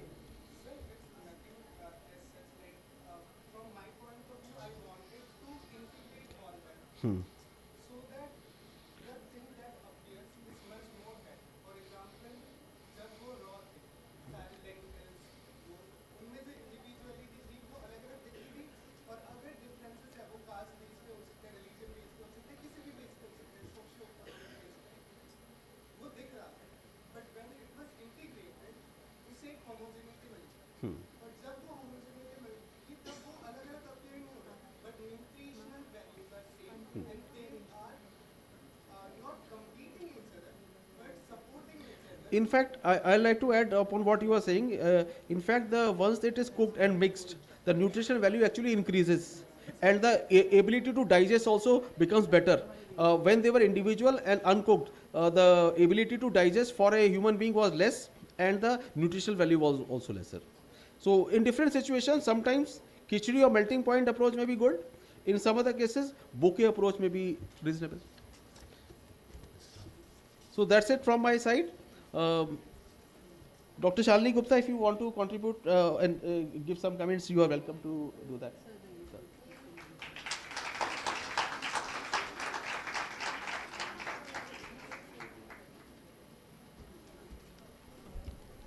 Thank you, sir, for your valuable insights. With all the paper presentations now concluded, we will move into the question answer round. Kindly raise your hand for your questions, if any. Does anyone have any question? Since there are no questions, I would now like to invite Ms. Akansha Garg to kindly deliver the vote of thanks.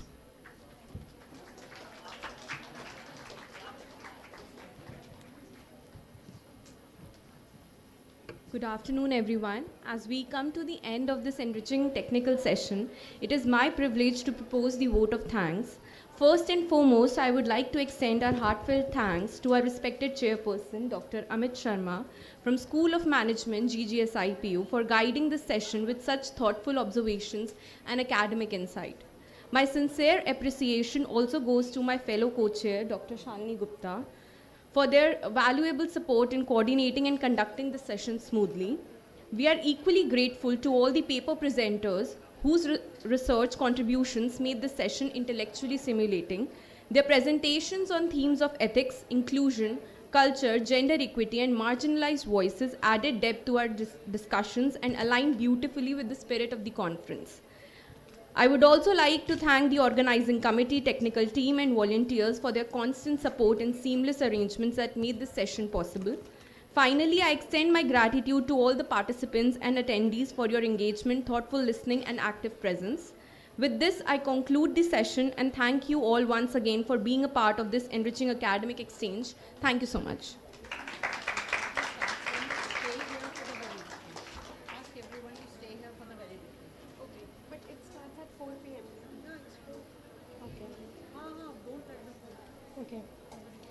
Now we come to an end of the technical session 2. Now the program will start with valedictory session at 4 p.m. You all are requested to join and please be seated. Thank you.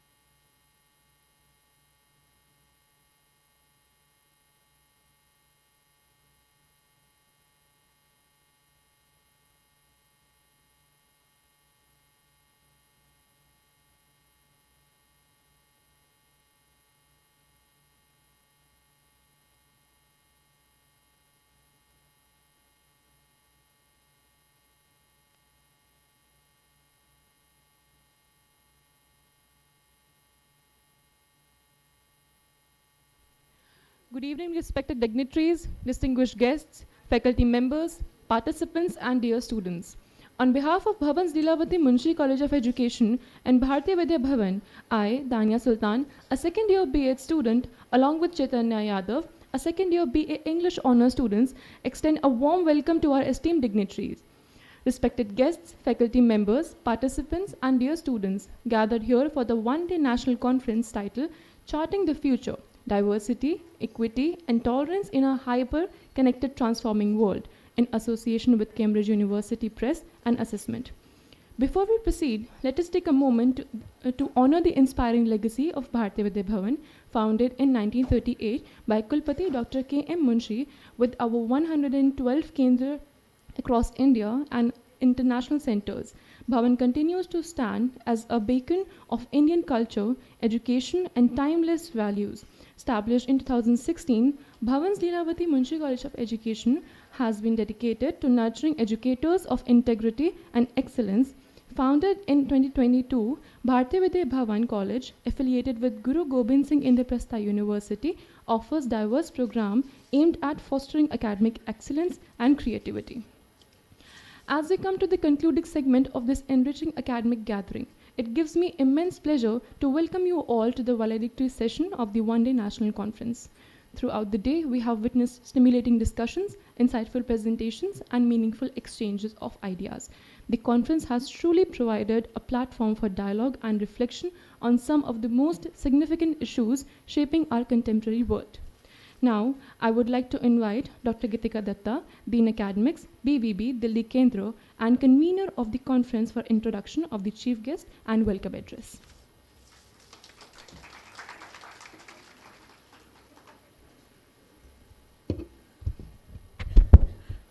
Namaskar and a very good afternoon to one and all present here. Most respectable Professor Namita Ranganathan, dear co-conveners, dear faculty members, and all the dear students. It is my proud privilege and I am very happy to be introducing the chief guest for this session. Professor Namita Ranganathan was the former head and dean of the Department of Education, University of Delhi. She has over 40 years of teaching and research experience. Her areas of specialization include foundations of education, mental health, counseling, childhood and adolescent studies, gender and research methods. She has published extensively in these fields, but most significantly works directly with the institutions to build ideas into action, particularly mental health and emotional well-being.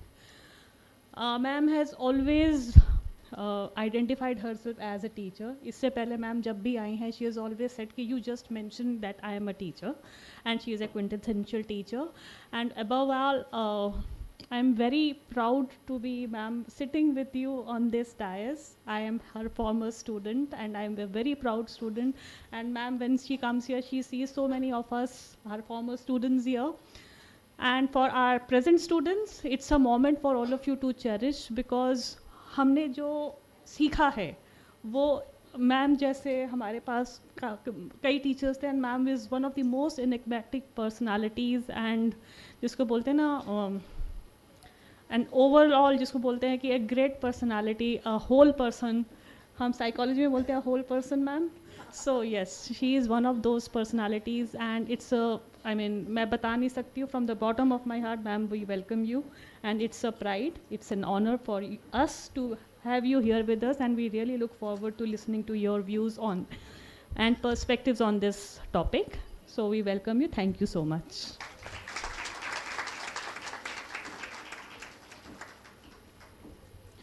Thank you, ma'am, for your kind words. Now, I would like to request Dr. Gitika Datta and Dr. Ritu Sharma to facilitate Professor Namita Ranganathan with shawl, Bhavan's publication, and a planter.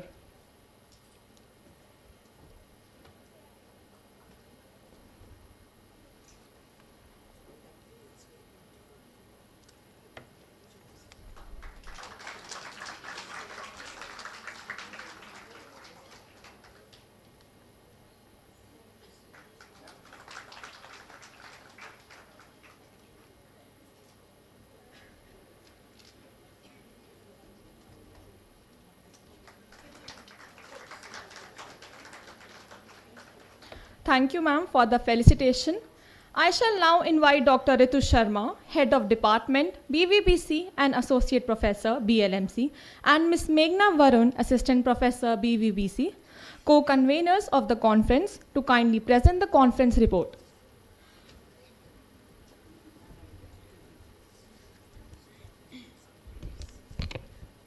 A very good evening, everyone. At the outset of the valedictory session, we are honored to have among us our esteemed dignitaries, our chief guest, Professor Namita Ranganathan, former head and dean, CIE, University of Delhi, Dr. Gitika Datta, Dean Academics, Bharatiya Vidya Bhavan, Delhi Kendra, and convener of this conference. Co-conveners of this conference, Dr. Deepak Kumar Adhana, Associate Professor, BVBC, Ms. Meghna Varun, Assistant Professor, BVBC, whose gracious presence has greatly enhanced the significance of the concluding session of the conference. Every meaningful academic gathering leaves behind not only discussions, but also new ideas, perspectives, and renewed commitments. Towards building a better future, today's conference has indeed been one such enriching intellectual journey. It is my privilege to present the report of the one-day national conference on charting the future, diversity, equity, and tolerance in a hyper-connected, transforming world. The conference was organized by Bhavan's Leelawati Munshi College of Education and Bharatiya Vidya Bhavan College in association with Cambridge University Press and Assessment in order to bring together scholars, researchers, educators, and practitioners to deliberate upon the issues of inclusion, justice, and social harmony in a rapidly transforming world. The conference commenced with the registrations, followed by lighting of the lamp and Sarv Dharm Pratna, symbolizing unity in diversity. The inaugural session held at Munshi Memorial Hall began with the introduction of the distinguished guests by Dr. Ritu Sharma and Dr. Deepak Kumar Adhana, Associate Professor, BVBC. The introduction of the conference and felicitation of guests was presented by Dr. Gitika Datta, Principal, BVBC, and Dean Academics, Bharatiya Vidya Bhavan, Delhi Kendra, who highlighted the conceptual framework of the conference. The gathering was warmly welcomed by Shri K. Siva Prasad, Director, Bharatiya Vidya Bhavan, Delhi Kendra, who reflected on the ongoing concerns of intolerance in contemporary society and emphasized the role of education in building inclusive communities. Professor Yukti Sharma, Professor, Department of Education and Joint Director, Institute of Lifelong Learning, University of Delhi, highlighted the transformative role of education in nurturing inclusive values and responsible global citizens. The session was further enriched by special addresses from Professor Sarfraz Masood, Professor, Department of Computer Engineering, Jamia Millia Islamia. Corporate speakers, Ms. Sarmishta Ray and Ms. Jyoti Khanna, who shared valuable perspectives from academia and industry on diversity, inclusion at workplace, and leadership in contemporary organizations. The inaugural session concluded with a vote of thanks by Ms. Meghna Varun, Assistant Professor, BVBC. A major highlight of the conference was the series of technical sessions which provided a vibrant platform for scholars to present their research. Across the conference, 32 research papers were presented across 7 technical sessions conducted in hybrid mode. Technical Session 1 comprised of 4 parallel sessions with a total of 15 research paper presentations. Technical Session 1A was chaired by Professor Aisha Kannadi, Professor, School of Education, IGNOU, with Ms. Kriti Songrawal, Assistant Professor, BVBC, and Dr. Gayatri, Assistant Professor, BLMCE, as co-chairs. The session began with a keynote presentation by Dr. Sangeeta Mehta, National Head, Cambridge University Press and Assessment, on diversity, inclusion, and cultural sensitivity in teaching materials, a publisher's perspective. The session included 3 research paper presentations focusing on civilizational ethics, diversity in workplaces, and literary voices from marginalized communities. Technical session 1B was chaired by Dr. Shweta Dubey, Associate Professor, Human Development, Faculty of Home Science, Banasthali Vidya Peeth, with Dr. Indu Dahiya and Dr. Poonam Sharma, Assistant Professors, BLMCE, as co-chairs. The session featured 4 research paper presentations focusing on multilingualism, linguistic equity, inclusive education, and curriculum development. Online technical session 1C was chaired by Dr. Ratna Dikshit, Senior Assistant Professor, Department of Psychology, Banasthali Vidya Peeth, with Dr. Sulekha Ram, Associate Professor and HOD, BLMCE, and Mr. Mashkoor Ilahi Khan, Assistant Professor, BLMCE, as co-chairs. The session included 2 research paper presentations focusing on inclusive pedagogies, global citizenship, and technology in education and sustainable development. Technical session 1D was chaired by Professor Punita Sharma, Professor, Sri Venkateswara College, University of Delhi, with Dr. Ritu Sharma, Associate Professor, BLMCE, and Dr. Shalini Bhatnagar, Assistant Professor, BVBC, as co-chairs. The session featured 6 research paper presentations addressing themes such as the psychology of othering, inclusive pedagogy, indigenous knowledge systems, and digital social inequalities. Technical session 2 consisted of 3 parallel sessions with a total of 17 research paper presentations. Technical session 2A was chaired by Dr. Amit Sharma, Associate Professor, School of Management, Guru Gobind Singh Indraprasth University, with Dr. Shalini Gupta, Associate Professor and HOD, BLMCE, and Ms. Akanksha Garg, Assistant Professor, BVBC, as co-chairs. The session featured 6 research paper presentations focusing on LGBTQ+ inclusion, gender equity, inclusive pedagogy, and media representation. Technical session 2B was chaired by Dr. Neha, Associate Professor, Maitri College, University of Delhi, with Dr. Deepak Kumar Adhana, Associate Professor, BVBC, and Dr. Nancy, Assistant Professor, BLMCE, as co-chairs. The session included 6 research paper presentations addressing themes such as inclusive entrepreneurship, women's economic empowerment, digital transformation, and diversity in organizational culture. Online technical session 2C was chaired by Dr. Nutan Bharti, Research and Practitioner, Countrywide Research, with Dr. Isha Chopra and Dr. Chandrasekhar, Assistant Professors, BVBC, as co-chairs. This session featured 5 research presentations focusing on artificial intelligence, digital governance, and digital inclusion. Overall, the conference witnessed 32 research paper presentations across 7 technical sessions representing diverse perspectives from the field of education, literature, psychology, economics, management, technology, and public policy. The deliberations throughout the day highlighted the importance of interdisciplinary dialogue and collaborative engagement in addressing the challenges of diversity, equity, and tolerance in contemporary society. As we conclude today's conference, we carry forward not only the insight shared, but also a renewed commitment to building societies where diversity is celebrated, equity is ensured, and tolerance becomes a lived reality. With this, I conclude the presentation on the conference report. Thank you.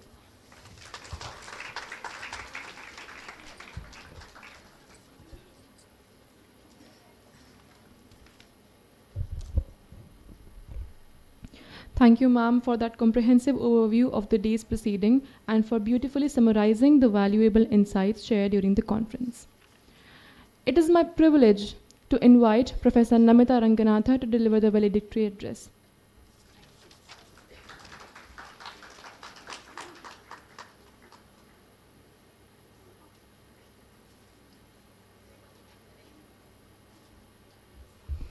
So good afternoon, good evening, whatever your perception of the time is.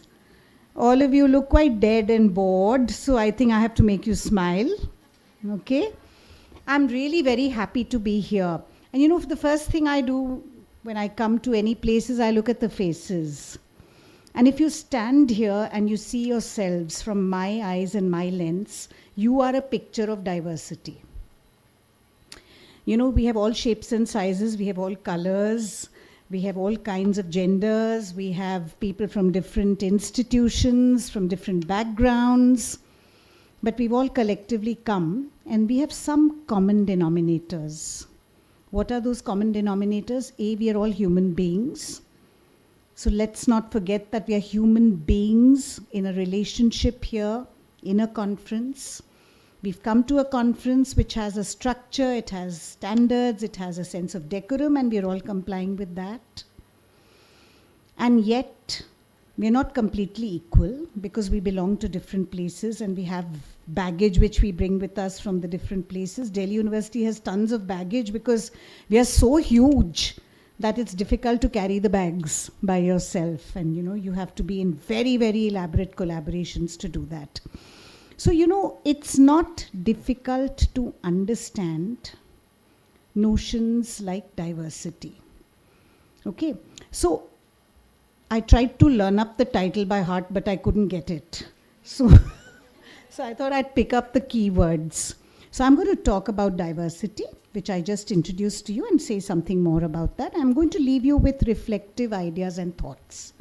Because you've had intellectual sharing and intellectual discourse coming from your sharing and paper presentations, and I think you must be flooded with cognitive conceptual ideas and with possibilities of research.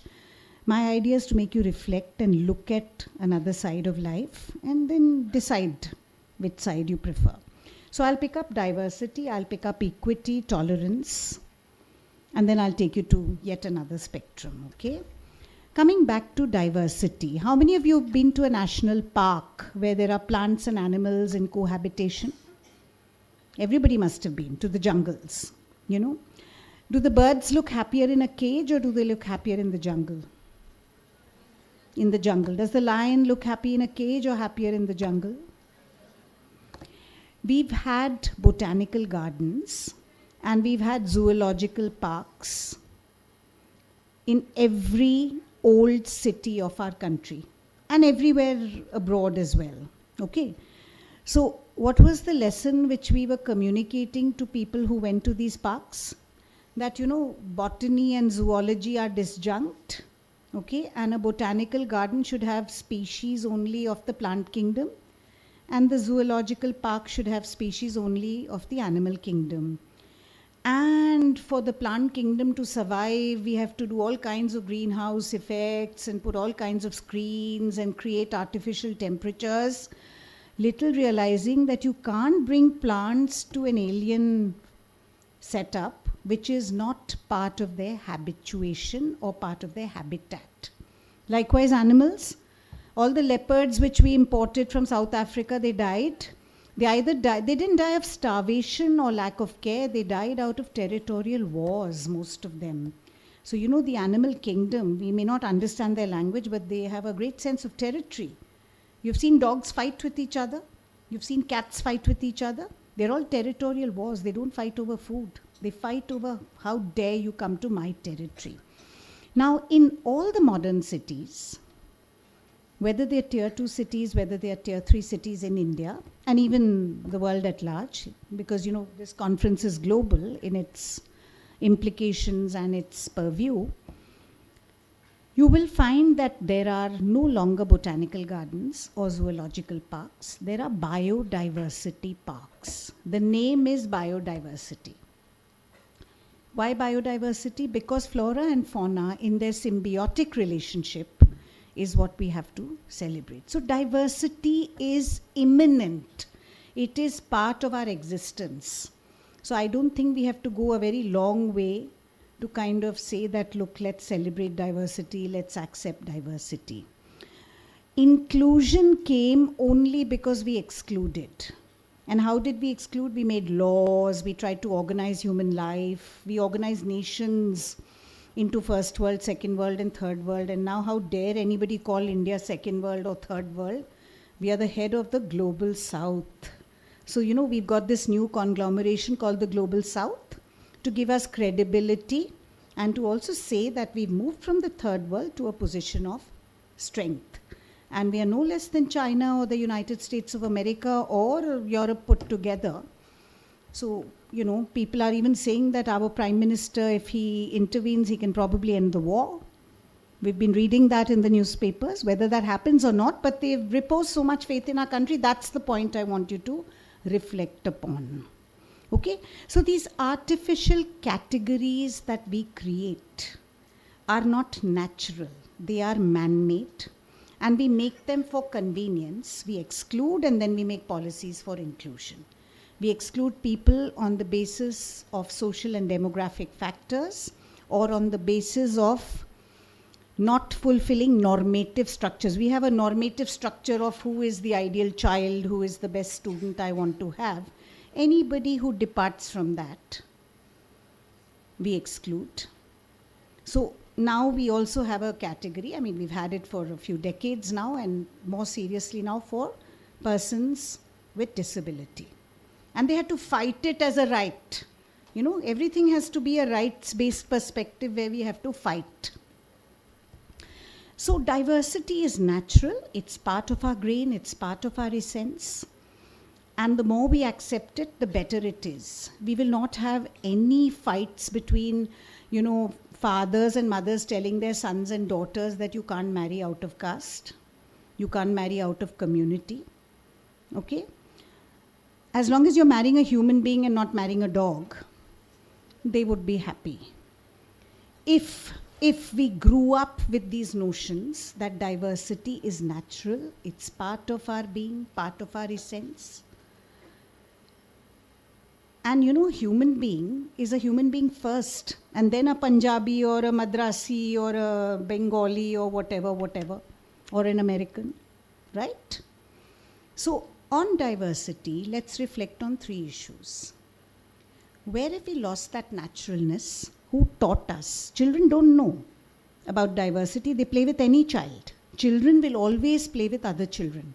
They don't know caste, they don't know class, they don't know color, they don't know race, they don't know community. They don't know who's a foreigner and who's not a foreigner. They don't know any of this. We teach them steadily. We teach them at school, we teach them through television, we teach them at home, and we teach them these categories which become convoluted. So we can teach them more inclusive categories. We don't have to teach them separate categories. So this is something we all need to reflect upon, because our common bonding point over here is that we're all in education as an activity and as a discipline. And we contribute to discourse, and we are teachers, many of us, or potential teachers. So we can make that difference. So let's think about diversity in this fashion first. Let's come to equity. You know, I have a lot of discomfort with the term equity, because equity we have borrowed from economics, and in economics you have all measured entities, and it's possible to measure the processes and the products in economics and to put everything into some kind of database and get all kinds of fascinating curves and graphs and, you know, graphic organizers, etc., which explain to you where the economy is and where we are moving, etc. And it's very charming, and it's important that we know it also. But you can't do that with human beings. Your constitutional pledge is for equality, and equality is not only endemic to our constitution, it's there in every constitution of the world. Even in monarchical states, equality is part of every constitution, which means that humans are born equally. We are all born out of a biological process. We haven't come out of like current coming out of a year or something, you know. Those are all mythological fables which we may believe or may not choose to believe. That's up to us.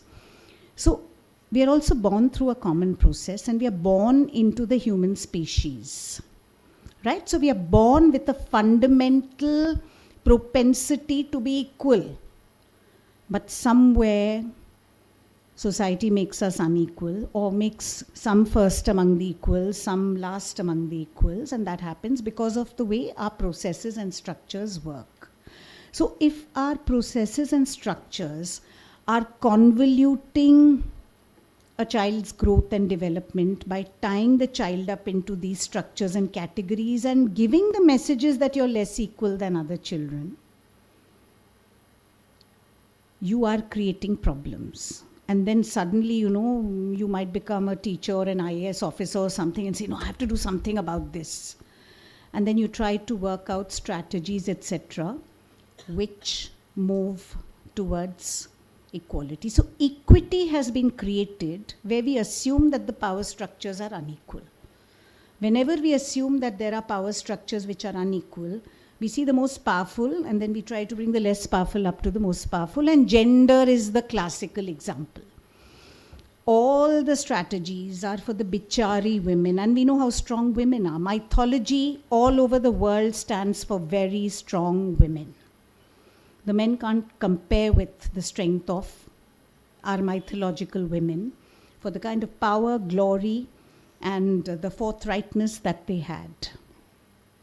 And yet we have patriarchy, which subjugated women who were powerful into less powerful positions. So women had to fight for their rights and, get into a rights-based approach. The minute we get into a rights-based approach, we're asking for trouble, because the rights-based approach means we will have to fight for justice. We will have to assert, okay? And we will have to agitate to get our voices heard. We will have to show resistance. So if we didn't have a patriarchal order, and in many homes in urban society now, we have perfectly pleasant homes where all the chores are shared, where all the work is shared, where men and women work equally, they bring up families, they do things together. So we have that model also. So that model can be applicable universally. So equity assumes that we are unequal to begin with. That is why I have a problem with the term equity. And equity demands that you fight to become equal, whereas the Constitution gives you equality as one of its values or commitments. So that's another thing I want to leave you with. Now coming to tolerance, but before I get into tolerance, I just want you to imagine, Elon Musk had said 4 or 5 months ago, in fact, when Mr. Donald Trump became the president of the United States, he was great friends with Elon Musk. And Elon Musk said that he's, looking for people because he now wants to conquer Mars, okay? And he wants to establish a kind of kingdom in Mars, okay? So he wants to move there. And that is his fantasy. He has the money. He's the richest man in the world. I mean, one of the richest men in the world. So he can talk about such fantasia ideas. But each one of us sitting here, when you were growing up, did you not have a utopian construction of the world? That I would like the world to be like this, little children will say, and there should be chocolates and toffees and fairies and princes. Whatever you've taught the children, dogs and cats and only fun and no school, little children will say that. Older people will say there'll be jobs, there will be a good quality of life, there will be friendships, there will be relationships which we value, we'll have fun and we'll do work. Older people will always tell you that the ideal notion of a world for them is that their families are happy, the generations are doing well, okay, there is a bond which remains across the years. They will tell you such constructions about a utopian world. But there is also a utopian world which is now shown to us through social media, and also shown to us through films and through different series which are projected on OTT platforms, which all of us consume. I'm not saying watch, we consume them. There's a difference between watching a film and consuming a film. We've become so consumptive that we've lost originality of our own ideas. So, there used to be these films like Jurassic Park and all. And now children who are 3 years old, they have baby dinosaur toys and all that. They play dinosaur. And I think when you were growing up, there's some young people sitting here, even then dinosaurs were not your first preferred animal toy. You had dogs and cats and, teddy bears and stuff like that, soft toys. They now want to buy dinosaurs. So dinosaurs have become part of their natural world. How did they become part of their natural world? Obviously, the parents wanted to keep up with the times and, globally, the toy industry, Leo Mattel, etc., started manufacturing such toys.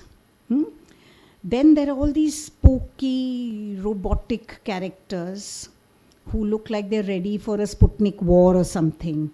And 3-year-olds and 4-year-olds are pitching them against each other and chabi chala rahe hain unme, so that they start firing and fighting and things like that. It's almost like a science fiction film. If you look at the child's world today and what parents are doing to children because they're wanting to keep up with global standards or keep up with the consumptive glories of the industry which is making the toys and other devices for children, that we are uncritically accepting it all, buying it all. And what are you ending up showing the child? That there is this science fiction, science fantasy kind of movie. It's like watching Star Wars. Star Wars 1, Star Wars 2, Jurassic Park 1, Jurassic Park 2, which are good to see as films, but you don't want to be engulfed in them as your real world. Okay? The fairies and the Cinderellas and, you know, the three bears and Goldilocks and all, which were stories. Red Riding Hood as Lal Munia. You have all Hindi equivalents of all the stories now. बच्चों को मज़ा ही नहीं आता है वो सब सुनने में. They say ये तो बहुत boring है. Are you seeing what we are doing? So it means that the environment around us, the larger environment, is creating these inputs, but we should be responsible for our micro environment, which is our home and our family. We can make the choices, we can give the exposure, and there are still many homes where children still read books. The joys of reading, some children still have. The joys of visiting places, the joys of historical inquiry, the joys of scientific inquiry, genuine scientific inquiry, ये सब भी होता है बच्चों के मन में because an effort has to be made. But if we allow the market to take over how we rear our children and bring up our children, and likewise what we teach in school and how we interact with our students, or even in higher education, how we interact with our adult learners, we would be creating another kind of worldview. And when we do it, because we are in positions of authority and power as parents, or as guardians, or as teachers, it gets a legitimacy, you know, and when you legitimize something, then it becomes a widespread movement. So I want you to reflect on all these. Do we want a science fiction kind of classroom? Or do we want a human classroom where, you know, children will fight, they'll play, they'll say things, they'll be creative, they'll make mistakes, but they will not be scared. And, you know, you'll have more vibrance and more naturalness, more spontaneity, and, you know, you'll think that, thank God I read Tagore, thank God I read Gandhi, thank God I read Aurobindo, and I'm actually able to implement some of those things in my classroom. I recently had a very good experience. I had gone to this Krishnamurti. All of you have read about Krishnamurti and Krishnamurti's ideas. So I went to one of the Krishnamurti Foundation schools, which is Rishi Valley. You may have heard the name of Rishi Valley. And I stayed there for a week, and I went to start something called a social and an emotional learning curriculum for them. It's a fully residential school. It's expensive, so you have all the hoi polloi sending their children there because affordability has to be high. But if you look at the children, the students there, they start at class 6 and they stay till class 12. Many of them are sons and daughters of tycoons. But the simplicity which binds them, because in Rishi Valley, the principle is naturalness and spontaneity of experience. There are gadgets and contraptions, etc. But life in Rishi Valley is about doing things yourself, discovering nature yourself, going for nature walks, learning an instrument, watching the sunset every day. You know, they factored in all this into their curriculum right from inception point. And so children look at things very differently. And they're so self-assured and confident, and they get to the best institutions after class 12. They're very successful in life. They're there as professionals, as artists, as bureaucrats, as teachers, and whatever, you know, an institution can aspire for. So what I'm trying to say is that in our educational spaces also, we can make a huge difference. Now, tolerance becomes a very significant component of this. Tolerance has emerged because intolerance is visible. Generation gap was talked about between grandparents and grandchildren. So, you know, they were like some 50, 60 years apart. Now generation gap happens between brothers and sisters who are even 5 years apart. Am I right? Because the younger will say, "Arey, you're jaded, badi old-fashioned ho gayi hai, you don't know, cheezein badal gayi hain," you know, they'll tell you stuff like that. And parents ko to kuch bhi nahi aata hai.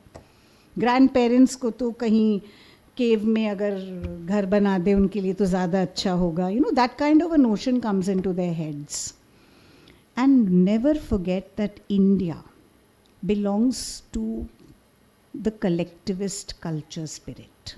The strength of our nation, our country, and our sociology is collectivism. Home as a collective. You know, you have a space you can go back to, and the space is not a brick and mortar structure. It's a psychological space, it's a social space where you can be happy, protected, you're cared for. Even if you've done something which is grievously wrong, you may be scolded, but you're still protected and you're secure over there. That's not the scenario in the Western world. You know that they have this process of individuation. The minute you're 18 and you earn your civil rights, you're supposed to move out of your parental home. Even if you're in the same city and you're still a student, which you are, because you graduate from school at 18 now, but you have to then fend for yourself, and therefore you come for Father's Day and Mother's Day, and you know, you come occasionally, you make a date. I was horrified. Elite parents now make play dates for their little children. One of my students told me, my daughter has a play date, ma'am, now I have to go. I said, what's a play date? Yeah? I mean, if you found a boyfriend for your daughter, what is happening in the play date?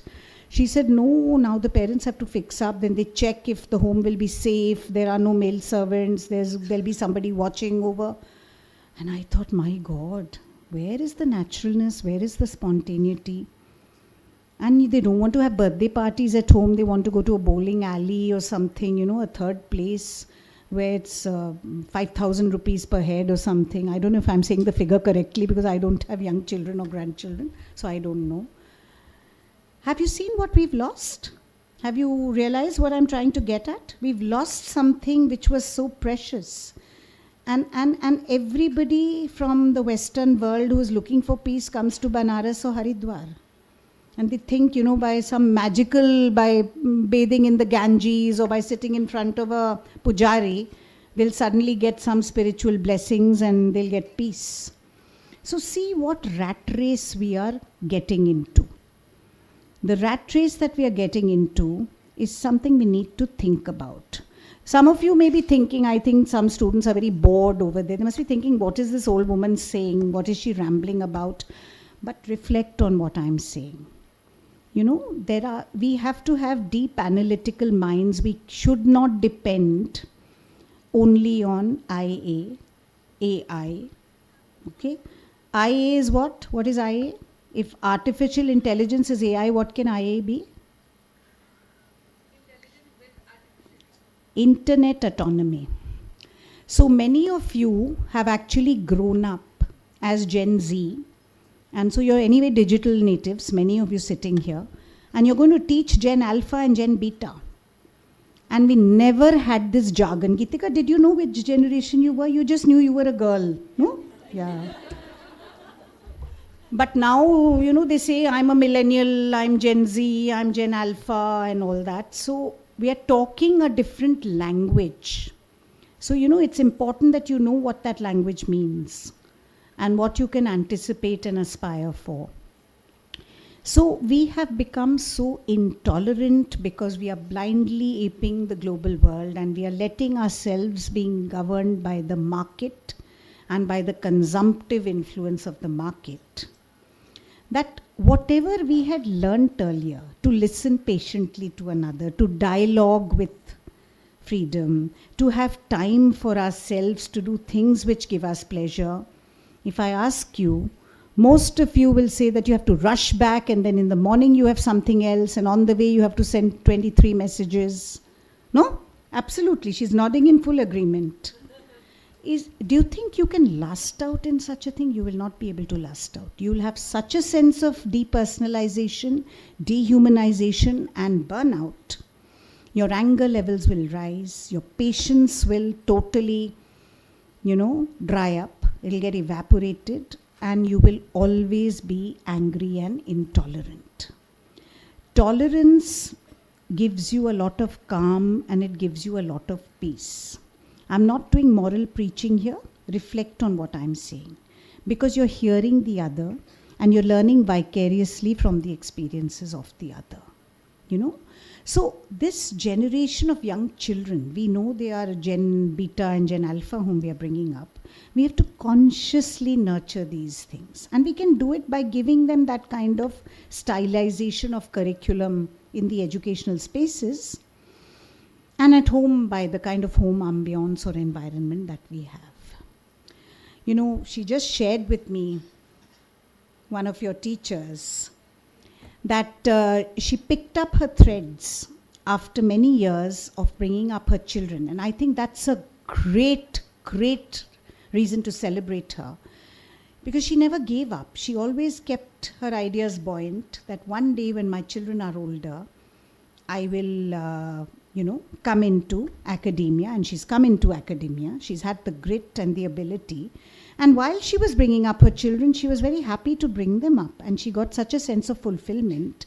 And the children will always remember. My children used to always tell me that we are ayah-fed children, whereas my friend is mother-fed. You know, my daughter used to tell me that I'm ayah-fed and my friend is mother-fed. And I used to actually feel very, very bad about it.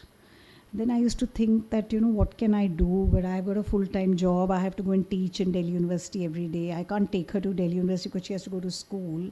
So it's the ayah who will make her food and give her the food. So I used to try to compensate and be nice to her. But in her psyche, there was this notion. Okay? So children pick up cues and miscues very easily. And so patience, tolerance, listening to the other are very, very important. Having your own time for yourself and for what you want to do, where you can sit calmly and you don't enter your house and start making tea and, chapatis for the dinner meal or whatever. That is how our lives are defined. But what are we getting out of it, If you look at issues at the end of the day, and during COVID, we didn't even have those breaks. We were teaching all the time. And we were available all the time online. So we saw how difficult that kind of, now COVID seems like it was some sort of a dream. Some spooky dream which has gone. So do we want to lead these spooky, mechanical lives? Or do we want to lead self-driven lives? If we want to lead self-driven lives, we'll have to make the spaces for them. It's not that we say that we live very far and this and that. You can make spaces for everything. And you have to calm yourself. There are techniques even with your cell phone to calm yourself. Instead of looking only at messages and reels, you can listen to music also. And I've seen in the metro, some people listen to music and they are transported into some kind of euphoria over there. You don't need euphoria to come and play for you, They are euphoric in the metro itself. So there are ways in which you can do all of this. So while technology will be there, while all the hyperlinks, etc. will be there, this world will move to another plane. We don't have to just do bhed chal and follow it. We'll have to learn it, of course, because we have to be part of contemporary issues. But we should not forget that we have a certain richness with us, and we have to also factor that in. I can't give you a formula for it because each one is different. We are diverse. We accepted that from the very beginning. But we were all born equal because we are all biological children of a set of parents. Okay? We became unequal and therefore there are inequities. We got classified into categories, etc. That's because every country has its systems, administrative systems and its classification systems. But as human beings, the ultimate goal is to be happy. Again, how you make your happiness is your own personal, subjective decision. Being happy is no longer easy. Happy doesn't mean that. There's one boy who's been smiling and I really think he's a very happy boy. You, the one with spectacles. Yes, you. You have a happy face. You've been smiling throughout. So I picked up the cue of a happy face from you, in fact. You know, so how we can be happy, what can make us happy is something you need to contemplate on and work towards that. And when you are humane, not human, humane, which means you have an altruistic leaning, you can empathize with others, you are pro-social in your approach, you don't resort to othering. You know, we have this concept of myself and othering, that I call somebody else the other. Then also you are humane. I think empathy, connectedness, valuing the other, they are not so difficult. They exist in all the workspaces, in all the college spaces, school spaces, in market spaces, community spaces, wherever you go. And I think we have to learn from the lessons of the Western world. They come all the way with their rucksacks to find peace in our country. And we go running over there to find gold mines which we don't find. You know, of course, I'm glad that now the gold mine dream is over. The great American dream is over for the time being for everybody. Canadian dream is also over. And the Middle East, I think, frightens everybody now. So they won't aspire to go there. So you've had a very meaningful seminar because these lofty terms have been put together, they've been juxtaposed. But please reflect on each of these terms. And it's very much within your own purview to enable yourself and apply them to your own life and existence. Institutions can do it at an institutional level, individuals can do it for themselves. So I wish you a lot of reflection, happiness, and new constructions of euphorias and utopias. Thank you very much.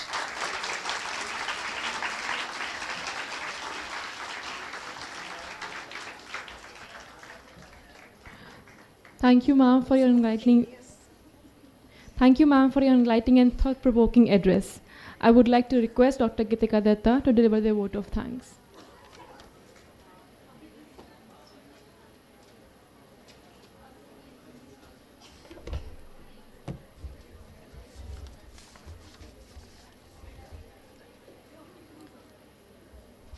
Good afternoon once again.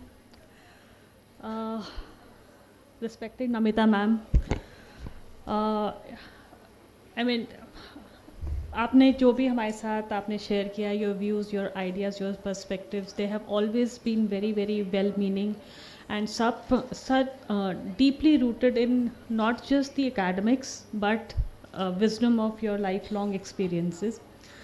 And we are very thankful to you for coming over here and sharing your perspectives on each and looking at and giving us a different vision and a different perspective of understanding each of these words, diversity. हमने जैसे जो है, we are all born equal, but in spite of that, it is our own making that we have created diversities, and now we are fighting to do away with those diversities. We are born equal, and now we are talking of equities because we have ourselves created so much of inequalities. These are some of the very transforming ideas that I think we all need to think about. And the tolerance, one of the most, you can say, in today's contemporary times, this is something which is lacking in almost every person, maybe, every society, every community, and these are things. And the way digital age is taking up, not taking us, it is overtaking each and every aspect of our lives, not just individual lives, our family lives, and also lives of the community and nations as a whole. Ma'am, thank you very much for sharing your deep perspectives with us. It's always a pleasure to listen to you, and today also, as always, we are very thankful to you. Ma'am, we can give a huge round of applause to ma'am.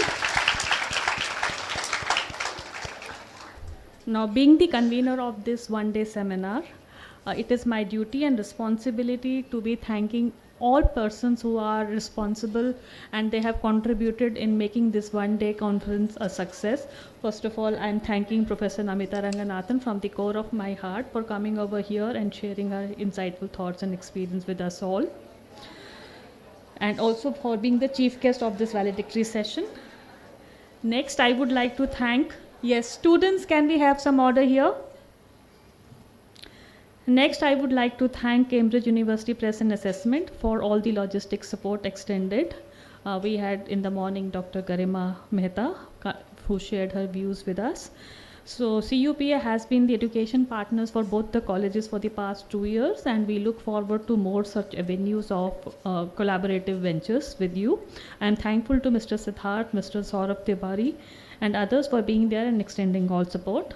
I expressed my gratitude to all the guest speakers and chairpersons of various sessions, Professor Yukti Sharma from CIE Delhi University, Professor Sarfaraz Masood from Jamia Millia Islamia, Ms. Sharmishta Ray from Tech Mahindra Foundations, Ms. Jyoti Khanna from GenPact, Professor Aisha Kannadi from IGNU, Dr. Shweta Dubey and Dr. Ratna Dikshit Sharma from Panasthali Vidyapeeth, Professor Punita Sharma from Delhi University, Dr. Neha from Delhi University, Dr. Amit Sharma from IP University, Dr. Nutan Bharti, independent researcher, for being a part of this conference and making this a success. I am especially thankful to all the paper presenters here who came with their diverse ideas and different themes and presented them on various online and offline platforms. Their participation is actually the entire purpose of organizing such educational endeavors. I am very thankful to our 3 co-conveners, Dr. Ritu Sharma, Dr. Deepak Padhana and Ms. Meghna Varun, for working tirelessly. We can give them a huge round of applause.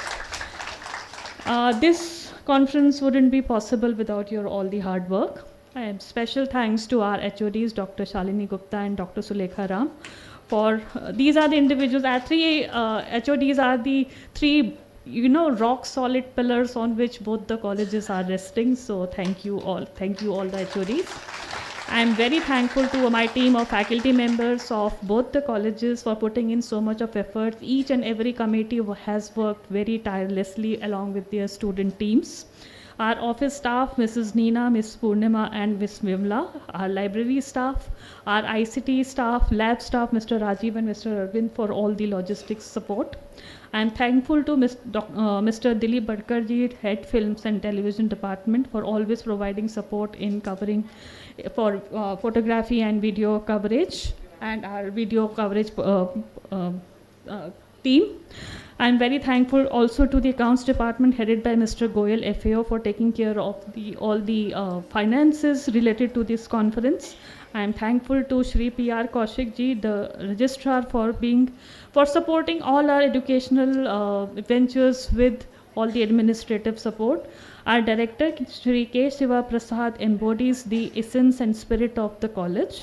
He stands as a steadfast pillar of support for each and every one of us, consistently offering solutions to any challenges that we face in our day-to-day functioning. We thank you, sir, from the bottom of our heart.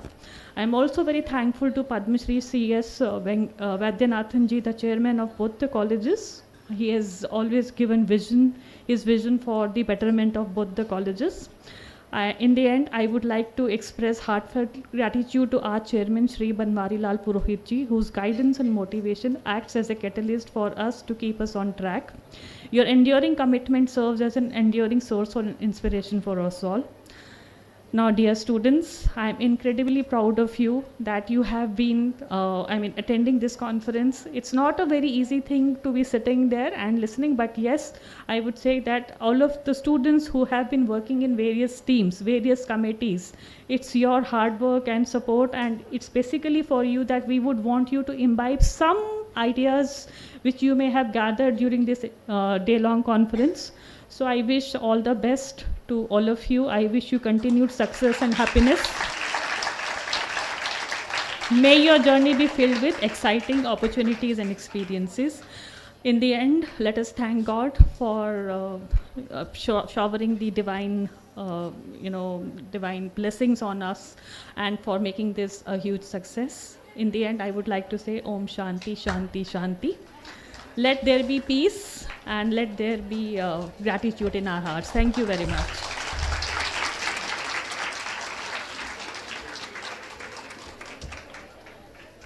Thank you, ma'am, for your gracious vote of thanks. Outside participants can get their certificate from reception area out of hall from Mrs. Kashvi Kaushik. Okay. Outside participants can get their certificates from reception area out of hall from Miss Kashvi Kaushik. With this, we formally conclude to the one-day National Conference 2025-2026. Thank you all for your valuable presence and participants throughout the session. May I now request everyone to kindly rise for the national anthem.